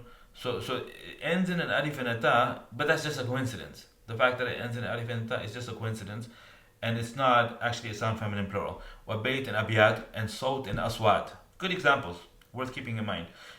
Kana min jam'i taksir, then in this scenario as well, it would be from the jam'u taksir, it would be an example of a jam'u taksir. ولم يكن من جمع المؤنث السالم, and it would not belong to the category of جمع المؤنث السالم. Okay, now وأما الفعل المضارع, and as for the mudari verb, which was the last thing in the list of 4 places where dhamma serves as a sign of rafa, and then he gives some examples of that, and now he's going to make the distinction of explicit dhamma versus assumed dhamma. Okay, so explicit happens in where the last letter is normal, and assumed would happen where the last letter is a waw or a ya or an alif.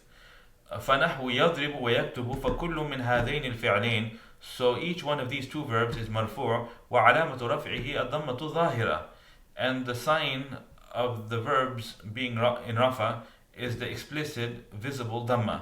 وَكَذَلِكَ يَدْعُو وَيَرْجُو فَكُلُّ مِنْهُمَا مَرْفُوعٌ. So يَدْعُو and يَرْجُو, each one of them is in rafa. وَعَلَامَةُ رَفْعِهِ ضَمَّةٌ مُقَدَّرَةٌ عَلَى الْوَاوِ.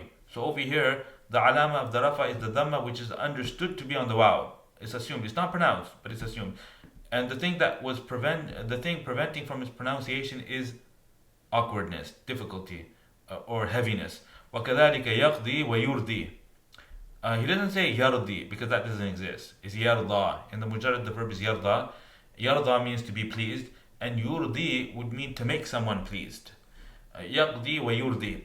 فَكُلُّ مِنْهُمَا مَرْفُوعٌ. So in these 2 examples, we call this al-mu'tal al-ya'i, or naqis al-ya'i. And the other one, yad'u wa yarju, was naqis wawi. Or you could just say al-mu'tal al-wawi. فَكُلُّ مِنْهُمَا مَرْفُوعٌ وَعَلَامَةُ رَفْعِهِ ضَمَّةٌ مُقَدَّرَةٌ عَلَى الْيَاءِ. So here we have the sign of rafa is a dhamma, which is understood to be on the ya, and in the earlier examples it was understood to be on the waw. The reason for preventing is the same reason. مَنَعَ مِنْ ظُهُورِهَا, on the next page. مَنَعَ مِنْ ظُهُورِهَا ثِقْلُ. The thing that prevented from pronunciation, from the dhamma being visible, dhuhur means visible, is thiqal, heaviness. وكذلك يرضى ويقوى, alif examples. فكل منهما مرفوع وعلامة رفعه ضمة مقدرة على الألف منع من ظهورها التعذر. And perhaps I don't need to translate that. Okay, it's pretty obvious what he's saying. Continuing, وقولنا, and when we said earlier الذي لم يتصل به ألف اثنين, to which is not attached the alif of duality and the waw of masculine plurality and the ya of the singular addressed female, we're talking about pronouns. We're talking about various pronouns that can happen at the end of the mudari verb. يخرج, that clause excludes. يخرج ما اتصل به واحد من هذه الأشياء الثلاثة. That clause excludes anything to the end of which is attached one of these 3 things. In other words, al-af'al al-khamsa would be excluded. فما اتصل به ألف الاثنين, so that to the end of which is attached the alif of duality is such as yaktubani wa yansurani. وما اتصل به واو الجماعة, and an example of something to the end of which is attached the waw of the plural, the group of men, is نحو يكتبون وينصرون. وما اتصل به ياء المخاطبة, and that to the end of which is attached the ya of the addressed female is نحو تكتبين وتنصرين. ولا يرفع حينئذ بالضمة, and in that case the mudari verb will not be its rafa would not be reflected with dhamma, but يرفع بثبوت النون, rather its rafa will be reflected with the presence of the noon. والالف, with the presence of the noon, with the presence of the noon, sentence ends there. والالف أو الواو أو الياء فاعل. Okay, so catch that hesitation, because these things are also instructive. Okay, so when I was reading, like the comma there is the equivalent of like a full stop, but he makes mistakes. Like, I mean, whoever edited the book, they make mistakes, so we can't really trust the commas.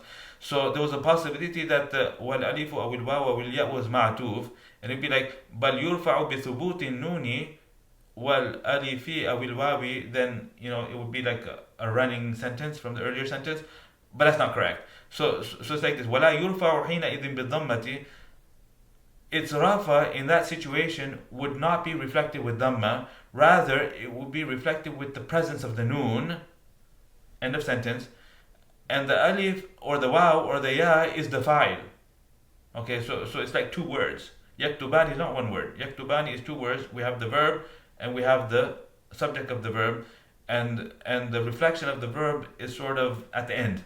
The presence of the noon is there to show that this particular verb is in rafa, and that's coming later. You see, he says that, and this will soon come. The clarification of that will come shortly. وَقَوْلُنَا, and when speaking about the mudari verb, that to the end of which nothing at all is attached, one of the things he mentioned was the noon of emphasis, both the light version as well as the thaqila version.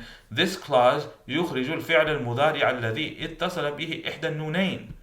This excludes the mudari verb to which is attached one of the two noons. نحو قوله تعالى لا يسجنن ولا يكون من الصاغرين.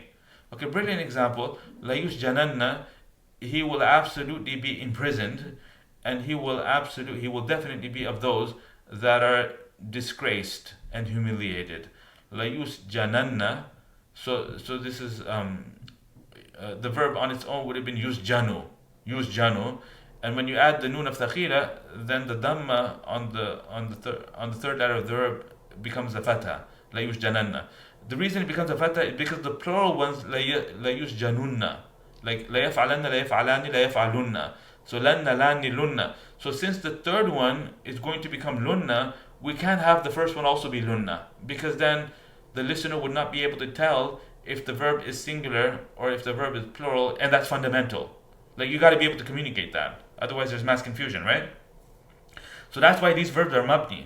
Like, whenever the nun thaqila is added to the end of any mudari verb, the verb becomes fixed, and we say it's a fatha on the third letter of the verb, and it's a fixed fatha. It's not induced by an agent, nor is it because of i'lal. Okay, right?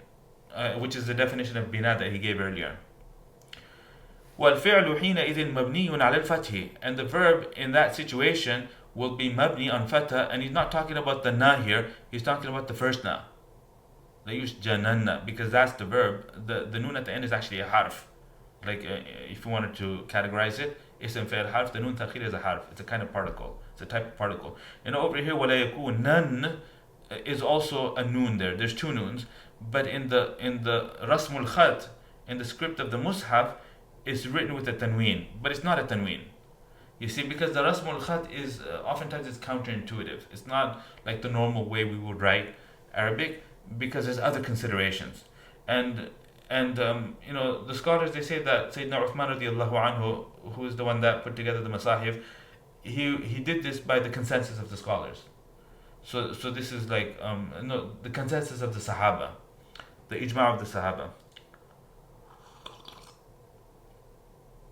and it's wajib to preserve it, and we can't modify it. Is that okay? وَقَوْلُنَا وَلَا نُونُ نِسْوَةٍ.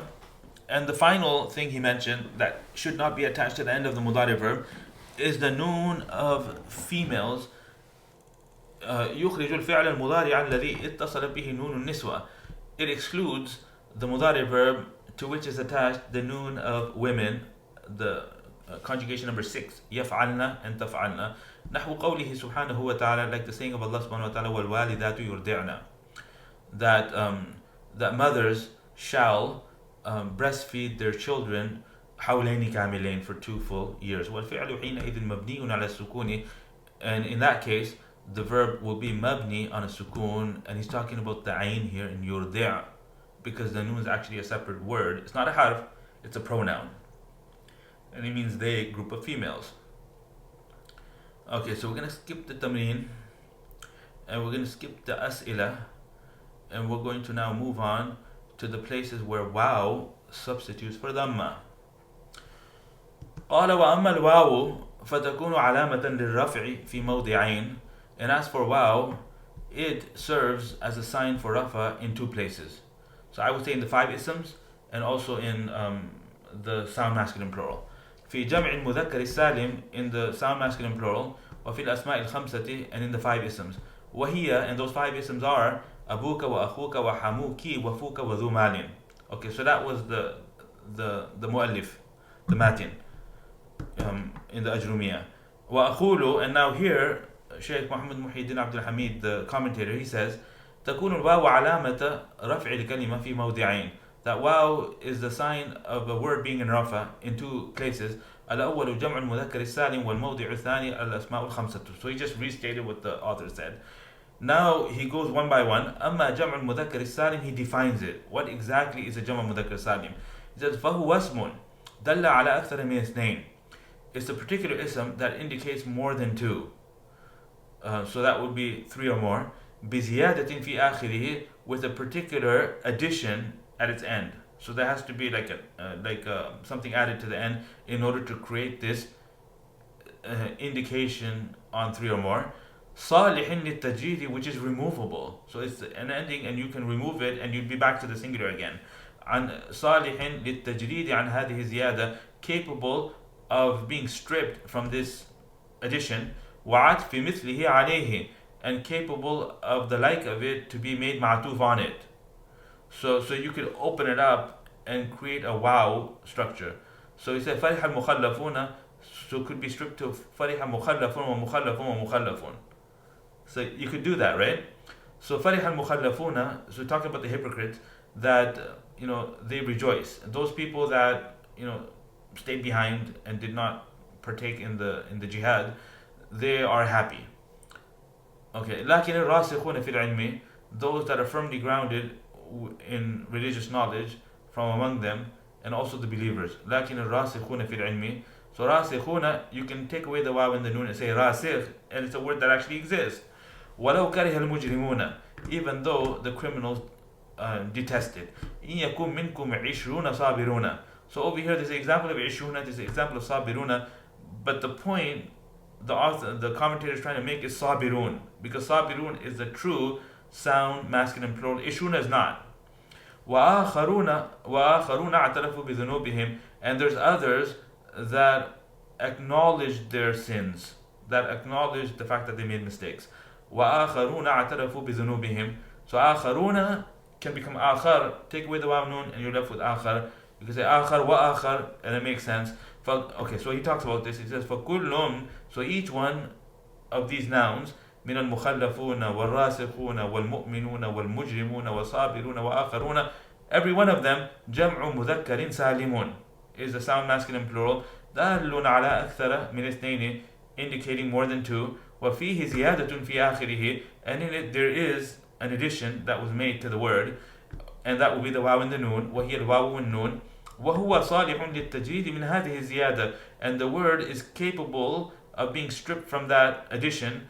ألا ترى, do not see that you can easily say مخلف وراسخ ومؤمن ومجرم وصابر وآخر وآخرو.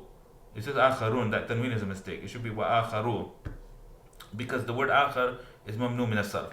وكل لفظ من ألفاظ الجموع الواقعة في هذه الآيات مرفوع, and every word from the words from the plural words that are occurring within these verses that I just quoted is in rafa.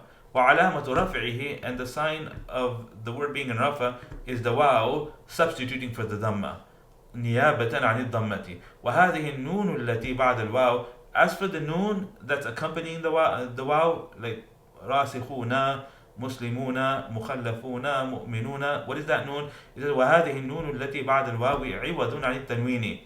This noon, which is after the waw, is in compensation of the tanween. In other words, the singular had a tanween, so this noon is a replacement for that tanween, because the Jama' Mudhakkar Salim doesn't have a tanween. في قولك مخلف is a عوض, means compensation. It's compensating for the tanween within your statement مخلف and the rest of the sisters. وهو الاسم المفرد, and that will be the singular ism that this plural is created from.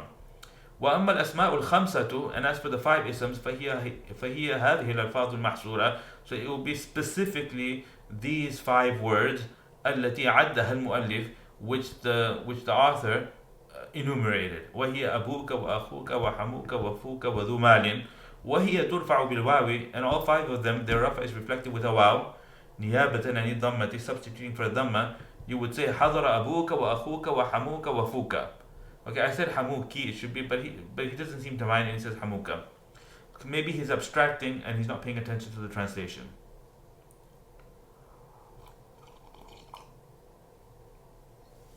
Okay, so let's keep going. وذو مال. وكذا تقول, and similarly you would say هذا أبوك. وتقول أبوك رجل صالح. So he's giving several examples of rafa, where there's a verb at the front. هذا أبوك is a khabar example, there's no verb. It's a nominal sentence. And أبوك رجل صالح is an example where أبوك is the مبتدا. وقال الله تعالى وأبونا شيخ كبير. Okay, the reason he's giving several examples is because the ayat do not have verbs. There's no verbs in the ayat, so it doesn't have to be a fa'il example in order to indicate rafa. You can use a mubtada example, because fa'il is not the only thing in the language that experiences rafa. وَأَبُونَا شَيْخٌ كَبِيرٌ, and our father is a very old man. مِنْ حَيْثُ أَمَرَهُمْ أَبُوهُم, from that place that their father instructed them to enter from. وَإِنَّهُ لَذُو عِلْمٍ, and indeed he is the possessor of great knowledge. إِنِّي أَنَا أَخُوكَ, indeed I am definitely, indeed I am your brother. Okay, so this is Yusuf alayhi salatu wasalam speaking to his brother, disclosing to him his identity.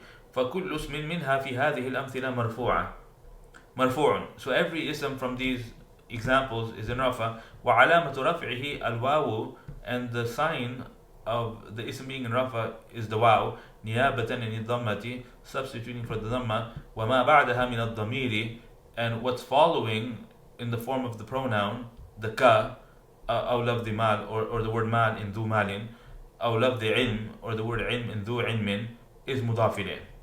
وَاعْلَمْ أَنَّ هَذِهِ الْأَسْمَاء الْخَمْسَةَ لَا تُعْرَبُ هَذَا الْإِعْرَابَ, and know that these five isms will not experience this method of reflection إِلَّا بِشُرُوطٍ, except when certain conditions are met.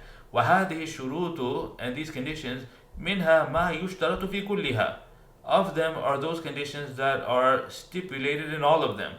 وَمِنْهَا مَا يُشْتَرَطُ فِي بَعْدِهَا, and of them are those conditions that are stipulated only in some of them. أما الشروط التي تشترط في جميعها, as for those conditions which are stipulated in all of them, فأربعة شروط, then that would be 4 conditions. الأول, the first, أن تكون مفردة, is for these isms to occur in their singular form. Because if they're dual, then that becomes something else. If they're plural, then that becomes something else. And then والثاني أن تكون مكبرة, and the second condition is for them to be non-diminutive. Okay, I spoke about this in the first video. وَالثالث أن تكون مضافة, the third condition is that they be in a state of إضافة. والرابع أن تكون إضافتها لغير ياء المتكلم, the fourth condition is for their إضافة to be to other than the ya of first person. It can't be my father. Any other father would work, but not my father.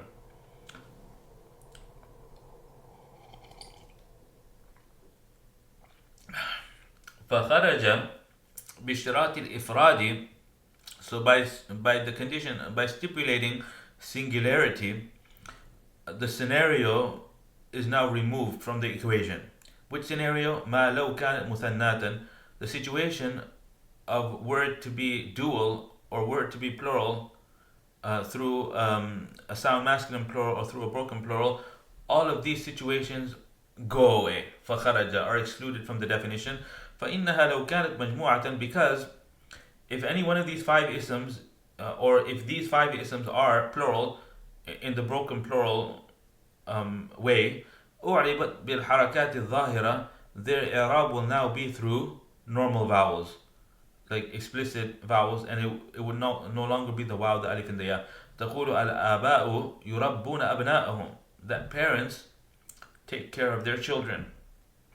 وتقول, and you would say your brothers يدك التي, your brothers are your hand with which you grasp, or no, with which you strike. In other words, they support you. إخوانك يدك التي تبطش بها. وقال الله تعالى آباؤكم وأبناؤكم آباؤكم وأبناؤكم إنما المؤمنون إخوة. Okay, فأصبحتم بنعمته إخوانا. So over here, Aba is the plural of Ab, and Ab is one of the five.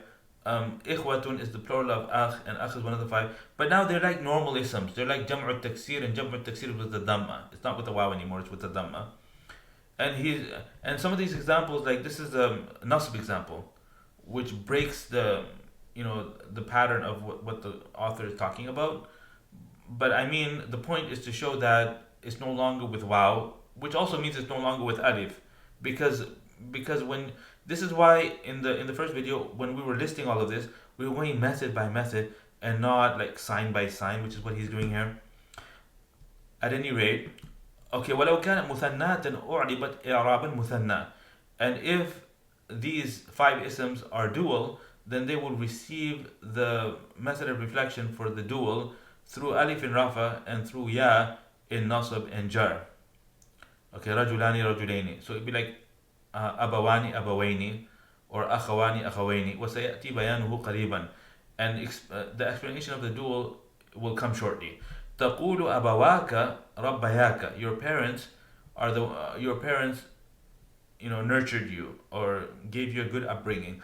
وتقول تأدب في حضرة أبويك. Be respectful in the presence of your parents. وقال الله تعالى ورفع أبويه على العرش, and he raised his parents onto the throne. فأصلحوا بين أخويكم.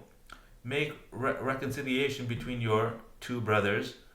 ولو كانت مجموعة جمع مذكر سالما, and if these five isms are plural with the plurality of a sound masculine plural, رفعت بالواو, their rafa would be with waw على ما تقدم, as was discussed earlier. ونصب وجرت بالياء, and their nasab and their jar will be with ya. Okay, like هؤلاء أبونا وأخونا, أبونا أبينا, أخونا أخينا. وتقول, but is that even allowed? Like, can you do that? Does it even exist? I don't think so. وتقول, but hypothetically, if it did exist, it would be with a waw or a ya. It would be with a waw in rafa and with a ya in nasab and jar. وتقول رأيت أبينا وأخينا ولم يجمع بالواو والنون غير الأب والأخ. So I guess he's researched this, and he's saying other than ab and akh, none of the others are pluralized with waw and noon. In other words, they get broken plurals, they don't get the sound masculine plural. وكان القياس يقتضي, and the standard was predicting or suggesting that none of them should have received this jama. Like even abuna and akhuna should not have been allowed. It should not have been permissible. Sometimes certain things are exceptions. So abun being pluralized abuna and akhun being pluralized akhuna, he says it does exist, but it shouldn't have. It shouldn't have existed. Okay, but it does. Right? Because sound masculine plurals are only supposed to be for mushtaq isms. For derived isms. Like jamid isms, they should only receive broken plurals. They should not receive sound masculine plurals. Okay, so there's conditions for this that are mentioned in the Alfiya and mentioned in the Sharḥ ibn Aqil and other places. وَاجْمَعْ بِوَاوٍ وَبِيَجْرُرْ وَانْسِبِ سَالِمَ جَمْعِ عَامِرٍ وَمُذْنِبِ. Okay, I think that's what he says in the Alfiya. وَارْفَعْ بِوَاوٍ وَبِيَجْرُرْ وَانْسِبِ. Give rafa through waw, and through ya express or reflect jar and nasab to the sound masculine plural salima jam'i amirin wa muznibin, to the sound masculine plural of the word amir and the word muznib. So amir is a person's name, you can say amiruna. Muznib is an adjective, you can say muznibuna. But then there's certain conditions that are met in amir and certain conditions that are met in muznib, so the poet is alluding to those conditions. Okay, so does he talk about those conditions? Not here. Okay, some other occasion he will talk about them. وَخَرَجَ بِاشْتِرَاطِ أَن تَكُونَ مُكَبَّرَةً, and by the condition of their being non-diminutive, what's excluded is مَا لَوْ كَانَتْ مُصَغَّرَةً, the situation wherein these words are diminutive. فَإِنَّهَا حِينَئِذٍ, because in that situation, حِينَئِذٍ, at that point, or in that situation, their إعراب would be reflected through apparent vowels. بالحركات الظاهرة تقول هذا أبي وأخي، وتقول رأيت أبيا وأخيا، وتقول مررت بأبي وأخي. And we talked about this in the first video. وخرج باشتراط أن تكون مضافة, and by the condition of their being مضاف, what's excluded is ما لو كانت منقطعة عن الإضافة, the scenario wherein they are severed from being مضاف. In other words, they're being used on their own. فإنها حينئذ, because all five nouns at that point تعرب بالحركات الظاهرة أيضا, also their إعراب, their reflection, their grammatical reflection will be through explicit vowels, pronounced vowels, such as هذا أب, وتقول رأيت أبا, and you would say مررت بأبٍ. So bun, ban, and bin, now you're dealing like زيد زيدا زيد, and there's nothing special anymore. وكذلك البواقي, and likewise the rest. وقال الله تعالى وله أخ أو أخت. So over here we have أخ pronounced with the clear dhamma. إن يسرق فقد سرق أخ له من قبله. And he has a brother or a sister. وله أخ أو أخت. So that's like in the context of inheritance. إن يسرق, if it turns out to be the case that he stole, فقد سرق أخ له من قبله, then a brother of his stole before. So it shouldn't be surprising. قال أتوني بأخ لكم, say bring to me a brother of yours from your father. In other words, bring to me your brother. So don't come empty-handed, come with your brother. إن له أبا شيخا كبيرا, verily he has a father who is a very old man. وخرج باشتراط أن تكون إضافتها لغير ياء المتكلم ما لو أضيفت إلى هذه الياء. And through placing the condition of their needing to be mudaf to other than the ya first person, the following scenario is excluded. What is that scenario?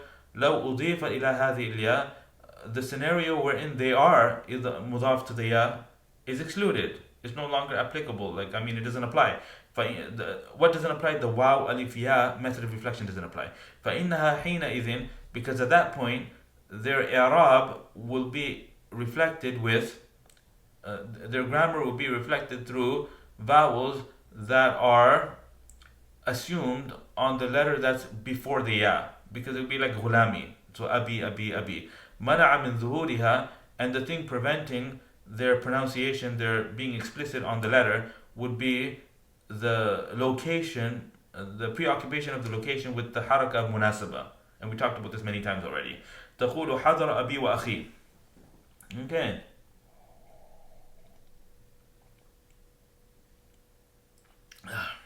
Okay.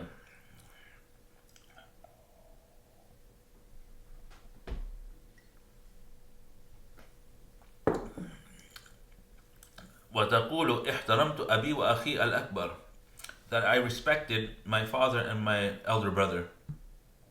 He gives a nasab example.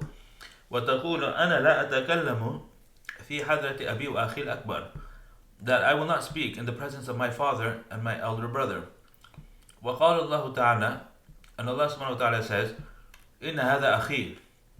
This is an example of Rafa, because the khabar of inna is supposed to be in Rafa, that indeed this is my brother. أنا يوسف وهذا أخي, over here as well, khabar. فألقوه على وجه أبيه, throw him, throw it, فألقوه على وجه أبيه, and then throw it on my father's face. So Yusuf alayhi salatu wasalam, he took off his qamis and he gave it to his brothers. He goes, go and miraculously his miraculously his eyesight will return. فألقوه على وجه أبيه.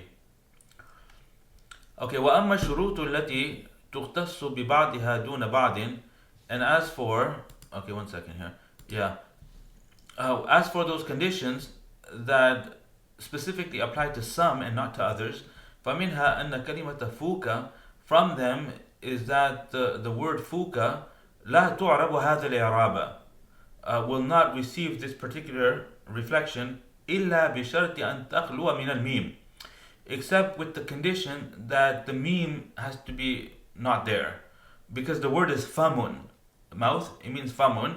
So if you say famuka, then it becomes famuka, famaka, famika, it will become with vowels. So in order to receive the waw alif ya method of reflection, the meme needs to be disappeared, taken away, for it to be empty. تخلو من الميم. فلو اتصلت بها الميم, so if the meme is attached to the word, أعربت بالحركات الظاهرة, it will now receive إعراب through normal vowels. تقول هذا فم حسن, this is a beautiful mouth. وتقول رأيت فما حسنا, وتقول نظرت إلى فم حسن. وهذا شرط زائد في هذه الكلمة بخصوصها, and this is an extra condition that applies specifically to this word, in addition to the earlier 4 conditions that were previously mentioned. على الشروط الأربعة التي سبق ذكرها. ومنها أن كلمة ذو لا تعرب هذا الإعراب إلا بشرطين, and from among those conditions, a specific condition, is that the word ذو will not receive this particular reflection method إلا بشرطين, except with 2 further conditions. الأول أن تكون بمعنى صاحب. The first is that we have to be dealing with the ذو that's in the meaning of possessor. والثاني, because there's another ذو that's a موصول, and it means who, what, which. We don't want that one. We need the ذو that's in the meaning of صاحب.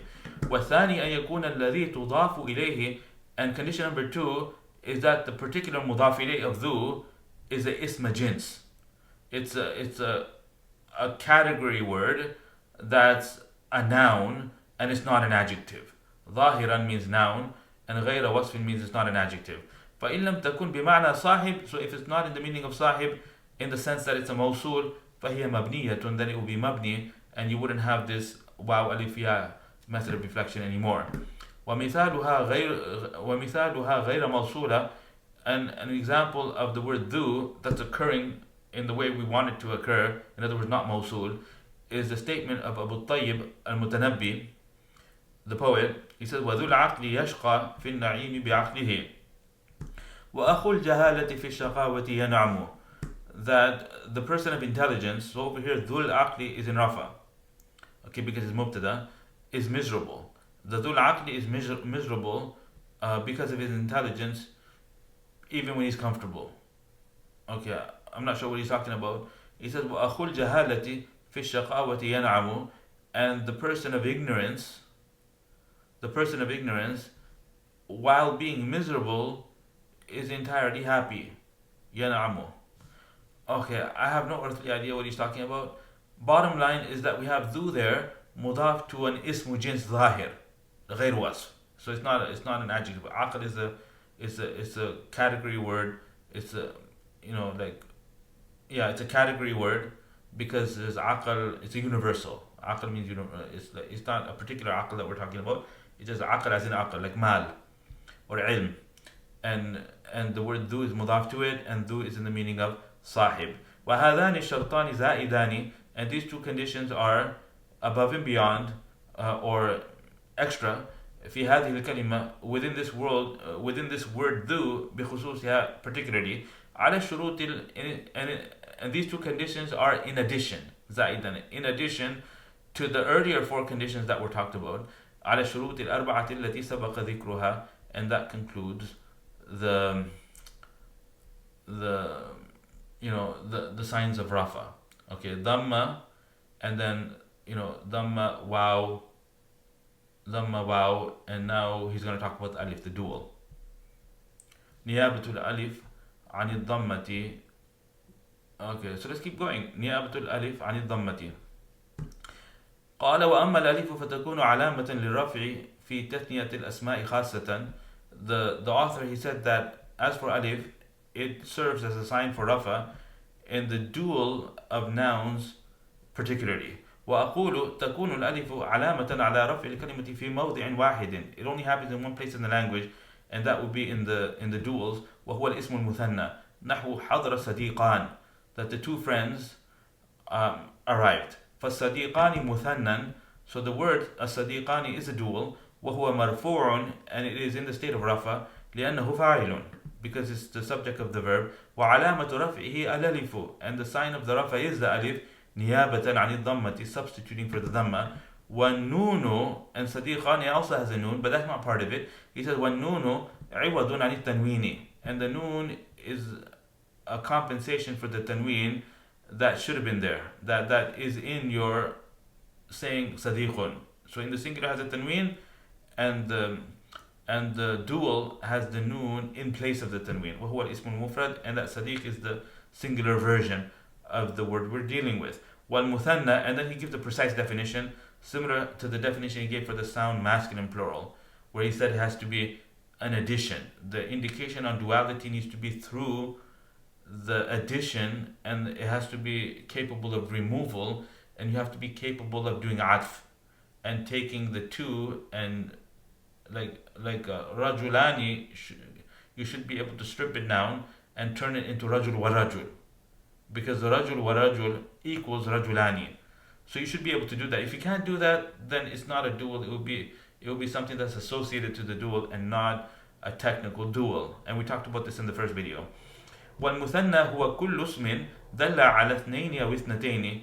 And the dual, the muthanna, is every ism that indicates two masculine entities or two feminine entities بزيادة في آخره, by way of some addition towards the end of the word. أغنت هذه الزيادة عن العاطف والمعطوف, wherein this addition is removing the need for bringing a conjunction and creating an atf phrase, like a ma'tuf. There's no need to do that. It's an abbreviated way of saying to Umar and Umar. أقبل العمران والهندان, the two Umars and the two Hinds came or approached. فالعمراني لفظ دل على اثنين. So al-umaran is a word that indicates two. اسم كل, two people. The first name of each one of them is Umar. So two people that have the name Umar. بسبب وجود زيادة, because of the presence of an addition in its end. وهذه الزيادة هي الألف والنون, and that addition is the alif and the nun. وهي تغني عن الإتيان بواو العطف, and this relieves from the need of bringing the waw of atf, the conjunction, وتكرير الاسم, and repeating the ism, in the sense that you say حضر عمر وعمر, you don't have to do that anymore. وكذلك الهندان, and the same is true for الهندان. فهو لفظ دال على اثنتين, because here too we have a word which indicates two, each one of them, two women, each one of them has the same name, Hind. وسبب دلالته على ذلك, and the reason that is indicating this meaning is the addition of the alif and the noon in the example, في المثال. ووجود الألف والنون يغنيك, and the presence of the alif and noon is relieving you عن الإتيان, from the bringing of the actual conjunction waw and the repeating of the ism, بحيث تقول, in the sense that you would have needed to say حضرت هند وهندون, that Hind and Hind arrived. You don't need to do that anymore. Okay, so we're going to leave out the tamrinat, and we can نيابة النون عن الضمة, where's the occasion where noon is substituting for the dhamma. إذا قال وأما النون فتكون علامة للرفع في الفعل المضارع. Noon will serve as a sign for rafa in the mudari verb إذا اتصل به, when to it is attached the pronoun of the dual, the pronoun of the plural, and the pronoun of the singular addressed female.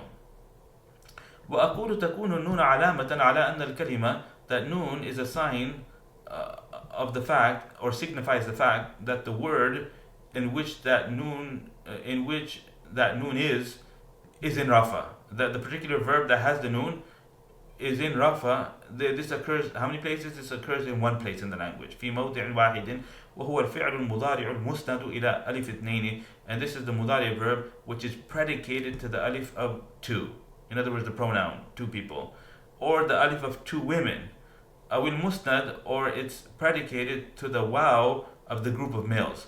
إلى واو جماعة ذكوري. أو المسند, or the mudari verb which is predicated to the ya of the singular addressed female.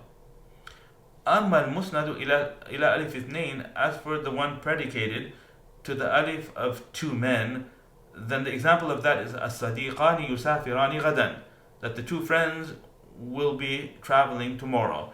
ونحن, and it will be such as, another example will be أنتما, the two of you are traveling tomorrow. So it could be in the third person talking about two men, or it could be in the second person when you're talking to two men. فقولنا يسافران وكذا تسافران. So our statement or our expression يسافران, and similarly are saying تسافران, both of these are فعل مضارع مرفوع, mudari verbs which are in rafa due to their being stripped from the nasab giver and the jazm giver. They don't have a lam before them, they don't have a lam before them. وعلامة رفعه ثبوت النون, and the sign of the verbs being in rafa is the presence of the noon. وألف الاثنين, and the alif of dual is the fa'il. In other words, that's the pronoun. مبني على السكون, and that alif is mabni on sukun. It doesn't have any vowel on it, and it's in the place of rafa. So when pronouns are experiencing grammatical states, we say that they're in the place of rafa, as opposed to calling them marfu. We don't say it's marfu, we say it's in the place of rafa. So it's just a convention that these grammarians, they like to be consistent with it. وقد رأيت أن الفعل المضارع المسند إلى ألف الاثنين قد يكون مبدوءا بالياء للدلالة على الغيبة كما في المثال الأول، وقد يكون مبدوءا بالتاء للدلالة على الخطاب كما في المثال الثاني. And you just saw that the mudari verb that's predicated to the alif of duality sometimes is initiated with a ya in order to suggest third person, as was the case in the first example, and sometimes is initiated with the ta in order to indicate second person, as you saw in the second example. وأما المسند إلى ألف الاثنتين, and as for the one which is predicated to the alif of two females, okay, in other words, conjugation number 5, تفعلاني, and also the 11th one, تفعلاني. فنحو, then the example of that is الهندان تسافران غدا ونحو أنتما يا هندان تسافران غدا. So either speaking about two women that have the name Hind, or speaking to two women that have the name Hind, the same verb will be used. تسافران تسافران, they are traveling tomorrow, both of you are traveling tomorrow. فتسافران في المثالين فعل مضارع مرفوع بثبوت النون والألف فاعل مبني على السكون في محل رفع. I'm going to skip the translation of that, it's identical to what we just did earlier. ومنه تعلم, and from this you can come to your realization, your own independent realization, أن الفعل المضارع المسند إلى ألف اثنين, that the mudari verb which is predicated to the alif of the two women لا يكون مبدوءا, will only be initiated with the ta. Okay, and the only is coming from the double negative. لا يكون in the illa, will not be except, in other words, only. In other words, there's no two versions of it.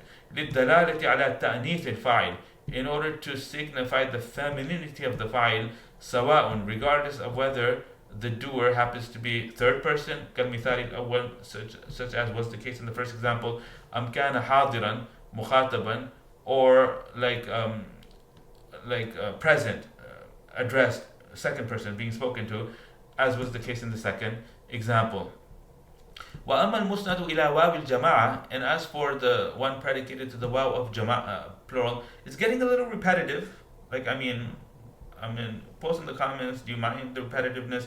I mean, we made a promise, we said we're going to go through the whole book, so by God, we're going to go through the whole book, right?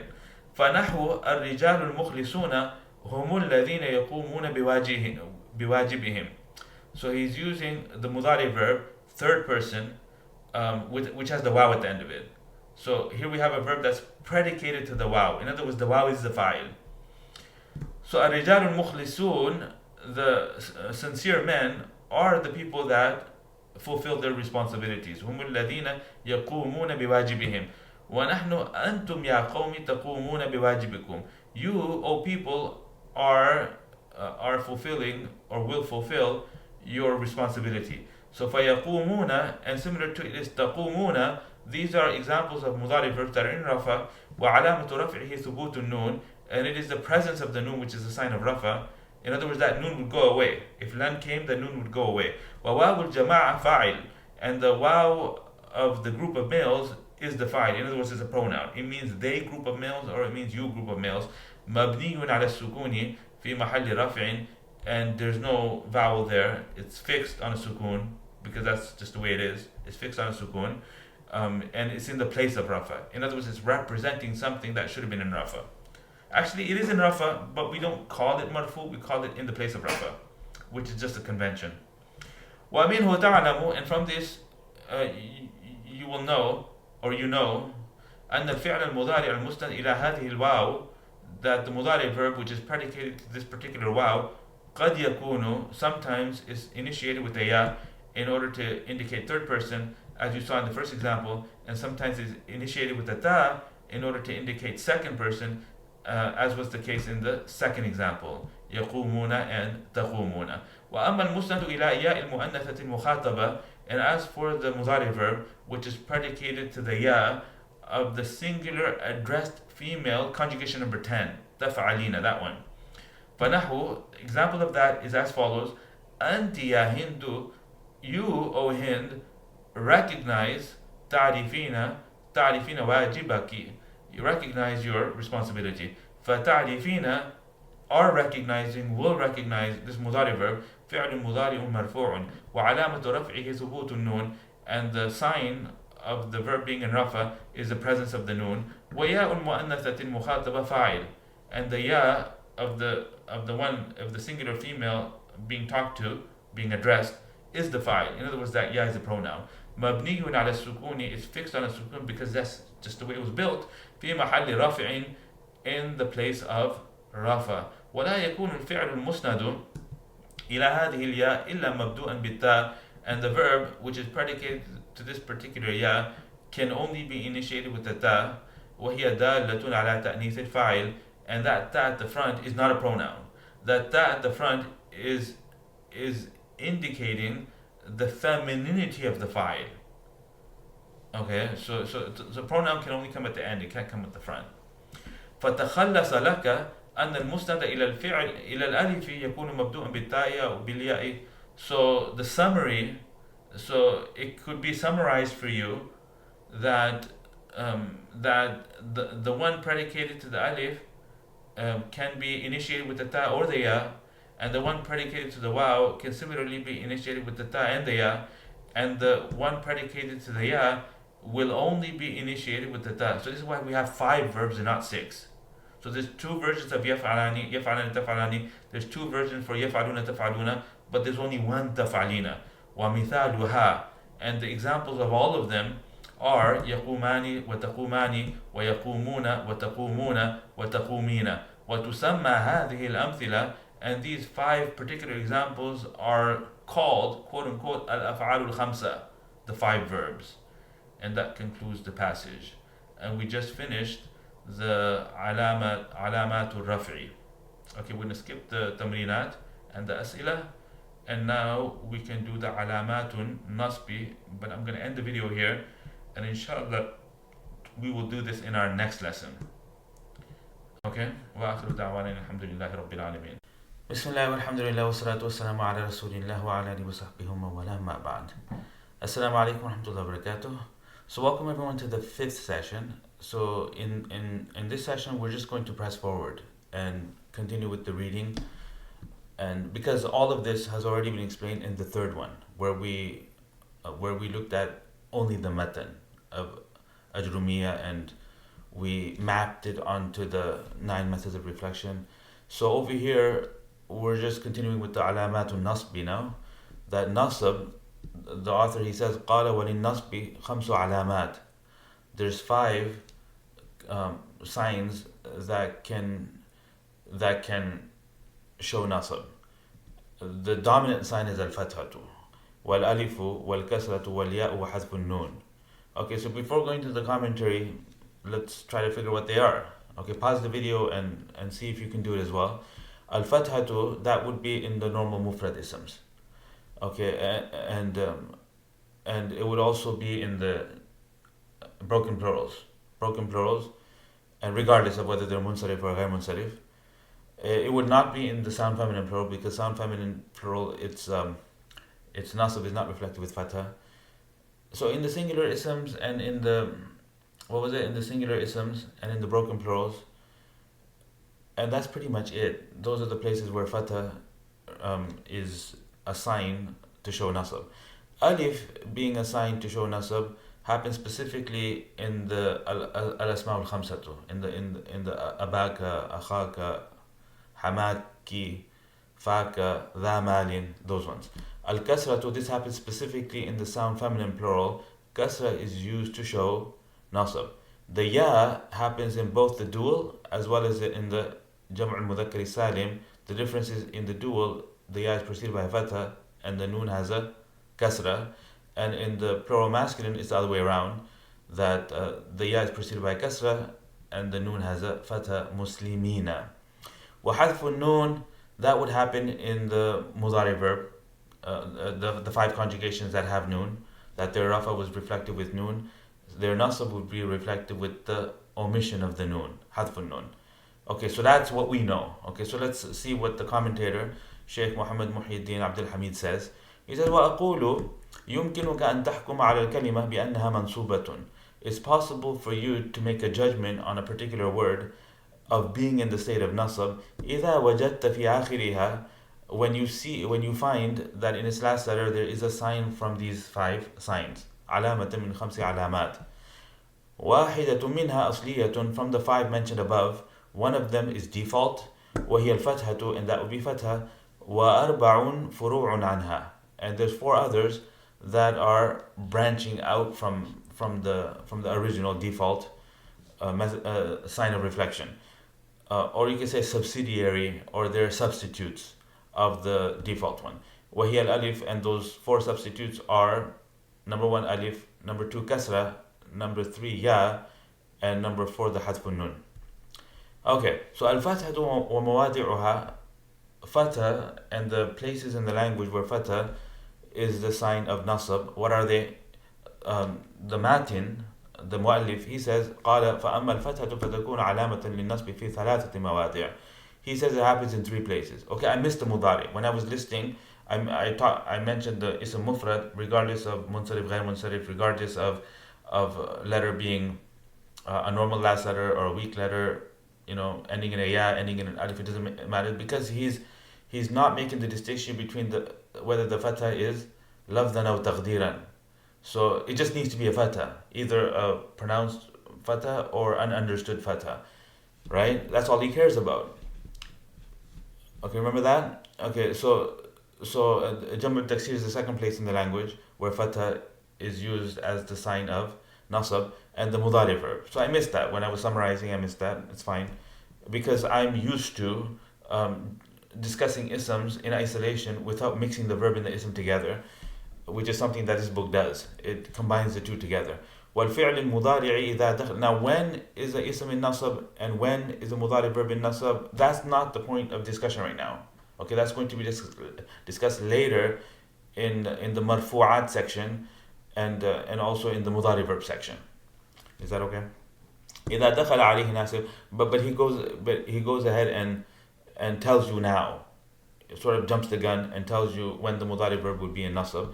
إِذَا دَخَلَ عَلَيْهِ نَاسِبٌ, when the nasab giving particle comes before it. وَلَمْ يَتَّصِلْ بِآخِرِهِ شَيْءٌ, and to the end of it nothing is attached. So nothing here means pronouns, the alif, the waw, the nun niswa, none of those things are attached. And also the nun of emphasis is not attached either. And what else is not attached? لَمْ يَتَّصِلْ بِآخِرِهِ شَيْءٌ. Right, so none of those pronouns is attached, and also the nun al-tawqid is not attached, the la yaf'alanna, la yaf'alani. And we talked about this in the third video. Commentator says, وَأَقُولُ تَكُونُ الْفَتْحَةُ عَلَامَةً عَلَى أَنَّ الْكَلِمَةَ مَنْصُوبَةٌ فِي ثَلَاثَةِ مَوَاضِعٍ. Fatha becomes the sign of a word being in the state of nasab in three places. الموضع الأول الاسم المفرد. The first place is the singular ism, regardless of everything, singular ism. والموضع الثاني, the second place in the language where fatha is used to signify nasab, is Jam' al-Taksir. Again, regardless of whether it's a Jam' al-Taksir that's munsarif or a Jam' al-Taksir that's ghair munsarif. Okay, example of a munsarif one is rijalun, and example of a ghair munsarif one would be fuqara'u and aghniya'u and masajidu. والموضع الثالث, and the third place is الفعل المضارع الذي سبقه ناصب, the mudari verb which is preceded by a nasab giving particle. ولم يتصل بآخره, and to the end of it is not attached this, and he mentions all the things that the mudari verb needs to be free of. The alif of duality, which would happen يفعلاني, تفعلاني, that alif. ولا واو جماعة, nor the waw pronoun that indicates a group of men, ولا ياء مخاطبة, and neither the ya pronoun that's used to indicate the singular addressed female, ولا نون توكيد, nor the noon of emphasis, and also not the noon of a group of women. أما الاسم المفرد فقد سبق تعريفه, and as for the ism mufrad, its definition has preceded. والفتحة تكون ظاهرة. Now he makes the distinction. Shaykh Muhammad Muhyiddin, he makes a distinction between whether the fatha would be pronounced or whether the fatha would be understood. Okay, and we've already talked about this several times. وَالْفَتْحَةُ تَكُونُ ظَاهِرَةً. You see, so the repetition here is actually useful because it relieves you from the need of sitting with charts and mindlessly just trying to memorize it. You see, so the fact that it's coming again and again, this is how learning happens. It's called constant reinforcement. And if you read the books, like the books that are to do with learning, like there's a book, it's Make It Stick. That's the name of the book, Make It Stick, and it's a book worth reading. And if you don't want to read the whole book, there's several good YouTube videos where creators are summarizing the book. And so basically it's about, I can just leave it to it. Okay, so just YouTube it, Make It Stick, and it will explain a process that's used for learning. And if you take it and map it on the way we do things, you'll notice that it's remarkably the same as the way we introduce these topics. And we don't aim for mastery. Okay, we just press forward. And as we're pressing forward, the constant repetition and the gradual, the topics are, you see it again. Okay, so you saw it last week, you see it again. So this is any skill you try to get good at. You want spaced intervals. Okay, so you don't want to sit there and try to cram it, but you want spaced intervals, and you want these things to keep popping up. And this is what's happening, right?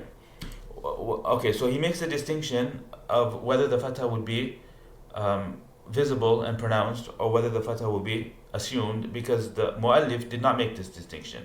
Okay, because it wasn't his concern. It just has to be a fatha according to him. So في نحو لقيت عليا, in example similar to لقيت عليا, and similar to قابلت هندا. So he gives a masculine example and a feminine example. فعليا وهندا. So the word عليا and the word هندا اسمان مفردان are two isms that are singular. وهما منصوبان, and both of them are منصوب. لأنهما مفعولان, due to their being a direct object. وعلامة نصبهما الفتحة الظاهرة, and the sign of their being in nasab is the fatha which is pronounced. والأول مذكر والثاني مؤنث, and it just so happens that the first is masculine and the second is feminine. وقد تكون الفتحة مقدرة, and at certain occasions, sometimes, the qad here means sometimes fatha can be assumed, and that's when you're dealing with an alif or mudaf to the ya first person or just those two places, because in al-qadi it's not assumed, you pronounce it in al-qadi. And he's probably going to say this. وعلامة نصبهما الفتحة. Okay, here. وقد تكون الفتحة مقدرة, and sometimes the fatha is assumed, such as لقيت الفتى ونحو حدثت ليلى, I spoke to Layla. فالفتى وليلى اسمان مفردان منصوبان, are two isms that are singular and mansub. لكون كل منهما وقع مفعولا به, and the reason for the nasab is not the fact that the alif business, or the fatha. The reason for the nasab precedes that. Like, you got to know that first. So it's the verbs that are causing the nasab, because both of these isms are occurring within sentences where they're representing maf'ul bihi. So they are maf'ul bihi. Waqa. So this is a role. So he highlights the role for the nasab. So every time you see nasab, you want to be not just focusing on the sign, but also the role. And the role is actually more important than the sign. Okay, right. And they're both important. وعلامة نصبهما, and the sign of these two being in nasab is the فتحة مقدرة على الألف, is the fatha that's assumed upon the alif. منع من ظهورها التعذر, and what prevented the talaffuz, what prevented that fatha from being visible is the problematic nature of the pronunciation, that it was impossible because alif doesn't support vowels. And we've talked about this many times. وَالْأَوَّلُ مُذَكَّرٌ وَالثَّانِي مُؤَنَّثٌ. And it just so happens that the first one is masculine and the second one is feminine. So the commentator here, he's bringing numerous examples and he's trying to represent all possibilities, even though a lot of these distinctions, they're not relevant. In other words, the gender here, it doesn't play a role in any way, shape, or form. Okay, but he's just being representative of the. He's trying to be more broad with the examples he gives, and it's good. And yeah, but don't attach significance to it. Like, I mean, it doesn't contribute to the discussion at all. The fact that one of them is masculine, the other one's feminine, is purely incidental. Okay, that's what I'm trying to say. وأما جمع التكسير فقد سبق تعريفه. So these meanings, they come to me like when I'm reading. These are the things I think about because I'm used to reading books in tafsir, like the tafsir of Ruh al-Ma'ani or the tafsir of Imam Baydawi, and those scholars, they're very precise in the way they read. They don't use extra words. Okay, so that's why when I see him giving several examples, I'm thinking, is it incidental or is he trying to prove a point? Okay, so that's why I'm sharing these things with you. Okay, let me know in the comments if you find this kind of unpacking to be helpful. Continuing forward. Like, I mean, you don't have to wait for the video to finish. Like, you can scroll down and post a comment now if you want. وأما جمع التكسير, and as for the broken plural, فقد سبق تعريفه أيضا. We've already talked about it. The definition of it has already passed. والفتحة قد تكون ظاهرة. Same distinction here, that the fatha can sometimes be visible on the last letter. نحو صاحبت الرجال ونحو رأيت الهنود. Okay, so صاحبت الرجال رأيت الهنود. I was considerate. رأيت, I guess, would mean I took care of the female's name of a girl. So he's just making examples. So we don't necessarily need to translate every single example. فالرجال والهنود جمع تكسير منصوبان. So the word rijal and the word hunud are two broken plurals. So جمع تكسير. So this is جمعاني. جمع means one plural, جمعاني means two. The noon drops. جمع تكسير منصوبان, and they're both in the state of nasab لكونهما مفعولين, due to their being مفعول به. وعلامة نصبهما الفتحة الظاهرة, and the sign of their being in nasab is the visible fatha. والأول مذكر والثاني مؤنث. The first is masculine, the second is feminine. وقد تكون الفتحة مقدرة, and the fatha can sometimes be muqaddar. So exactly the same repeat of what he talked about in the mufrad, he's now applying the same presentation style in the case of the Jam' al-Taksir. So these books, they're worth reading because like if you're in a teaching environment or if you're trying to explain these things, then it gives you the basis of creating slides. It gives you the basis of presenting, so you can sort of model the way he's doing it. And a lot of this, like, it just flows out naturally. Like I think you get the point I'm trying to make here. وقد تكون الفتحة مقدرة نحو قوله تعالى. He gives some Quranic examples that in broken plurals it's also possible for the fatha to be assumed, and again that would happen if the broken plural is ending in an alif, or if the broken plural is mudaf to the ya first person, and he'll probably give examples for all of those. So he gives some Quranic examples, نحو قوله تعالى, like the saying of Allah subhanahu wa ta'ala, وَتَرَى النَّاسَ سُكَارَى, and you will see the people appearing to be drunk, or actually drunk. You will see the people intoxicated. وَنَحْوُ قَوْلِهِ تَعَالَى وَأَنْكِحُ الْأَيَامَ, and marry off the girls that are orphans. فَسُكَارَى وَالْأَيَامَ جَمْعَ تَكْسِيرٍ مَنْصُوبَانِ. So these are two broken plurals that are mansub لِكَوْنِهِمَا مَفْعُولَيْنِ, due to their being مفعول به. وَعَلَامَةُ نَصْبِهِمَا فَتْحَةٌ مُقَدَّرَةٌ عَلَى الْأَلِفِ, and the sign of their being in nasab is the fatha which is assumed upon the alif. مَنَعَ مِنْ ظُهُورِهَا التَّعَذُّرِ, and the particular reason or the particular obstacle that prevented their pronunciation is the ta'adhur.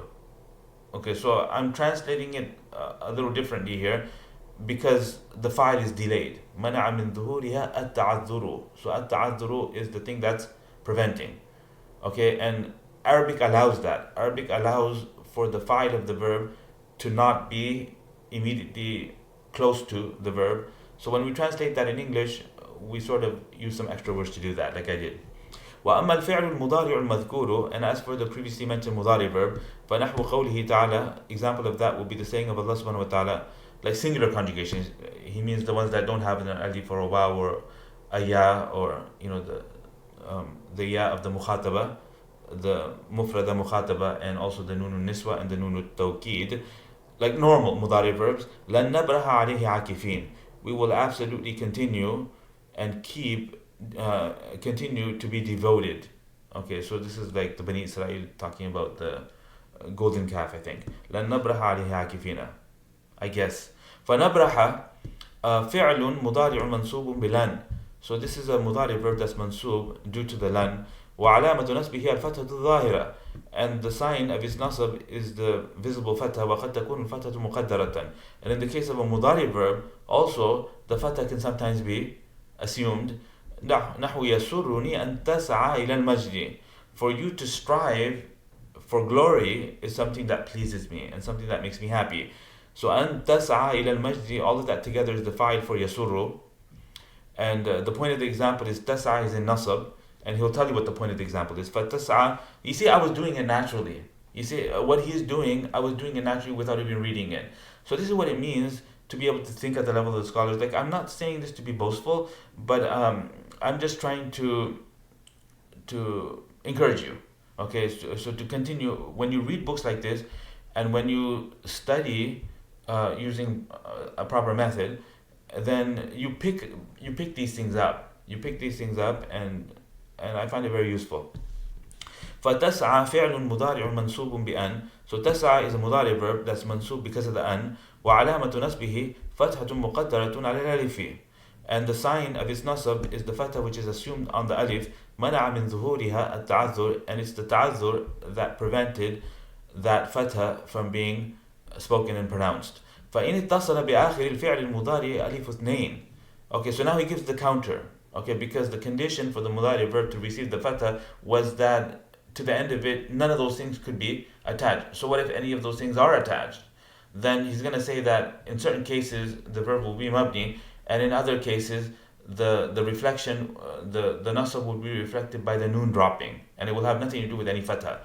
So let's see if he's comprehensive. Let's see if he says all of that. فإن اتصل بآخر الفعل المضارع ألف اثنين. So if to the end of the mudari verb the alif of duality is attached, such as لن يضرب, or the waw of the group of men is attached, such as لن تضربوا, أو ياء مخاطبة, or the ya of the addressed female is attached, نحو لن تضربي, such as لن تضربي, لم يكن نصبه بالفتحة. Then in all of those cases the nasab would not be through the fatha. فَكُلٌّ مِنْ تَضْرِبَ وَتَضْرِبُ وَتَضْرِبِ مَنْصُوبٌ بِلَنْ. Because each one from the tadriba and the tadribu and the tadribi are mansub by the lan. وَعَلَامَةُ نَسْبِهِ حَذْفُ النُّونِ. However, the alama of nasab is not the fatha, it's the omission of the noon. Different method, different sign of nasab. وَالْأَلِفُ أَوِ الْوَاوُ أَوِ الْيَاءُ فَاعِلٌ. And as for the alif, what is it? What is the waw? What is the ya? So he's saying these are pronouns. The alif and the waw or the ya in the third example. فَاعِلٌ مَبْنِيٌّ عَلَى السُّكُونِ are fa'il that is fixed on the sukun. Okay, because like 9 out of 10 times mabni isms don't have a vowel. They're like sakin. في محل رفع, and it would be in the place of rafa because it's representing something that's a place of rafa. So we don't say it's marfu, we say it's in the place of rafa. وَسَتَعْرِفُ ذَلِكَ فِي مَا يَأْتِي. And you will learn all of the details of that soon in the sections that are upcoming. وَإِنِ اتصل بآخره نون توكيد ثقيلة. And if to the end of it is attached the heavy noon of emphasis, the mushaddad one, such as وَاللَّهِ لَن تَذْهَبَنَّ, I swear by Allah you will never go. أو خفيفة, or the light version of it, such as وَاللَّهِ لَن تَذْهَبَنَّ, فَهُوَ مَبْنِيٌّ عَلَى الْفَتْحِ. So in both cases the verb would be mabni on fatha in the place of nasab. Okay, because the lan is still there, right? It's in the place of nasab. But there's a fatha there, but the fatha there is a fixed fatha, because if you take away the lan, the fatha is still there. Tadhabanna. But you wouldn't say tadhabanna, you'd have to say la tadhabanna. okay, which is a separate issue, that the noon of emphasis only comes at the end of the verb when it's accompanied by some form of emphasis on the other side of the verb. So the verb needs to be surrounded by agents of emphasis. You can't use the noon and not have something that balances the emphasis on the other side of the verb. So in the affirmative is لا يفعلن لا يفعلان, and in the negative is lan, because lan is a particle of emphasis. It negates and it also creates emphasis. It doesn't mean will not, it means will never. So that was a side point. Continuing, وَإِنِ اتصل بآخره نون النسوة, and if to the end of it is attached the noon of the group of females, in other words, they group of females or you group of females, نحو لن تدركن المجد إلا بالعفاف. O you group of females, you will not ever attain glory except through being chaste and refraining from illicit activity. فهو حينئذ مبني على السكون في محل نصب.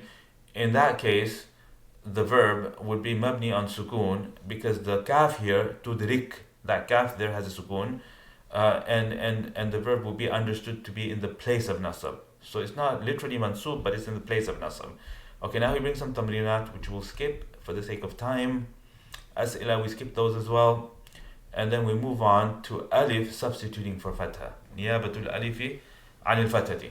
Qala wa amma al-alifu, the mu'allif, the Matn, he says, وَأَمَّا الْأَلِفُ فَتَكُونُ عَلَامَةً لِلنَّصْبِ فِي الْأَسْمَاءِ الْخَمْسَةِ. As for the alif, it will be a sign of nasab within the 5 isms, such as رَأَيْتُ أَبَاكَ وَأَخَاكَ وَمَا أَشْبَهَ ذَلِكَ, in similar examples. وَأَقُولُ, the commentator says, قَدْ عَرَفْتَ فِي مَا سَبَقَ الْأَسْمَاءَ الْخَمْسَةَ. You already know in the earlier sections of the commentary and in earlier sections of the book, you've already come to know of the 5 isms. وَشَرْطَ إِعْرَابِهَا, and the condition for their being mu'rab by way of the waw in the state of rafa, the alif in the state of nasab, and the ya in the state of jar. Those 4 conditions primarily, and then du had its own condition, and the word fu, when combined to a pronoun, fuka, or mudaf to something, then all of that was discussed earlier. وَالْآنَ نُخْبِرُكَ, and now we're informing you بأن العلامة الدالة على أن إحدى هذه الكلمات منصوبة وجود الألف في آخرها. Well, it's not new. Like, I mean, he just stated it, so it's sort of redundant. Okay, so he's like dramatizing it, like, I mean, the commentator. And now we're informing you that the particular sign that indicates that one of these words is in the state of alif is the presence of the alif in its end. So like, if you look at the sentence, وَالْآنَ نُخْبِرُكَ بِأَنَّ الْعَلَامَةَ الدَّالَّةَ عَلَىٰ أَنَّ إِحْدَى هَذِهِ الْكَلِمَاتِ مَنْصُوبَةٌ وُجُودُ الْأَلِفِ. So this وُجُودُ الْأَلِفِ is the khabar of anna. So we have a very compound ism of anna, which is all of that until the word mansubatun. So if you ask you mansubatun, why is it in rafa? You don't say because it's the khabar of anna, this anna. Mansubatun is in rafa because it's the khabar of the nested anna, the one here, ala anna. Okay, pause the video, think about that. Think about that, right? And so what I'm doing is I'm mentally parsing the sentence, like figuring out what's what. And this is infinitely more important. Being able to do this is infinitely more important than memorizing all of these signs that we're discussing here. Okay, is that fine? Yeah, but knowing the signs is also important. Okay, but there's a relative importance. Okay.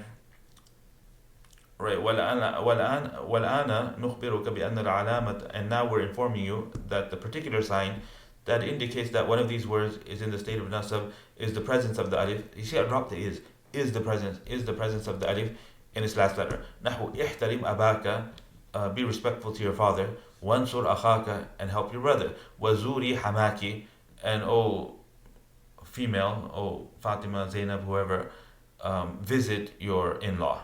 Zuri hamaki, visit your father-in-law. وَنَظِّفْ فَاكَ, and clean or keep your mouth clean. وَلَا تَحْتَرِمْ ذَا الْمَالِ لِمَالِهِ, and do not give respect to a wealthy person because of his wealth. وَلَا تَحْتَرِمْ ذَا الْمَالِ لِمَالِهِ. Awesome examples. I mean, this commentator, he's good in that way. He gives very nice examples that give us a secondary benefit of how to express meanings in an eloquent and beautiful way. فَكُلٌّ مِّنْ أَبَاكَ. So this should have a tadween. فَكُلٌّ مِّنْ أَبَاكَ وأخاك وحماك وفاك وذا المال في هذه الأمثلة ونحوها منصوب. So each of the أباك, أخاك, حماك, فاك, and ذا المال in these examples that we just gave you and other similar examples is منصوب لأنه وقع فيها مفعولا به because it's occurring within the sentence as a مفعول به. Okay, so over there we had احترم the verb, أباك was the مفعول به for احترم. Over here, so they all have verbs before them and they're occurring as the مفعول به for those verbs that are preceding them. وعلامة نسبه الألف, and the sign of the nasb is the alif that is substituting for the fatha نيابة عن الفتحة.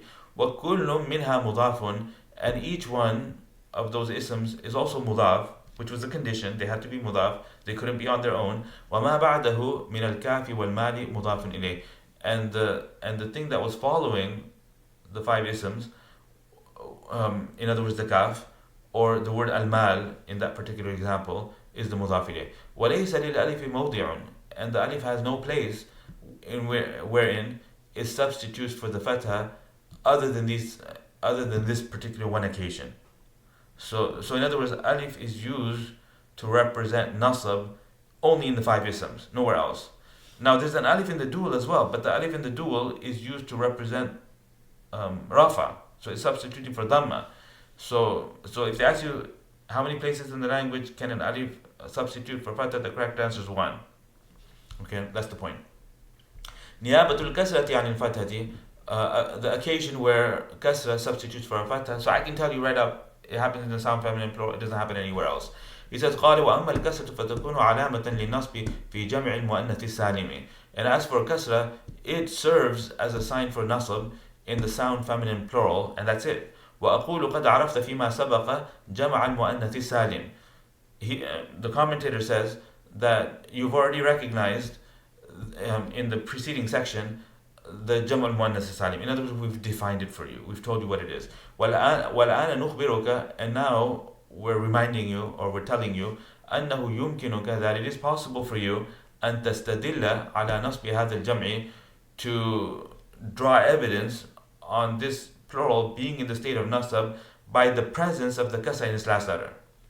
وذلك نحو قولك, and that would be similar to your statement إن الفتيات المهذبات يدركن المجد, that cultured, civilized young ladies will attain glory. Okay, so that's the translation of the example. فَكُلٌّ مِنَ الْفَتَيَاتِ وَالْمُهَذَّبَاتِ. So there's actually two examples there. So there's the word al-fatayat and there's the word al-muhaddabat. One of them is a noun and the other one's an adjective.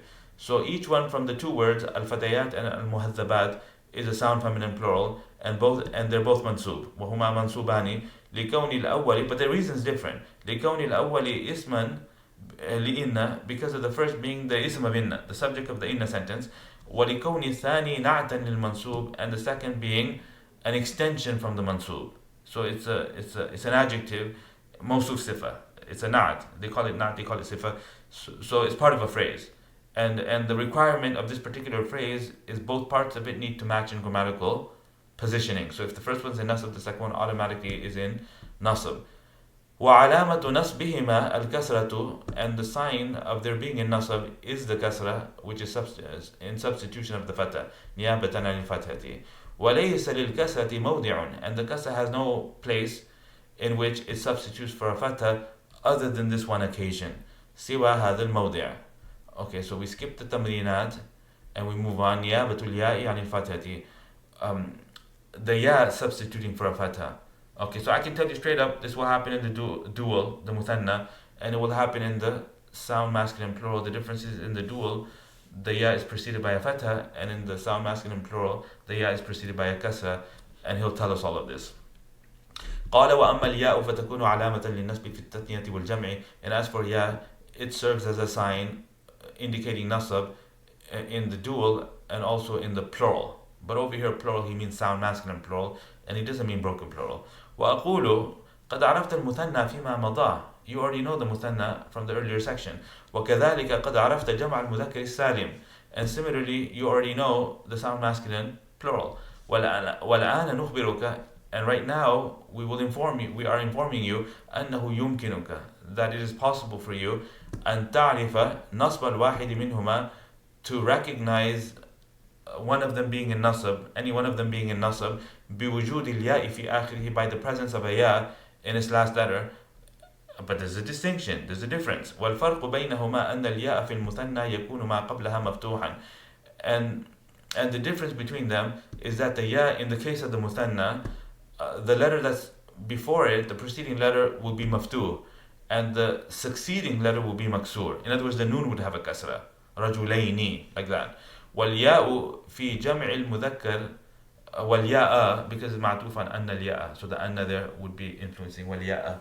وَالْيَاءَ فِي جَمْعِ الْمُذَكَّرِ, and the ya, in the case of the masculine plural, يَكُونُ مَا قَبْلَهَا, that which is before it will be maksur, and that which is following it will be maftuh. In other words, muslimina. So the preceding letter has a kasra, and the noon has a fatha. فَمِثَالُ الْمُثَنَّى نَظَرْتُ عُصْفُورَيْنِ فَوْقَ الشَّجَرَةِ. I saw 2 sparrows above the tree. نَظَرْتُ عُصْفُورَيْنِ فَوْقَ الشَّجَرَةِ. And a second example, وَنَحْوُ اشْتَرَى أَبِي, my father purchased كِتَابَيْنِ لِي وَلِأَخِي, 2 books for myself and for my brother. وَكُلٌّ مِّنْ عُصْفُورَيْنِ وَكِتَابَيْنِ. And each of these 2 words, mansubun, is in nasab لِكَوْنِهِ مَفْعُولًا بِهِ, due to it being a direct object, مفعول به. وعلامة نسبه الياء المفتوح ما قبلها المكسور ما بعدها. And the sign of its nasab is the particular ya, the letter before which is maftuh, and the letter following which is maksur. So notice how I translated that. وعلامة نسبه الياء المفتوح ما قبلها المكسور ما بعدها. And the sign of its nasab is the ya, the letter before which is maftuh, and the letter following which is maksur. So the which, where's that coming from? Okay, so we can have that discussion. I mean, but it would suck up another 5 minutes of our time, and I think I'll leave it. Okay, so if you want to comment underneath the video and explain how exactly that translation was achieved, then I can check your understanding. Okay, and that's meant for advanced students, like a Hidayah to Nahw student, or a person who's been studying using a solid method for over 6 months.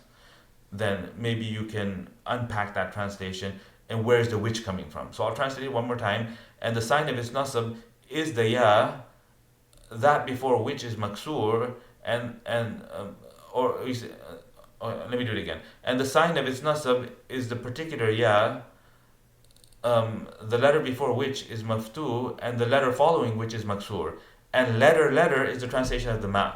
Like that before which I substituted the word that for what's actually being intended here. In other words, it's a letter that's before and it's a letter that's after. So you could have said letter, but he's using the vague relative pronoun ma. Okay, so in that translation, where did the which come from? The letter before which is maksur, and the letter following which is maksur. لأنه مثنى, due to it being a dual. والنون عوض عن التنوين, and the noon that you're seeing on عصفورين and كتابين is a compensation for the tanween that was there in the singular version في الاسم المفرد. ومثال جمع المذكر السالم, and the example of the sound masculine plural is إن المتقين ليكسبون رضا ربهم. Verily, the God-fearing are earning and are acquiring the pleasure of their Lord. ونحو نصحت المجتهدين بالانكباب على المذاكرة, that I advise the hard-working students to fall on, or to become immersed and to become obsessed with مذاكرة, with revision. فكل من المتقين والمجتهدين, so both of these isms, متقين and مجتهدين, are mansub لكونه مفعولا به, because it has a verb before it, نصحت, and no, in one case it's because of مفعول به, and in the other case it's because of ism of إن المتقين. منصوب لكونه مفعولا به. Okay, so I guess he forgot that he gave two examples, and in one example there was no verb. إن المتقين doesn't have a verb before it, so it's not مفعول به. متقين is nasab is because it's ism of inna. But again, it's purely incidental, because the point of the chapter is not to tell you the roles of why isms are in nasab, but the point of the passage is to illustrate that the nasab is reflected with a ya. So there's a difference between the role and the reflection, which is what I keep telling you. Okay, is that fine? وعلامة نصبه الياء المكسور ما قبلها المفتوح ما قبلها, and the sign of المتقين and المجتهدين being in nasab is the ya, the letter before which is maksur and the letter following which is maftuh. In other words, particular ya. لأنه جمع مذكر سالمون, because it is a sound masculine plural. So it's not جمع مذكر سالمون. That's a mistake. لأنه جمع مذكر سالمون, because it is a sound masculine plural. Because جمع مذكر is a phrase. It's a plural of the masculine which is intact. So the word salim is sifa, is not for the mudaf, and it's not for the mudhakkar, because alternatively it could have been like this: لأنه جمع مذكر سالم. That's a mistake. جمع مذكر سالم is also a mistake. The proper way to do is جمع مذكر سالم. Now all three of the words are without al. Now if there was al, it would be more intuitive. Like up here, وَمِثَالُ جَمْعِ الْمُذَكَّرِ السَّالِمِ. It's all in jar, so it doesn't really make a difference. But if mithal wasn't there, it would be جَمْعُ الْمُذَكَّرِ السَّالِمُ, like that. جَمْعُ الْمُذَكَّرِ السَّالِمُ. And as-salim would be sifa for jam'u. Okay, so that's like a side topic, and let's continue. وَالنُّونُ عِوَضٌ, because one of the objectives of these sessions is to show you how reading without vowels is achieved, right? So I'll draw your attention to those things from time to time, and you can let me know about that as well in the comments if you find that helpful. لأنه, now if this was a live class and I had students in front of me, I could sort of ask them, and they could tell me, oh, do more of that. Okay, so let's continue. وَالنُّونُ عِوَضٌ عَنِ التَّنْوِينِ, and the noon, similar to how it was in the dual, here too, it's in compensation of the tanween that would have been there in the case of the mufrad ism. Okay, so we leave the tamrinat, and we also, so now نيابة حذف النون عن الضمة. Okay, so somebody's already corrected this. It should be like this: نيابة حذف النون عن الفتحة. صواب عن الفتحة. It should be like this: omission of noon substituting for a fatha. Okay, because we're in the places وَلِلنَّصْبِ عَلَامَاتٌ. Remember, this whole this whole section of the Matn was to develop and to talk about the places where the signs of nasab in particular. So عَنِ الضَّمَّةِ is a mistake. Like, I mean, whoever edited this book made a mistake there. So somebody's already corrected it before creating the scan with a pen. قال, and if you look at other editions of the book, the error probably is not in there. قال وأما حذف النون فيكون علامة للنصب. And as for omission of noon, then it serves as a sign for nasab في الأفعال الخمسة, within the 5 verbs التي رفعها بثبات النون, the rafa of whom was through the presence of the noon. وأقول, okay, now he's just going to repeat all of that. Okay, it's not that lengthy, so let's do it. For the reading practice, for nothing else, reading without vowel practice. وأقول قد عرفت مما سبق ما هي الأفعال الخمسة. And I say that you've already come to know in the section that preceded what are the ما هي الأفعال الخمسة, what are they, the 5 verbs, what is meant by the 5 verbs. والآن نخبرك أنه يمكنك أن تعرف نصب كل واحد منها إذا وجدت النون التي تكون على, or إذا وجدت النون, okay, like مخاطب. And now we're informing you that it is possible for you to recognize the nasab of every one of those 5 verbs when you find a noon that is the التي تكون علامة الرفع, that would have been, like in the other scenario, that would have been the sign of rafa, you find it omitted, محذوفة. So محذوفة, why is it in nasab? Okay, so pause the video, think about that. Let me reread that again. والآن نخبرك أنه يمكنك أن تعرف نصب كل واحد منها إذا وجدت النون التي تكون علامة الرفع محذوفة. So why is محذوفة النصب? If you said because it's the second مفعول به for وجد, that would be correct. Because وجد has, you find something to be in a particular way. So the النون التي تكون علامة الرفع would be the first مفعول به, and محذوفة would be the second مفعول به. ومثالها في حالة النصب قولك, and the example of one of these verbs in the state of nasab is your statement. Actually, he gives several examples to highlight like many of them. Okay, like the conjugation number 9 and conjugation number 3, and maybe even he'll throw in a dual example, a couple of dual examples, and maybe a singular feminine example as well, like the mufrad mukhataba example. Okay. يسرني أن تحفظوا دروسكم.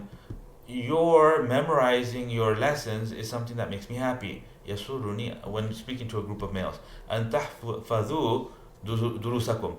And ونحو, and similar to يؤلمني or يؤلمني من الكسالى أن يهملوا في واجباتهم.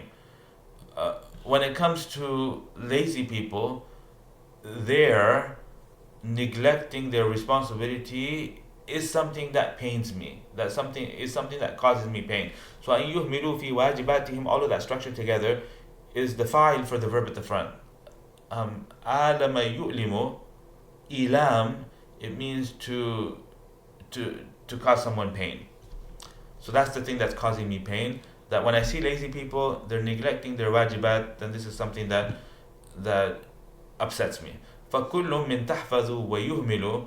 But the point of the example is the verb that's coming after the an. In this case is تحفظ, and in this case يهمل. Each one of them is a mudari verb mansub because of the an. وعلامة نصبه حذف النون, and the sign of its nasab is the omission of the nun. وواو الجماعة فاعل, and the waw of the group of males is the fa'il, and it's mabni on sukun in the place of rafa. وكذلك المتصل, and similar is the one that's attached. وكذلك المتصل بألف الاثنين, and similarly the verb that's attached to the alif of duality. نحو يسرني أن تنالا رغباتكما, that for the two of you to attain your goals is something that pleases me. والمتصل بياء المخاطبة, and the one that attaches to the ya of first person. But it's not the mudari attaching to the ya, it's the ya attaching to the mudari. So I mean, the expression could have been better, the way he's expressing it here. Okay, but it's a minor point. نحو يؤلمني أن تفرطي في واجبك. And for you, O female, to be negligent in your responsibility is something that upsets me, something that causes me pain. وقد عرفت كيف تعربهما, and you already know how to parse these sentences, how to do i'rab of them. Okay, so if you want to do it, the parsing method, you say يؤلم is a verb, and the ya pronoun is the maf'ul bihi, and the verb is empty, it's not carrying a pronoun, and أن تفرطي في واجبك, all of that together will be the fa'il, and then you have تفرطي, the verb is in nasab, and the sign of the nasab is the omission of the noon. The ya is the fa'il, that's mabni on sukun, and it's in the place of rafa. Okay, and the rest of it I think is okay. And then we'll skip the tamrinat, and we'll also skip the as'ila. Okay, علامات الخفض, the signs of jar. قال وللخفض ثلاث علامات. The author, he says that jar has three possible reflections. الكسرة والياء والفتحة. Kasra happens in the singular isms that are munsarif. They have to be munsarif. In order to receive a kasra, they have to be munsarif. And it happens in broken plurals that are munsarif. Okay, where else is kasra a sign of jar? I guess that's it, right? Just those two places. And the ya is a sign of jar in the dual and in the Jamal Mudhakkar Salim, and Fatha is a sign of jar in the Mala Yansarif, in the change restricted words. And I think that concludes. And also That's it. And jar doesn't occur within verbs. So the mudari verb doesn't enter the equation. وأقول يمكنك أن تعرف أن الكلمة مخفوضة. I say that it's possible for you to recognize that a particular word is in jar إذا وجدت فيها واحدا من ثلاثة أشياء, when you find within it one of three things. So up there it was وجدت النونة, because to be consistent, because this can't be anything else. Is وجدت النونة up there? When I was thinking, is it وجدت النون or is it وجدت النونة? It's وجدت النونة محذوفة, when you find the noon to be omitted, not the noon is found omitted, which would be the alternate translation there. إذا وجدت فيها واحدا من ثلاثة أشياء, when you find one of these three things, الأول والكسرة, and that's the default because he's specifying every time that which one is the primary dominant one and the other ones will be subsidiary or substitutes. وهي الأصل في الخفض, and kasra is the default vowel or the default reflection, default sign in the to represent jar. والثانية الياء, and the second is ya, and the third is fatha. وهما فرعان عن الكسرة, and both of those are substitutes for the kasra. ولكل واحد من هذه الأشياء الثلاثة مواضع, and every one of these three things have occasions يكون فيها in which they occur. وسنذكر ذلك تفصيلا فيما يلي, and we will clarify this in detail in the upcoming section. الكسرة ومواضعها, kasra in the places where kasra happens. قال فأما الكسرة فتكون علامة للخفض في ثلاثة مواضع. Okay, yeah, so I forgot the Jama Muannas Salim. When I was listing, I forgot the kasra is also the sign of jar in the sound feminine plural. I mentioned two, I forgot the third one. Okay, because I'm not used to organizing it in this way. فأما الكسرة فتكون علامة للخفض. Kasra serves as a sign for jar in three places in the fully declinable singular ism. So earlier he was just saying al-ism al-mufrad, but this time he adds the extra clause, the modifier, that it has to be the munsarif singular ism. Okay, and in the munsarif broken plural, and in the sound feminine plural. Okay, we could just stop there. It's pretty clear. The commentary is going to elaborate on this now. وَأَقُولُ لِلْكَسَّةِ ثَلَاثَةُ مَوَاضِعَ. I say that kasra has three occasions. تَكُونُ فِي كُلِّ وَاحِدٍ مِنْهَا. In each one of them, the kasra is the sign of the fact that the ism is in jar. على أن الاسم مخفوض. الموضع الأول الاسم المفرد المنصرف. The first place is the fully declinable singular ism. وقد عرفت معنى كونه مفردا, and you already know what it means for it to be mufrad. ومعنى كونه منصرفا, and also what it means for it to be munsarif. No, I made a mistake there. I took ومعنى كونه منصرفا and I considered it ma'atuf, part of the maf'ul bihi of عرفت, and that was a mistake. Okay, so this is like this. وقد عرفت معنى كونه مفردا, and you've already understood the meaning of mufrad. ومعنى كونه منصرفا أن الصرف. So it's a new sentence. معنى كونه منصرفا is the mubtada.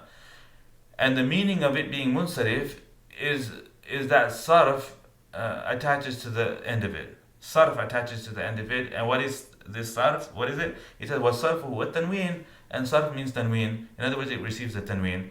I would expand on that, and I would say what it means for a particular ism to be munsarif is it gets all three vowels, then it gets a tanween. So I describe that in English, fully declinable. So when I say fully declinable, it means all possible vowel endings are acceptable. So all three vowels along with tanween.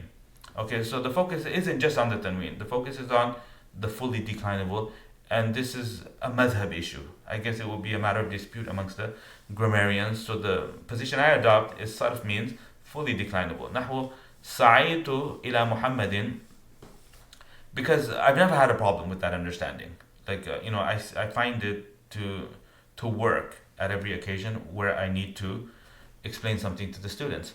نحو سعيت إلى محمد. So here we have a singular ism which is munsarif. ونحو رضيت عن علي. I am pleased with Ali. ونحو استفدت من معاشرة خالد. That I've benefited from socializing with Khalid. ونحو أعجبني خلق بكر. that Bakr's character and good character impresses me. فَكُلٌّ مِّن مُحَمَّدٍ وَعَلِيٍّ. So each one of these, Muhammad and Ali is مخفوض, it's in jar, لدخول حرف الخفض عليه, because it has a preposition immediately preceding it. So Muhammad has ila before it, and Ali has an before it. And in the third example, it's because of mudaf ilayh. In the third and fourth example, Khalid is mudaf ilayh and Bakr is mudaf ilayh. He's going to say that. وَكُلٌّ مِّن خَالِدٍ وَبَكْرٍ. But before that he says وَعَلَامَةُ خَفْتِهِ, and the sign of its being in jar is the pronounced explicit fatha. وكل من خالد وبكر مخفوض لإضافة ما قبله إليه. And each one of the two words Khalid and Bakr is in jar due to the word before it being mudaf towards it. So the earlier ism is inducing the kasra on Khalid and Bakr. وعلامة خفضه الكسرة الظاهرة أيضا. And here too, the sign of it being in jar is the explicit pronounced kasra. ومحمد وعلي وخالد وبكر, all four of them أسماء مفردة, are singular isms, but that's not enough. At this occasion they have to also be munsarif, so he says that وهي منصرفة, and they are fully declinable للحوق التنوين لها, due to the tanween attaching to them. والموضع الثاني, the second place of the three in the language where jar is reflected with kasra, is the جمع التكسير المنصرف, the fully declinable broken plural. وقد عرفت بما سبق معنى جمع التكسير. And in the earlier section you've already come to know what the meaning of broken plural. وعرفت في الموضع الأول هنا, and in the first occasion right now, in other words the previous paragraph, you've understood, and عرفت means understood, and you now know what it means for something to be munsarif. وذلك نحو, and the example of that is such as مررت برجال كرام. So it's actually two examples. So رجال and كرام. So رجال is because of the immediate preposition before it, and كرام is because of na'at, because of extension. ونحو, because it has to match. ونحو رضيت عن أصحاب لنا شجاع. Again we have two examples. So broken plurals and they're munsarif. I am happy with my colleagues that are brave. عن أصحاب, our colleagues which are brave. أصحاب لنا شجعان. فكل من رجال وأصحاب. So every one of the two words رجال and أصحاب is مخفوض لدخول حرف الخفض عليه, because of the entry of the preposition prior to it. وعلامة خفضه الكسرة الظاهرة, and the sign of it being in jar is the explicit kasra. وكل من كرام وشجعان, and each one of the two words kiram and shuja'an is mafuz because it's a na'at for the mafuz, because it has to match the earlier noun, which is in jar because of its own reason, which would be the preposition prior to it. وعلامة خفضه الكسرة الظاهرة أيضا, and the sign of the khafz here too is the explicit kasra. ورجال وأصحاب وكرام وشجعان, all four of them are جموع تكسير. But not only that, وهي منصرفة, they're also fully declinable للحوق التنوين لها, due to the tanween being attached to them. والموضع الثالث جمع المؤنث السالم. You know what? I like the repetition here. Like, it doesn't bother me, okay? Because I think it's fun. Okay, what do you think? والموضع الثالث جمع المؤنث السالم, and the third place where this happens, where what happens, I'm sort of forgetting, where kasra, where kasra is the sign of jar. In other words, the default jar. The third place in the language is the sound feminine plural. جمع المؤنث السالم. وقد عرفت بما سبق معنى جمع المؤنث السالم. And in the earlier section, you've already recognized what it means for something to be جمع المؤنث السالم. وذلك نحو, and then he launches into the example, نظرت, I look towards, إلى فتيات مؤدبات, some civilized, well-mannered women or young girls. ونحو رضيت عن مسلمات قانتات, I am pleased with the Muslim women that are obedient. فكل من فتيات ومسلمات, so each one of the two nouns, فتيات and مسلمات, is مخفوض لدخول حرف الخفض عليه, because of the preposition directly entering upon them. وعلامة خفضه الكسرة الظاهرة, and the sign of their being in jar is the visible kasra. وكل من مؤدبات وقانتات, and each one of the two nouns مؤدبات and قانتات is مخفوض, is in jar. لأنه تابع للمخفوض, because it's an extension of something earlier which was in jar. تابع means extension. Or he could have just said not. Not is more specific and تابع is more general. وعلامة خفض, because معطوف is تابع as well. بدل is تابع as well.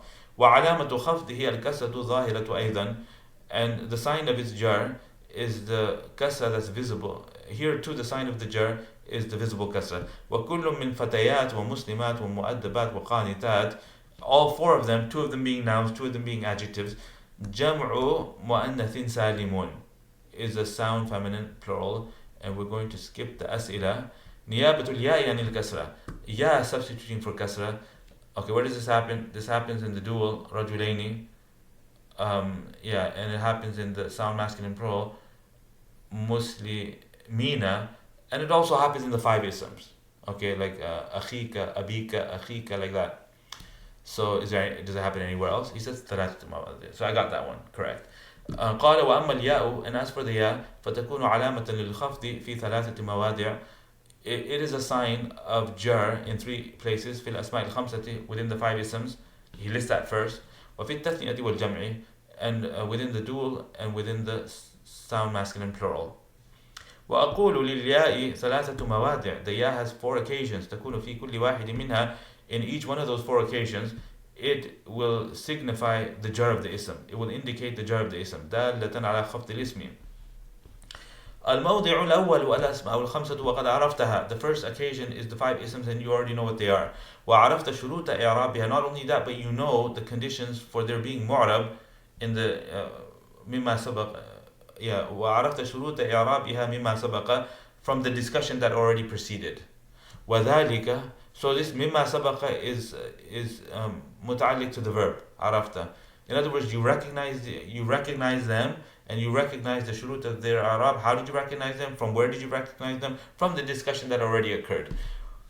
وذلك نحو سلم على أبيك صباح كل يوم. Say salam to your father every morning. ونحو لا ترفع صوتك, do not raise your voice, على صوت أخيك الأكبر, above the voice of your elder brother. ونحو لا تكن محبا لذي المال, do not be one who loves an affluent person, إلا أن يكون مؤدبا, except due to their being well mannered. In other words, not because of their wealth, but because of their akhlaq. فكل من أبيك وأخيك وذي المال. So each one of these 3 phrases, أبيك, أخيك, and ذي المال. Well, the point of the example is not the whole phrase. The point of the example is the أبي part, the أخي part, and the ذي part is مخفوض. لدخول حرف الخفض عليه, due to the preposition entering before them, entering upon them. وعلامة خفضه الياء, and the sign of the jar is the ya. والكاف في الأولين ضمير المخاطب, and the kaf in the first 2 examples is the pronoun of the second person male. وهي مضاف إليه, and grammatically that pronoun is a mudaf ilayh, and it's mabni on a fatha, and it's in the place of jar. Okay, because the ka has a fatha, and if it was a kasra, it would be like ki, speaking to a female. So there's no grammatical significance to the fatha, but there is meaning significance, because it distinguishes. Well, it's a different word, so we wouldn't use the distinguishing. You see, I made a mistake there.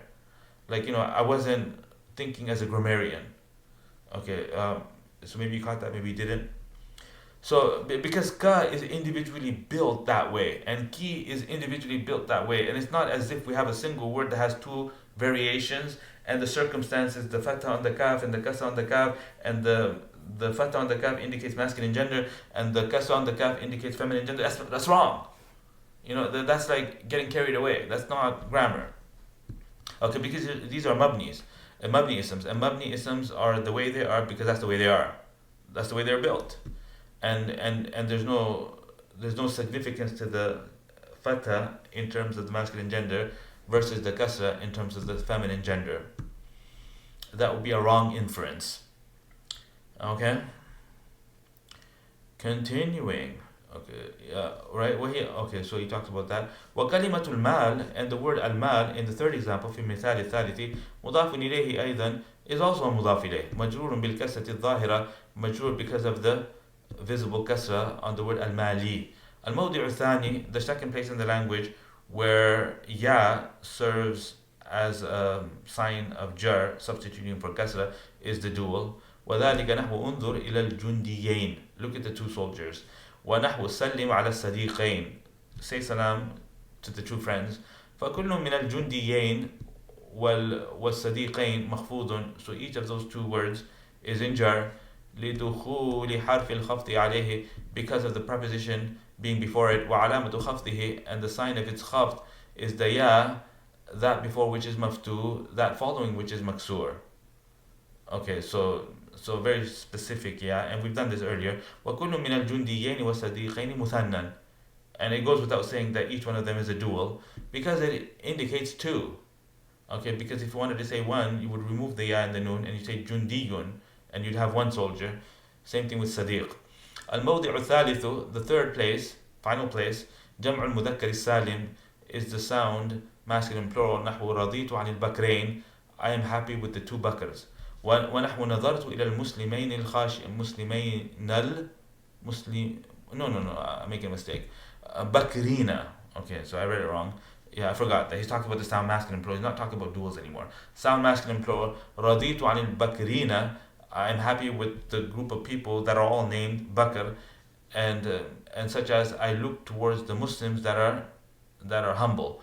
إلى المسلمين الخاشعين, فكل من البكرين والمسلمين مخفوض. Each one of them is in jar, and the reason for the jar is not the ya. The reason for the jar is the syntax, is the fact that they're being preceded by a preposition. لدخول حرف الخفض عليه. وعلامة خفضه, and the sign of it being in jar is the ya, which has a kasra. No, see, mistake. The ya doesn't have a kasra. It's the letter before which has a kasra. The ya is sakin. The letter before which is so ما قبلها المفتوح ما بعدها.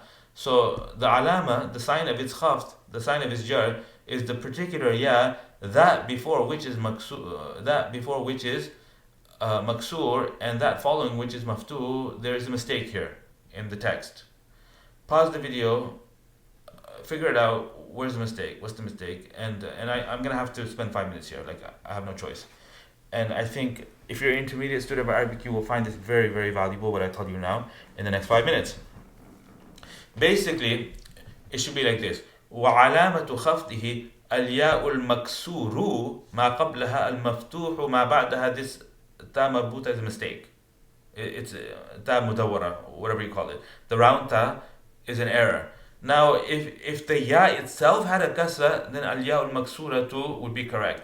So when I mistranslated at the beginning, it wasn't for no reason. It was because I was reading it, and subconsciously, my subconscious picked up on the ta there, and I felt that it's the ya itself that has the kasra, which is not what the author is trying to communicate. He's trying to say the ya is such that the letter before which has a kasra and the letter following which is a fatha, so he's describing something other than the mawsuf. So here's the discussion. He mentions it in the Hidayat Nahu book that na'at is of two types. There's two kinds of sifa. There's two kinds of adjectives when you're dealing with the mawsuf in a sifa. There's a sifa that describes an attribute of the mawsuf. So you say tall boy, or you say intelligent girl, so that waladun tawilun and bintun rashidatun, so the tul is the boy's attribute that we're describing with that adjective, the boy himself, or the girl's attribute, the girl's intelligence that we're describing with the rashidatun or the aqilatun, whatever adjective. You see? And then there's the category of sifa that doesn't describe the mawsuf. It doesn't describe an attribute of the mawsuf. It describes an attribute of something associated to the mawsuf. Okay, and the example of this is in the Quran where it says, "O Allah, protect us, O Allah, deliver us from min hadhihi al-qaryati al-zalimi ahluha." Min hadhihi al-qaryati al-zalimi ahluha. From this town, from this village, the citizens of which, the occupants of which are oppressive and they're cruel. So deliver us, rescue us from this city, the citizens of which are cruel and oppressive. So it's not the city itself that possesses the attribute of being dhulm. So the dhulm is within the citizens of. Or, you see, does that make sense? So the difference in terms of the rulings is that type 1 of sifa matches the mawsuf in gender and also definite indefinite value and also in i'rab. So it has a full correspondence with the earlier word. Type 2 doesn't match. It's not supposed to match. So the letters of the alphabet are actually feminine, in case you didn't know. So if I wanted to say alif has a kasra, I wouldn't say alifu maksurun. I would say alifu maksuratun, that the alif has a kasra. Nunun maksuratun, a nun that has a kasra. And you already know this. Like if you're watching these videos, then the assumption is you've studied this, that letters of the alphabet are considered feminine. So if the ya itself had the kasra, it would be al-ya'ul maksuratu. Now type 2 of the sifa does not correspond with the mawsuf, the preceding ism, in gender, but instead the gender of the upcoming noun is more important. So look in the verse, min hadhihi al-qaryati al-zalimi ahluha. So over here we have the qarya, which is a feminine word, and we have the ahlu, which means the occupants and the inhabitants and the citizens, and that ahlu word is masculine. So what's going on is that the word al-zalim is behaving like a verb, and it's giving rafa to the upcoming ahlu. It's giving rafa to the upcoming ahlu, and when you have a fi'al and a fa'il, there has to be correspondence in gender. So al-zalimi is in consideration of the ahl being masculine, and the qarya word is feminine. So we have a mismatch between the mawsuf and the sifa, because the sifa needs to worry about the upcoming noun. So over here, the ma qablaha is the fa'il for maksura, for maksur. So the thing that's actually maksur is the ma qablaha, and ma qablaha has a phrase, the letter before which is maksur. So you see my translation, and the alama and the sign of his jar is the particular ya is the particular ya, the letter before which is maksur, and the letter following which is maftu. Okay, you got that? So the meme and the noon. He's talking about the meme having a kasra and the noon having a fatha, and now this is not fully explained. So this is an error. It's a misprint. It's a typo. And hopefully you found that correction and the ensuing discussion valuable and beneficial. So stick around, keep watching these videos inshallah, and these are the kinds of things that we'll share with you, Allah willing.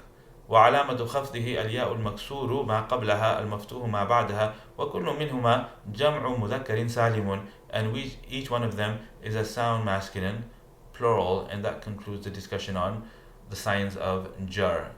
And now he's going to move on to well, actually there's more niyaba, that niyabatul fathati al kasrati, which happens in the ma la yansarif, in the mamnu min as-sarf.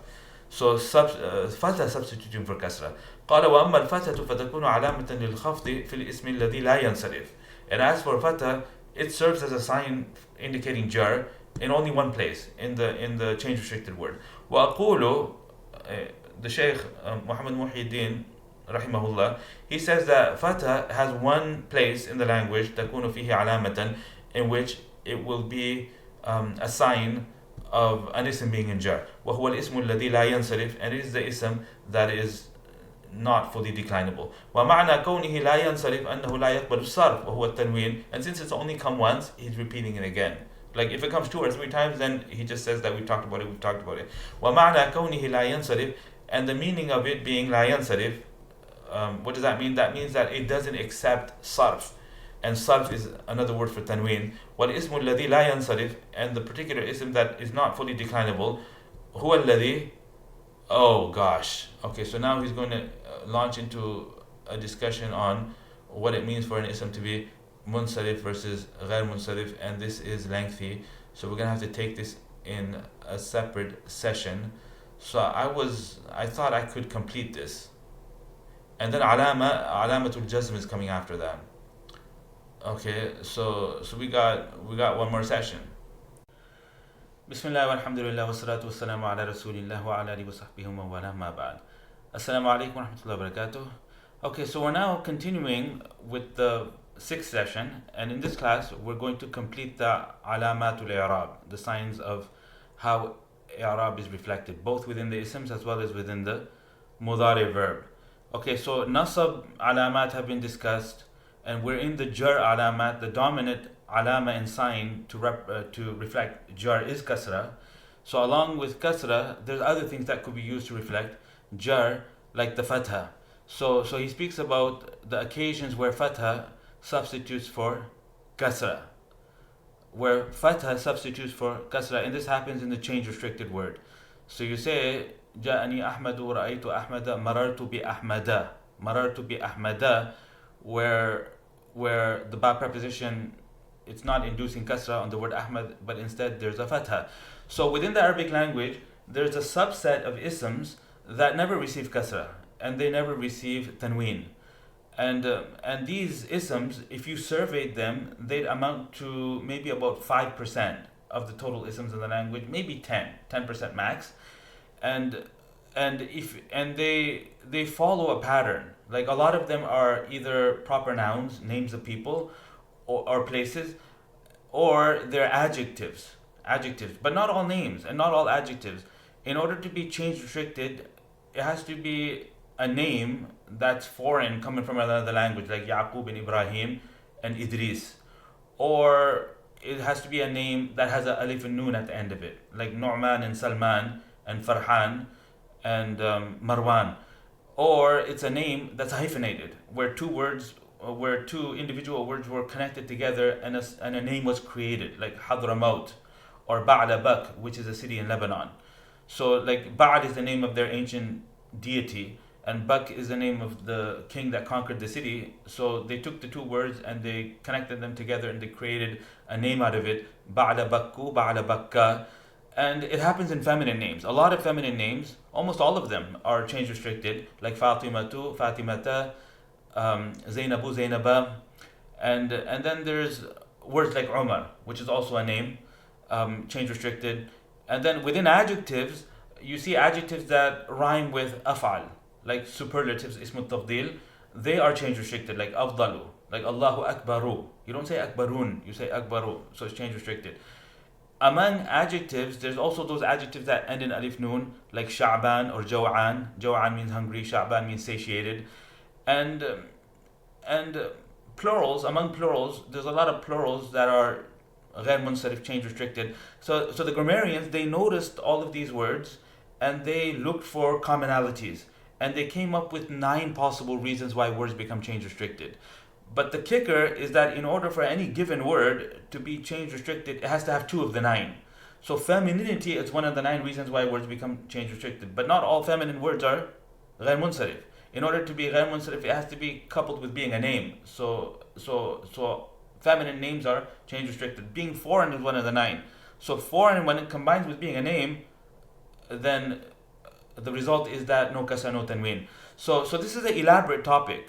Okay, so the commentator here, he does a really good job explaining the total possible causes, the ilal, the reasons why words become change restricted. It's called asbabu man'i sarf, or ilal. He uses the term ilal. In the Hidayat al-Nahu book, he says asbabu man'i sarf wa hiya tis'atu asbabin, and there's 9 causes, and in order for any given word to be change restricted, it has to have 2 of the 9.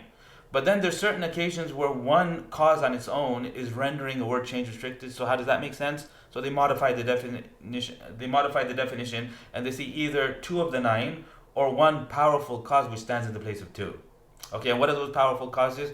So again, step by step, this topic, it's going to run for about half an hour, and then we'll do this topic, and then we'll complete this section on the alamatul i'rab, all in this video inshallah, and then we'll take a break for about 14 days. There'll be no new videos, and then we'll just continue with this. And again, one of the goals here is to apply the actual theory, and you'll see me read, you'll see me translate, you'll see me occasionally making a mistake and correcting it. Okay, so this will give you training on being able to read without vowels, being able to parse complex sentences and translate them accurately, particularly the prepositional phrases. You need to know how they are interacting with the verbs that are in the vicinity. So let's begin. So he says نيابة الفتحة عن الكسرة, فتحة substituting for kasra. The muallif, the Matn, Ibn Ajurumiyya, he says قال وأما الفتحة فتكون علامة للخفض في الاسم الذي لا ينصرف. As for the fatah, it serves as a sign for jar within the ism that does not change fully, within the ism which is غير منصرف. في الاسم الذي لا ينصرف. It's called الاسم الذي لا ينصرف. And it's also known as ممنوع من الصرف, and it's also known as غير منصرف, غير المنصرف. وأقول للفتحة موضع واحد تكون فيه علامة على خفض الاسم. The commentator says that fatah has one occasion in which fatah is the sign for the ism being in jar, وهو الاسم الذي لا ينصرف, and it is a particular ism that does not change fully, the غير منصرف ism. ومعنى كونه لا ينصرف أنه لا يقبل الصرف. And the meaning of the ism being لا ينصرف, not changing fully, is the fact that it doesn't accept sarf. So sarf, according to this commentator, it means tanween, وهو التنوين. In other words, it doesn't accept the tanween. والاسم الذي لا ينصرف, and here's the definition. And the غير منصرف ism is الذي أشبه الفعل, is the ism that resembles the verb in the presence of two علتين فرعيتين, two non-essential causes. Two non-essential causes. What does that mean? That means that there's two reasons that are found in a particular ism, and that makes it resemble the verb. Because the verb, if you look at any verb, there's a hitting and helping and sitting and standing and eating and drinking, which we call the al-hadath, which we call the masdar meaning. So the masdar meaning, the base letter meaning. And then there's the tense and voice, which is coming from the pattern. So you have something that's meaning related and something that's word level related. The pattern, the vowel configuration, the prefix and the suffix, and this is how verbs are created. It's all discussed in the science of sarf. So verbs have these two things. So if you have an ism that also has two things, then it then bears a resemblance to the verb, and one of the characteristics of the verb is that it never gets kasra. It never gets kasra, it never gets tanween. So then this resemblance then impacts the particular subcategory of isms, and they too do not receive tanween, and they too end up no kasra, no tanween. So there's no kasra and no tanween. So this is like the way they explain it, the grammarians. So what is the غير منصرف ism? It is the ism that resembles the verb في وجود علتين فرعيتين, in the presence of two non-essential illas or causes. Illa means cause. إحداهما ترجع إلى اللفظ, one of them relates to the word, والأخرى ترجع إلى المعنى, and the other relates to the meaning. Okay, now what does he mean by فرعيتين? It's not entirely clear. So as we continue reading the commentary, maybe he might just clarify it himself. So let's keep going. أو وجد فيه علة واحدة, or within the word there is one single cause تقوم مقام العلتين, which stand in the place of two. So in order to appreciate this definition, you need the list of what are all the possible reasons that render a word change restricted, and how do they combine together, how do they mix and match in order to create. So I gave you a bit of overview of that when I was speaking informally a few minutes ago. So let's now go through the entire discussion. He says وَالْعِلَلُ الَّتِي تُوجَدُ فِي الْإِسْمِ, and the causes that are found within the ism, وَتَدُلُّ عَلَى الْفَرْعِيَّةِ, and indicate this ism being a subset. So it's no longer a normal ism, it's become a subset of the ism. So it has a slightly different ruling. So instead of the full reflection of Dhamma Fatha Kasra, it only receives a partial reflection. Not only that, but it no longer receives the tanween. And tanween is a strong characteristic of the ism. Tanween is a strong characteristic of an ism, and you would expect every ism to have it. So these particular nouns, because of these two causes, they end up losing the tanween. And they don't get it. They don't get the tanween. وَهِيَ رَاجِعَةٌ إِلَى الْمَعْنَى وَالْعِلَلُ الَّتِي, and the causes that are found within the ism and suggest far'iyya and relate to the meaning are two. لَيْسَ غَيْرُ, and there's no third. There's just two. So these two would then combine. Like one of them would combine with others and create the combination that's required for change restriction, and the other would combine with several. So he's going to tell you which ones and how do they mix and match. الأولى العلمية. The first is to be proper, to be a name. And the second is to be an adjective. So if you survey all of the words in the language that are change restricted, you will find 95% of them, the vast majority of them, fall under either being proper or being an adjective. And yeah, so that's what he says. So the meaning level causes are just two, and they are number one being proper, number two being an adjective. ولا بد من وجود واحدة من هاتين العلتين في الاسم الممنوع من الصرف بسبب وجود علتين فيه. And with regards to the ism that's mamnu min as-sarf, due to the presence of two causes within it, there has to be one of these two as part of the combo. That's the translation. Okay, did you understand that? Okay, I'll say it again. And with respect to the ism that's mamnu min as-sarf because of, bisababi over here, because of the presence of two causes within it, لا بد من وجود واحدة من هاتين العلتين فيه. That's what he's saying. So within this particular ism, because look, change restricted isms could be change restricted because of a combination of two causes, or they could be change restricted because of one powerful cause which stands in the place of two. The powerful ones that stand, wherever there's a powerful cause that stands in the place of two, rendering the word change restricted, then it doesn't have to be a proper noun. And it doesn't have to be an adjective. It could be like the word dream, which is ru'ya, or like the word dunya, or like masajidu, or fuqara'u. Fuqara'u, although it's an adjective, masajidu is not an adjective. Masajidu is just a thing, like masjids. So masajidu, like, it's not proper and it's not an adjective, and yet it's change restricted because the definition has two halves. If you look up here, so everything before the aw and everything after the aw. So it's the ism that resembles the verb in the presence of either two causes, or in it is found a single cause that stands in the place of two. So we're not talking about the powerful one. He's going to mention that at the end of the discussion. So this is an important sentence. ولا بد من وجود واحدة من هاتين العلتين في الاسم الممنوع من الصرف بسبب وجود علتين فيه. Now the mistranslation would have been like this. If you start from right to left, ولا بد, and it is absolutely required for there to be one from these two causes within the ism that's mamnu min as-sarf due to the presence of two causes in it. Okay, did you catch that? It's a mistranslation. Okay, because بسبب وجود علتين is not giving the reason for why it's necessary.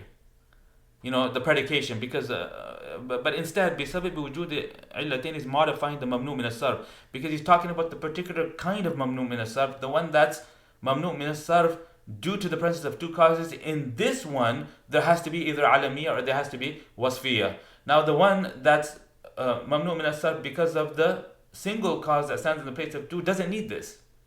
Okay, so you can rewatch that a couple of times. Really important point. Let's keep going. وَالْعِلَلُ الَّتِي تُوجَدُ فِي الْإِسْمِ, and the causes that are found within the ism, وَتَدُلُّ عَلَى الْفَرْعِيَّةِ, and suggest that this ism is less than normal. Like, I mean, it's subsidiary and it's not primary. It's not the default kind of ism. وَتَكُونُ, and moreover relate to the word, are six causes.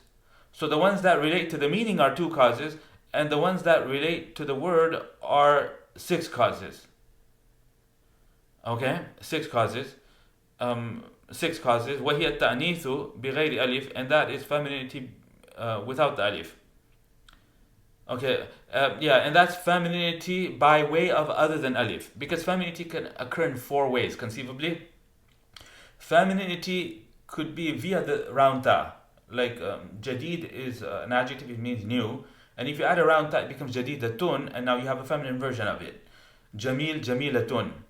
Okay, and so that's one way femininity can be achieved on adjectives.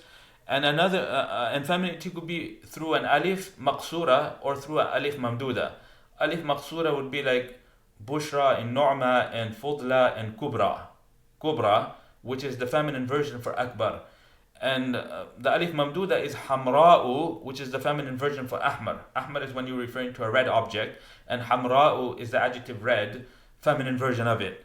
And then femininity could also be understood without any sign whatsoever, because it just happens to be the name of a female. Like Zainab is feminine, and it doesn't have any round ta, it doesn't have any external signs, but yet it's known to be feminine because it's a woman, right? So he says that if it's ta'nith bi ghayri alif, so ta'nith bi ghayri alif would combine with being proper. Ta'nith bi ghayri alif would combine. So he's saying there's a list of 6. So what are the 6? The first of the 6 is ta'nith bi ghayri alif. Not all ta'nith, but specifically ta'nith that's through a means other than the alif. And alif is maqsura alif and mamduda alif. The reason he's doing this distinction is because later he's going to talk about the ta'nith bil alif, that is a powerful cause, and that تقوم مقام العلتين. يقوم مقام العلتين or تقوم مقام العلتين, and it's a powerful cause. So he makes that distinction here. والعجمة to be foreign, والتركيب to be hyphenated, وزيادة الألف والنون, and to have an extra alif and nun at the end of the ism, ووزن الفعل, and to be on the pattern of a verb. Like a 4-lettered, where you have one of the signs of mudari at the front, like yaf, taf, af, and naf, and it's 4-lettered, and it rhymes with yaf'al, taf'al, af'al, naf'al, so that's considered a pattern of a verb.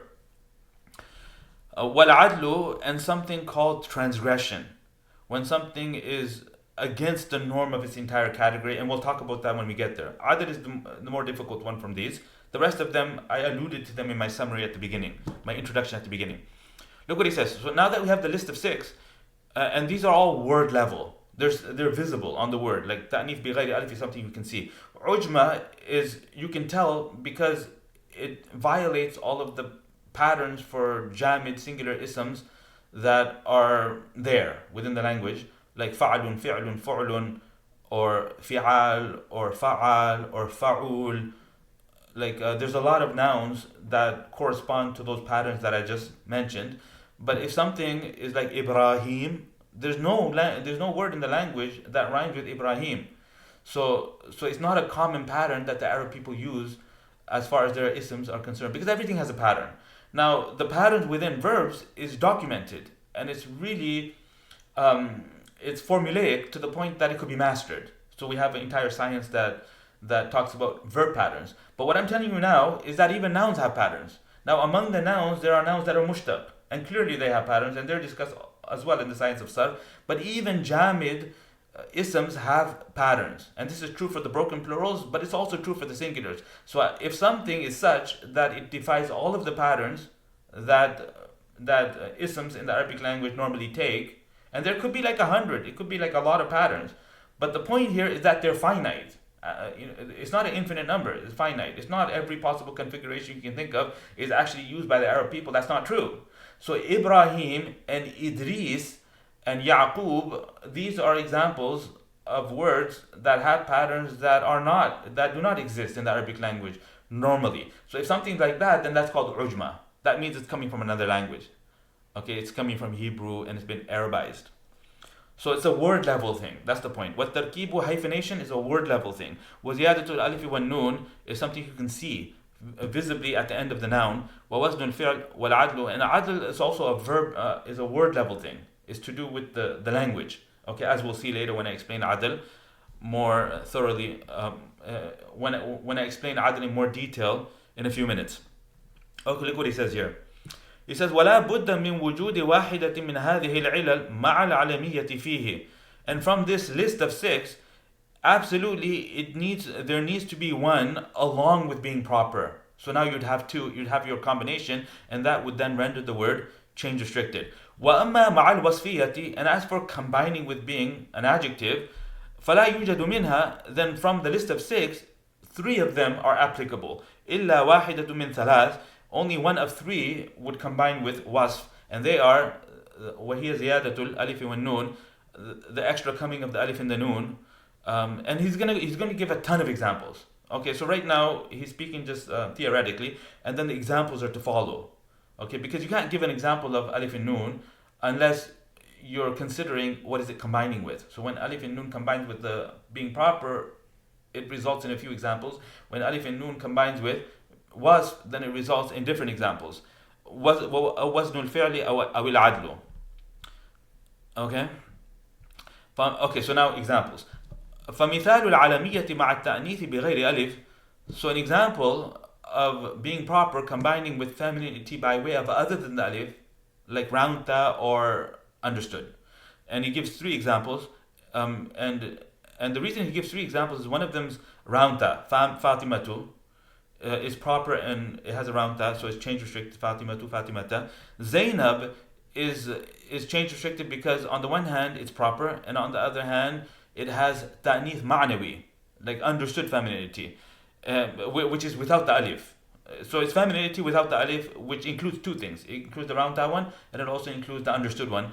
Wa hamzatu is feminine by way of ta. So by giving a man's name as an example, what he's telling you is that by femininity here, we mean purely word level femininity, because for all practical purposes, Hamza is masculine. So when you use it in a sentence and you bring pronouns for it, or you bring an adjective along with it, or you bring a khabar, or you bring a verb before it, then it will all be masculine. So you say Ja'a Hamzatu. You don't say Ja'at Hamzatu. You say Hamzatu Qawiyun. And you wouldn't say Hamzatu Qawiyatun, because it's a man. Okay, so is Hamza Mudhakkar or is it Muannath? The correct answer is Mudhakkar. Then why is he listing it? The point here is that there's something called word level femininity. Word level femininity. So the word Hamza is feminine. But, the love aspect of it is feminine. And so what's the benefit? I mean, for all practical purposes is masculine. So what's the benefit? The benefit is that it contributes to the change restriction. So that's the only place where it's relevant or significant, is that it contributes to the change restriction, but then otherwise it's ignored. The femininity Hamza is ignored, except in this one discussion. Okay, hopefully that made sense. ومثال العلمية مع العجمة, and the example of being proper combining with foreign is إدريس ويعقوب وإبراهيم.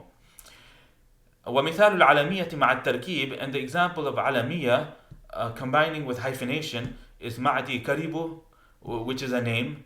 بعد بكو, name of a city. وقاضي خان is a name, and قاضي and Khan connected together. وبزور جمهرو, which I guess is something Persian. ورام هرمز. You see, so these ones also have some ujma in them, so you can make an argument and say the reason they're change restricted is because they're proper and they're foreign. Or you could use this new one here, which is tarkib.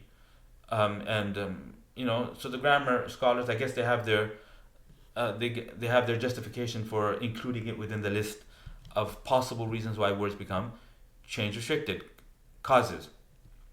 Continuing, ومثال العلمية مع زيادة الألف والنون, and the example of being proper combining with the extra alif and nun is مروان وعثمان وغطفان وعفان وسحبان وسفيان وعمران وقحطان وعدنان. So some of these are names of individuals, and some of them are names of tribes, and what's common between all of them is they're all proper, they're all names, and they all have an extra alif and nun, and for that reason they don't have any tanween. ومثال العلمية مع وزن الفعل, and the example of being proper combining with being on the pattern of a verb, and I already explained what that means, is أحمد ويشكر ويزيد وتغلب وتدمر. So these are all proper nouns. I used to think that yashkur is an adjective, but apparently it's a proper noun. And Yazid is a very common name. Taghlib is the name of a tribe. Tadmur, I believe, is the name of a city. Like Ibn Taymiyyah has a book, the Tadmuriyya, okay, which is named after a city. So, like that. Okay, I think we're good with this. And they're all on the pattern of a verb, and they have the sign of mudari before them. And that's why he's bringing several examples to highlight that. ومثال العلمية مع العدل, and the example of being proper combining with transgression is, he gives several examples. عمر وزفر وقثم وهبل وزحل وجمح وقزح ومضر. So Mudar is a tribe, like a famous tribe of the ancient Arabians. Umar and Zufar are names, like common names. Qutham, I guess, is also a name of an individual. Hubal is the name of one of their idols, the Quraysh. Zuhal is the name of one of the planets. Jumah, I have no earthly idea what that means. Bottom line is these are all ghair munsarif, and these are all change restricted. And the reason they're change restricted is because on the one hand they're proper, and on the other hand they have this particular cause called adl. Okay, now let me tell you what adl means. Adl can mean justice, and over here that's not the intended meaning. Ayn Dal Lam can also mean transgression. In other words, to be abnormal, to be an anomaly, to be against the rule. So, so, so the grammarians, the way they explain this is they say Umar used to be Amir. Umar used to be Amir, and it left its original form and it adopted a new one. And at some point, some people, they said, we're not going to call our baby Amir, we're going to call our baby Umar. And they invented a word that wasn't there earlier. Okay, so what's the evidence? What's the proof that that actually happened? There's no evidence. There's no proof. Okay, but they're just saying it. The reason they're saying it, because Umar, Zufar, Khuzam, all of these words are change restricted. And if you look through the rest of the list, none of them really apply. The family doesn't apply, the foreign doesn't apply, the tarkib doesn't apply, the alif noon's not there, so, but yet, no kasra, no tanween, so instead of just accepting an exception, because you want to be able to explain things through rules, instead of relying on exceptions, they said that Umar used to be Amir, and it left its original pattern and adopted a new one, and this being used against the norm is what's making it change restricted, coupled with the being proper. Okay, so there's no proof and there's no evidence for that, but it's an assumed adl. They're imagining that this is what happened. Okay, and the reason we're saying that is because he's going to give more examples of adl when it combines with wasf. And over there, it's actually verifiable. So adl could either be verifiable, where you can point at something, you say, here, this is what it is, this is what it was, and this is what it is. So we know something happened. We know a change occurred. Okay, so I'll talk about that in a couple of minutes. ومثال الوصفية مع زيادة الألف والنون, and the example of being an adjective combining with the extra alif and noon. The examples of that are ريان وشبعان ويقظان. So ريان means like no longer thirsty, satiated. شبعان means no longer hungry. يقظان means wide awake. So those are all adjectives. ومثال الوصفية مع وزن الفعل, and the example of being an adjective combining with being on the pattern of a verb is أكرم وأفضل وأجمل. So these are all superlatives. أكرم means more generous, أفضل means superior, and أجمل means more beautiful. ومثال الوصفية مع العدل. Okay, and the example of being an adjective combining with عدل is مثنى وثلاثة ورباع وأخر. So مثنى doesn't mean two. مثنى means two. ثلاث means three. Ruba' means 4. In other words, groups of groups of 2, groups of 3, and groups of 4. So like for example, if I have a box of chocolates and I say distribute them to all of the students and make sure every student gets 3, so I would say take this and give it to the students 3. Take this and give it to the students 2. So that means every individual student should receive 2, and it's not like you take 2 out of the box, throw them up in the air, and have them all jump to try to, fight for the 2. That's not what it means. It means 2. In other words, groups of 2. So the meaning is compound. The meaning is compound. Like thulath, for example, it means thalathatan. But when the Arab people say it, they say thulatha. So the fact that the meaning is compound and the word we have to indicate that compound meaning is one word suggests that something weird happened. It suggests that it left its original pattern and the Arab people just chose to abbreviate, and instead of saying the more elaborate 2 words, they replaced it with a single word. So this is transgression. This is something leaving its original default, the way we were expecting it to be used, and being used in an entirely different way. So this is adl. So the reason thulath is غير منصرف is because on the one hand it's an adjective, and on the other hand it has this verifiable change from what it was earlier. Like we're making a claim and we can actually prove it because we have evidence. The meaning is compound. Now in the case of Umar, they're claiming something similar, and they're saying Umar used to be Amir. It left its original pattern and became something new, and that's the adl. But when we ask for them, when we ask them for evidence that maybe it just started off as Umar, like who are you to say that it used to be Amir and became Umar? They say no, we need to say that because the no kasra no tanween is an established fact. The fact that the Arab people have never placed a tanween at the end of any of those, and they are ghair munsarif, and our rules suggest that there has to be 2 causes. We don't find any further cause, so we're assuming adl. So adl could be assumed and it could be verifiable. So the example of verifiable is thulath, mathna, thulatha, and ruba'. because they're all compound meanings, whereas the words are singular, so which suggests that something happened. And Umar, Zufar, within them something happened as well, but we can't verify it in the same way that we can verify it by pointing at the meaning in Masna, Thulatha. So it's a claimed adl. And it's there in order to justify the change restriction, because otherwise it doesn't fit the definition, and we're trying to avoid claiming exception. Okay, now he gives a final example here, ukhar. And ukhar, what does it mean? It means other. As in, I passed by Zainab and Fatima, and I passed by some other women. So the masculine is akhar, singular is akhar, and the feminine is ukhra. Like Ibrahim alayhi salam had another wife. وَكَانَ لِإِبْرَاهِيمَ زَوْجٌ أُخْرَى اسمها سارة. وكان لإبراهيم زوج أخرى اسمها سارة. وكان لإسماعيل ولد آخر اسمه إسماعيل.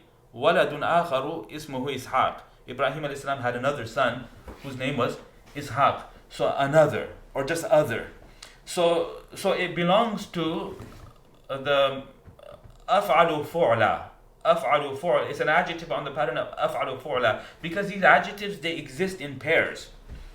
And we have a fa'il, the feminine of which is we have a what? Fa'alan, the feminine of which is fa'alanatun, and we have another fa'alan, the feminine of which is fa'ala. So, and then there's certain adjectives that are used the same regardless of whether you're talking about a male or a female, like fa'ul. So the hyperbolic fa'ul, like very patient, they say rajulun sabur wa imra'atun sabur. They don't say saburatun. It's just sabur. So this is all, like, I mean, it's all part of the language, and these things are discussed in sarf, because we're talking about mushtaq isms. Bottom line is af'alu fu'la is ismu tafdil, and then there's af'alu fa'la'u, which is sifa mushabbaha. Sifa mushabbaha means it's a permanent adjective, like beautiful, or like the colors.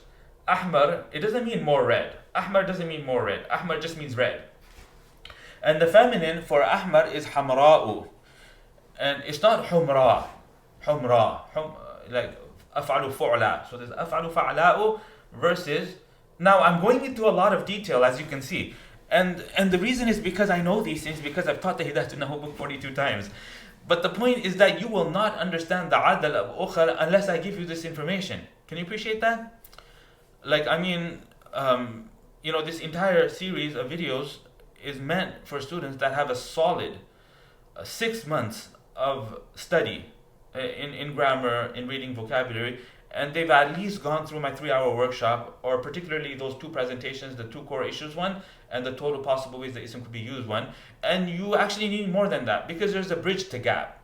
Okay, so I'm creating this series for intermediate students of the language, and I'm adding that into the description. So if you find yourself that there's a gulf that needs to be traversed, and it seems like a very significant chasm, then if you want to quickly and confidently traverse that chasm and be able to understand these things at a scholarly level, not only that, but be able to read the way I read, and be able to translate precisely and accurately the way I do it, then you got to sign up for the program.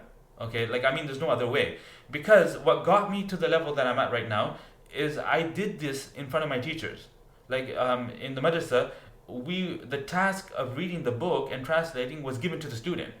So the student would need to prepare on their own, come to class and read and translate, and the teacher would correct their mistakes. And like that sentence, that incredibly important sentence up there about bisababi, this one here, like this.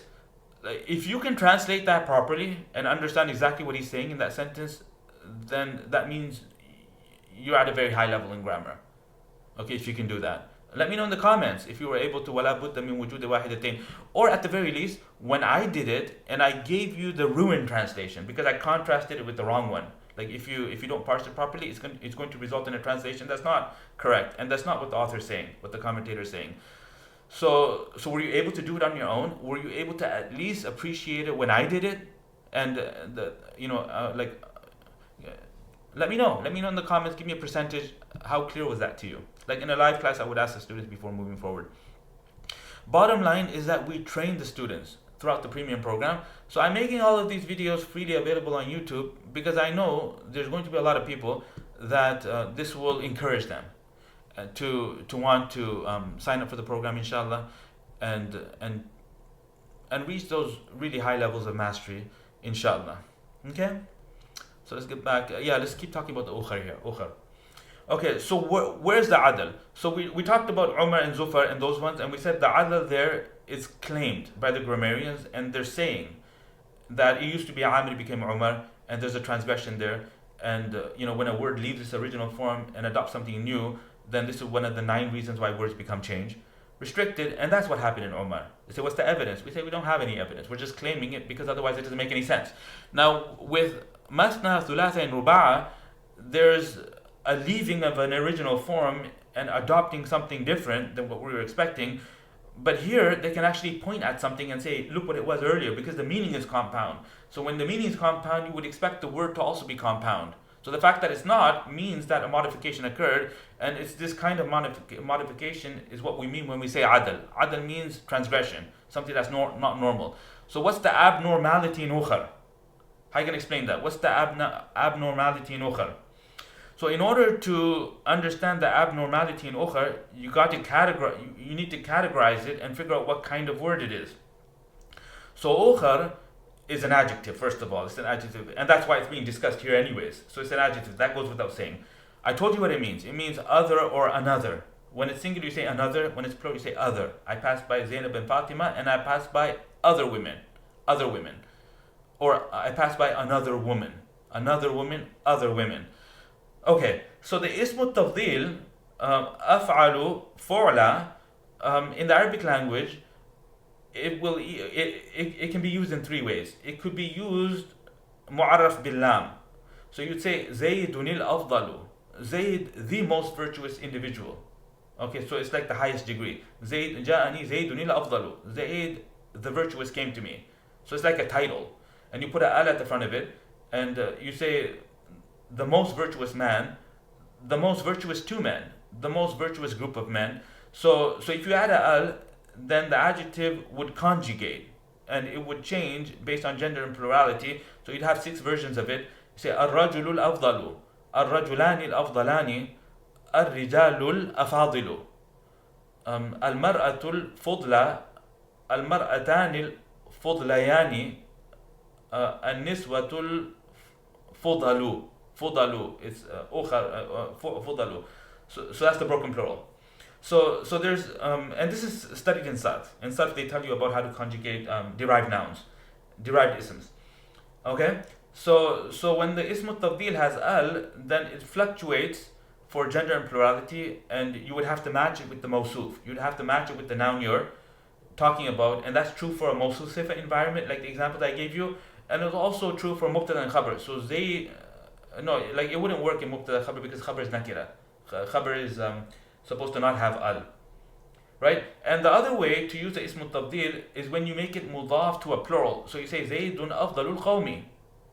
Zayd is the most virtuous of the entire tribe. So when it's mudaf to a plural, then there's a choice between keeping it singular masculine and fluctuating it to indicate the gender and the plurality of the mawsuf, of the mubtada or the mawsuf, the person you're talking about. So the examples would be like Zaydun afdalul qawmi, Az-Zaydani afdala al-qawmi, or afdalul qawmi. You can say afdalul qawmi, or you can add an alif to make it dual and say afdal al-qawmi, and the noon would drop because of idafa. And you say Az-Zayduna afdalul qawmi, or you can say Az-Zayduna afadilul qawmi. You have a choice between keeping it singular masculine and fluctuating it to suggest the gender and the plurality of the mubtada at the front.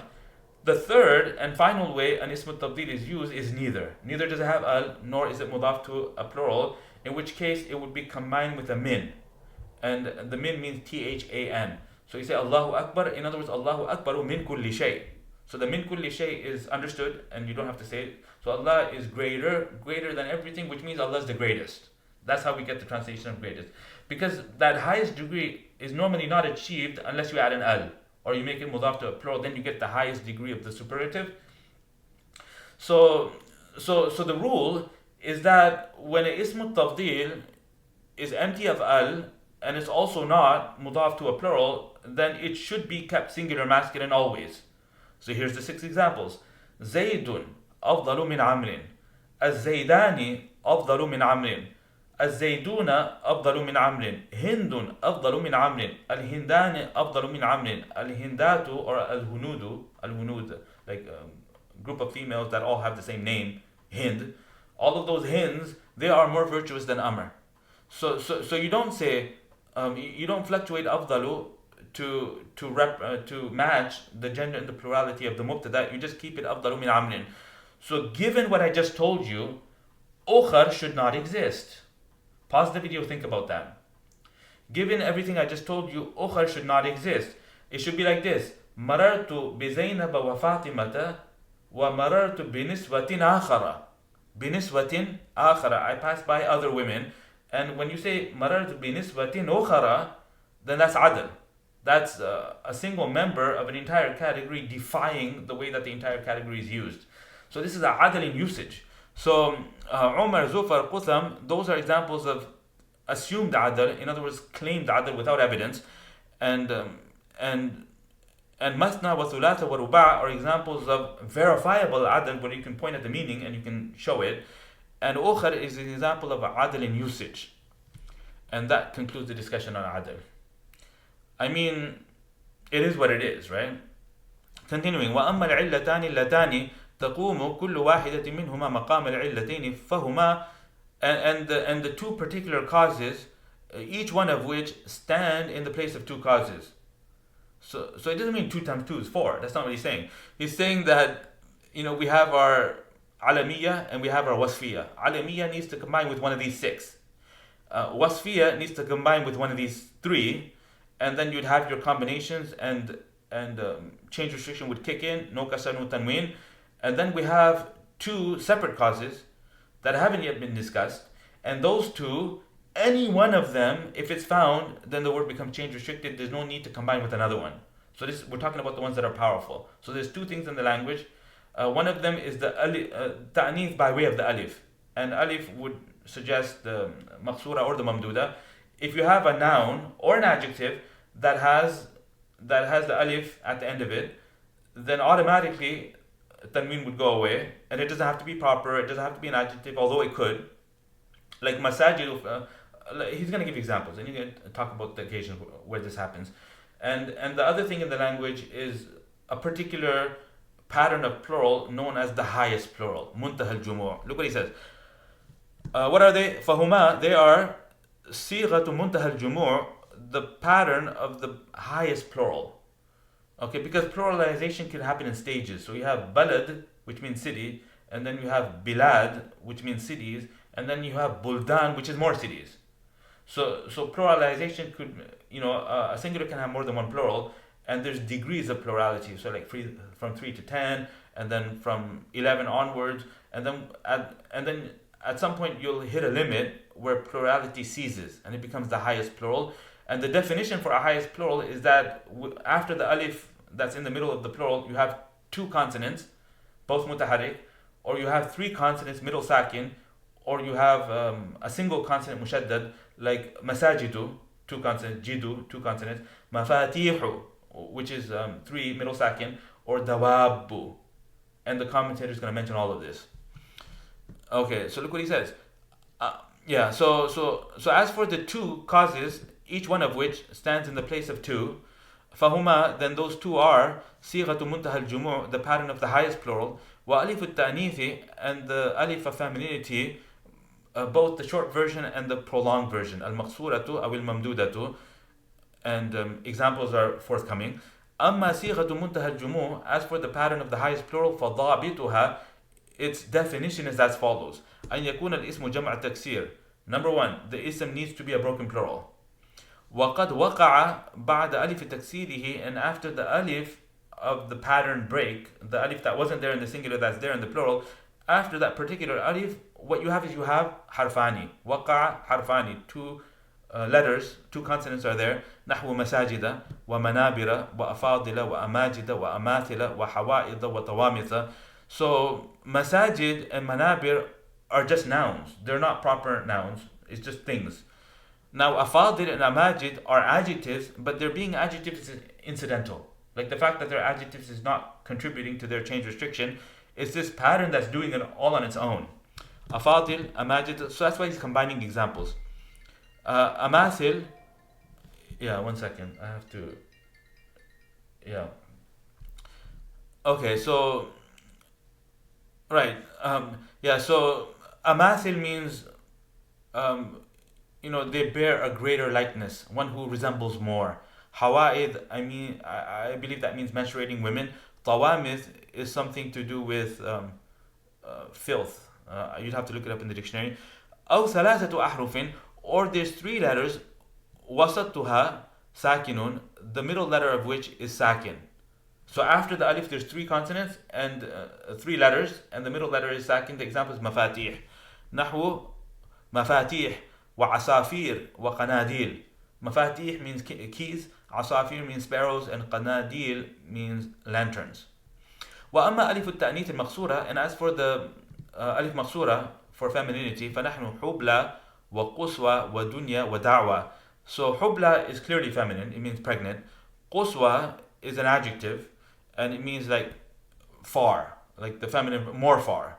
Like Aqsa, like Al-Masjid al-Aqsa, and then we have Quswa, which means like more far, more distant. Dunya is dunya, and da'wa means like a claim. Da'wa. So they don't have to be adjectives. They don't have to be proper nouns, clearly. They could just be things. So now these are ending in alif. They're change restricted in the sense that they don't have tanween. You see? So the kasra fatha thing doesn't really enter the equation because alif doesn't support any vowels. But if we were to analyze it coming in the sentence, we would say it's in jar by way of an assumed fatha, and we wouldn't say assumed kasra, as we would say in asa. Asa, for example, in asan, we would say it's in jar with an assumed kasra, and this one we would say is in jar with an assumed fatha, taking into account the change restricted nature of it. وأما ألف التأنيث الممدودة, and as for the prolonged alif of femininity, so the examples are حمراء, دعجاء, حسناء. So these are all either colors or flaws. Most of them. حمراء is red. دعجاء, I think that's some flaw that's that to do with a female. And حسناء means beautiful. It's an attribute. It doesn't have to be a flaw. It could be like beauty. It's a permanent adjective. حسناء. وبيضاء كحلاء نافقاء نافقاء. I believe نافقاء would be a plural. I'm not sure. You'd have to look that up. أصدقاء means friends, and علماء means scholars. So these words are feminine. Okay, now some of them are really feminine, like حمراء and دعجاء and حسناء. They would only be used in order to refer to objects or people that are feminine. But some of them are not. أصدقاء means friends, and it doesn't mean girlfriends. It just means friends. علماء means scholars, and not necessarily female scholars, but just scholars. So again, we're dealing with word level femininity here, just like Hamza. That was feminine at the word level, which contributed to its change restriction. But for all practical purposes, Hamza was a masculine noun. So similarly here, أصدقاء and علماء, for all practical purposes, would be used masculine. Look what he says. He says, فَكُلُّ مَا ذَكَرْنَا مِنْ هَذِهِ الْأَسْمَاءِ, all of the isms that we just discussed. وَكَذَا مَا أَشْبَهَهَا, and similarly others like them. لَا يَجُوزُ تَنْوِينُهُ, placing a tanween at the end of any of them is not allowed. وَيُخْفَضُ بِالْفَتْحَةِ, and their jar would be reflected with fatha. نِيَابَةً عَنِ الْكَسْرَةِ, substituting for kasra. نَحْوُ صَلَّى اللَّهُ عَلَى إِبْرَاهِيمَ خَلِيلِهِ, Allah sent blessings on Ibrahim, his friend. So Ibrahima. وَنَحْوُ رَضِيَ اللَّهُ عَنْ عُمَرَ أَمِيرِ الْمُؤْمِنِينَ, may Allah be pleased with Umar, the commander of the faithful.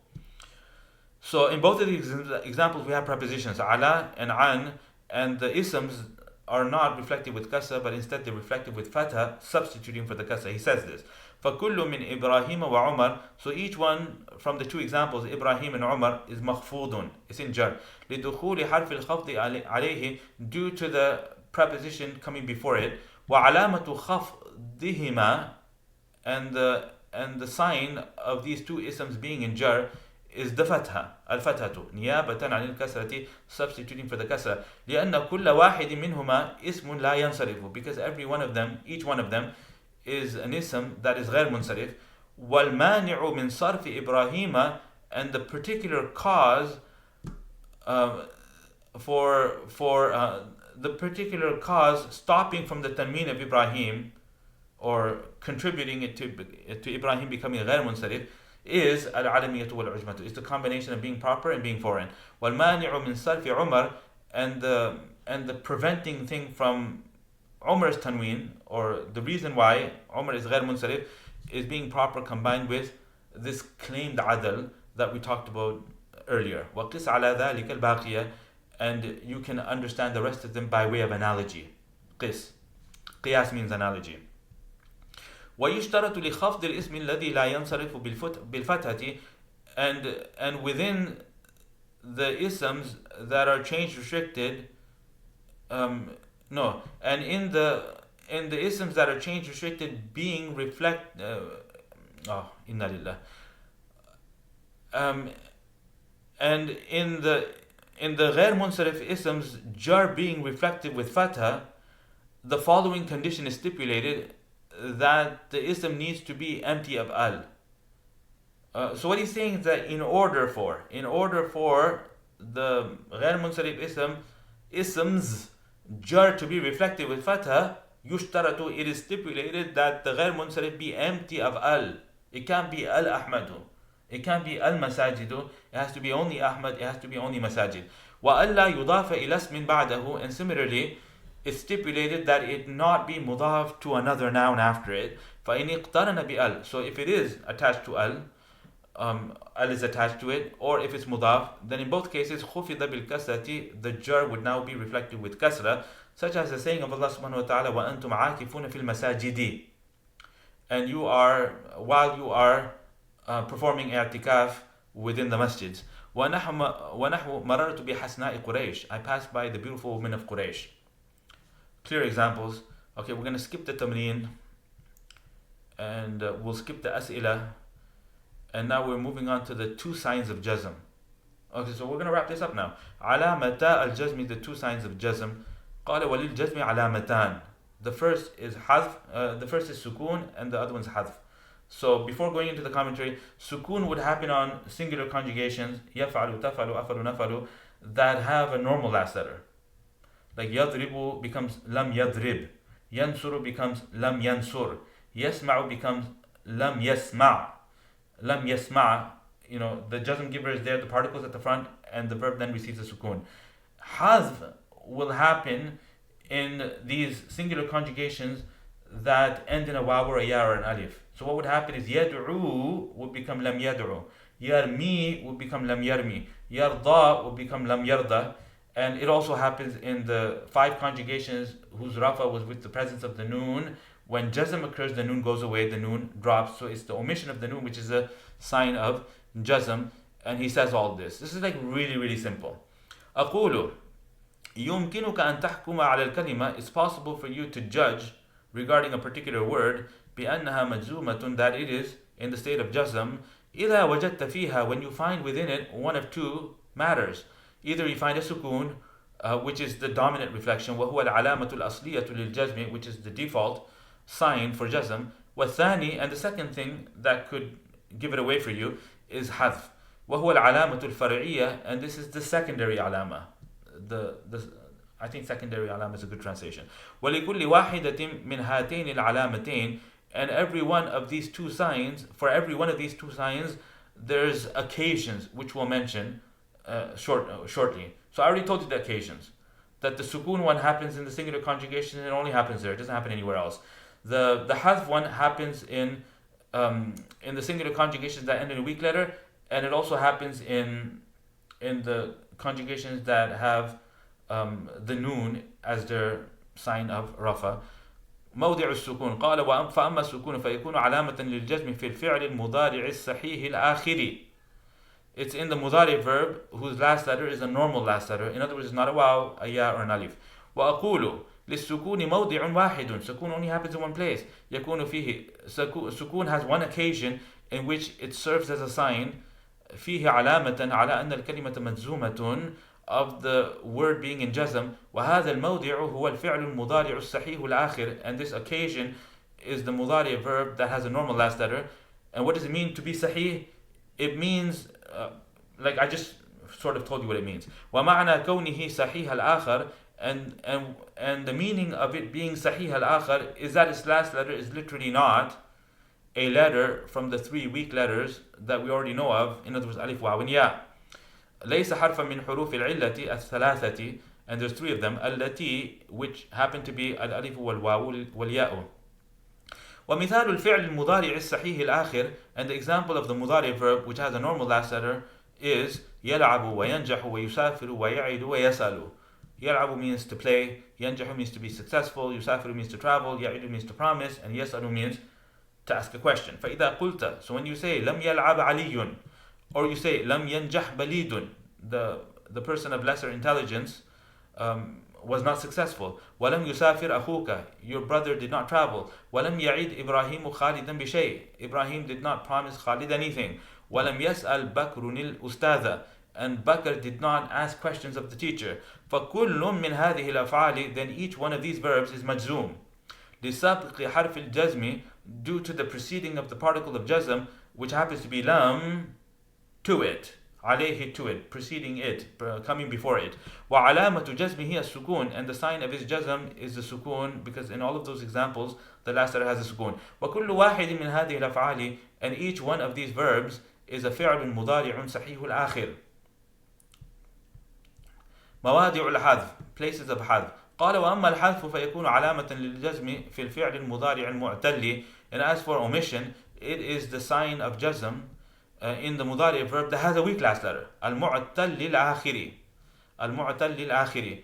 وفي الأفعال الخمسة, and within the 5 verbs التي رفعها بثبوت النون, whose rafa was discussed earlier to be reflected with the presence of the noon. Thabat means presence.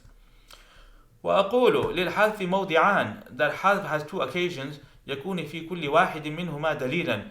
In each one of them, حذف serves as evidence and as a sign of the word being in the state of jazm. What are those 2 occasions? We already told you them. الموضع الأول الفعل المضارع المعتل الآخري. The first occasion is the مضارع verb whose last letter is weak. Now you might be wondering, why is it المعتل الآخري? المعتل الآخري. So why is the word الآخري in the state of jar? So this returns to a discussion that we haven't covered here in this series of videos, and it's in the Hidayat al-Nahu book. Basically, this is something called إضافة لفظية. It's word level إضافة, and it's going to become an elaborate topic. Like, I'm not sure whether I should even launch into it. I think I'll leave it. And if you're curious, you can ask in the comments, and I can give you a typed out explanation of it. Is that okay? إضافة لفظية. It's based on إضافة لفظية. Okay, which is a whole topic. Like the topic on Ukhar and Ukhar and Umar, and those things, I could have easily skipped over them, but I chose to dedicate some time to them because of the grammar value, because of the thinking at the level of the scholar's value. Like, this is how these things need to be analyzed, right? And unpacked. So if you can do it here, chances are, if you're sitting with the tafsir of Baydawi, you're going to be able to understand what al-Baydawi is saying. And the tafsir of Baydawi is the most important tafsir in the history of Islam. I'll say that again. The tafsir of Baydawi is the most important tafsir ever written in the history of Islam. Okay, and the number of commentaries that have been written on it. Like this Ajrumiyya, an argument could be made that it's the most important Matn for beginners in the Arabic language. And it rivals the Alfiya in terms of popularity. Okay, like why is that the case? It's because of the qubul. Because Allah subhanahu wa ta'ala has granted this Matn qubul, and it's because of the sincerity of the author, right? So I've been oblivious to it. Like for 20 years, I've never actually studied this, much less taught it. And I'm teaching it for the first time, and I'm actually enjoying it. So if you're enjoying these videos, like and subscribe, and post in the comments and let us know about that. Is that okay? Okay, so right. So this al-mu'tallu al-akhiri, I'm gonna leave that for now. Why? How do you explain the grammar of that? Okay, so we'll just leave that. Maybe further down we'll have an occasion where a more appropriate opportunity we can discuss it, or maybe the commentator will talk about it. Like I wasn't expecting him to launch into the discussion on the ghair munsarif the way he did, right? But he did it, and we are all more well off because of that than we were before, having been given that detail. Okay. Okay, so what are the two occasions where hadh serves as a sign of jazm? He says the mudari verb, which has a weak last letter, وَمَعْنَى كَوْنِهِ مُعْتَلَّ الْآخِرِ. This should be mu'tallal, and that dhamma is a mistake. And the meaning of it having the meaning of it being mu'tall al-akhir is that its last letter is one of the three letters of weakness, which are alif, waw, and ya. أن آخره حرف من حروف العلة الثلاثة التي هي الألف والواو والياء. This should be والياء. فمثال الفعل المضارع الذي آخره ألف. So now he's going to take them one by one. And the example of the mudari verb whose last letter is an alif is يسعى ويرضى ويهوى وينأى ويشقى ويبقى. So يسعى means strives, يرضى means is pleased, happy, يهوى means falls, ينأى means to be distant, يشقى means to be miserable, and يبقى means to remain. Based on meanings. So now they're all written with a ya, but the actual last letter is not a ya. They're alif, pronounced يرضى. So that's a script thing, because whenever a waw or a ya, whenever an alif is changed from a waw or a ya, if it's changed from a waw, then they write it as an actual alif, like da'a. Da'a would be written dal ain alif. And if it's changed from a ya, like rama, or it's in the fourth position or beyond, like here, it's in the fourth letter, then they write it on a ya. Yarda, yahwa, yan'a, yashqa, yabqa. Okay, is that fine? So that's the like FYI for you, in case you didn't know. ومثال الفعل المضارع الذي آخره واو. And the example of the mudari verb whose last letter is a waw is يدعو ويرجو ويبلو ويسمو ويقسو وينبو. يدعو means to invite, to call. يرجو means to be hopeful. يبلو means to test. ولكن ليبلوكم.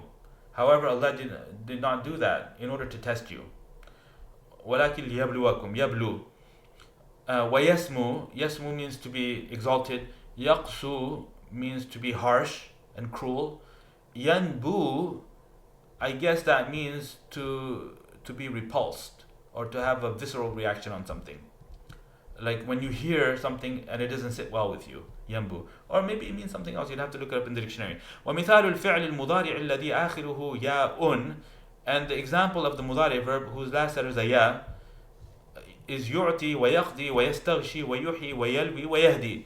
يعطي means to give, يقضي means to judge, يستغشي means to cover, يحيي means to bring to life, يلوي means to steer and to turn, like as in a vehicle or an animal.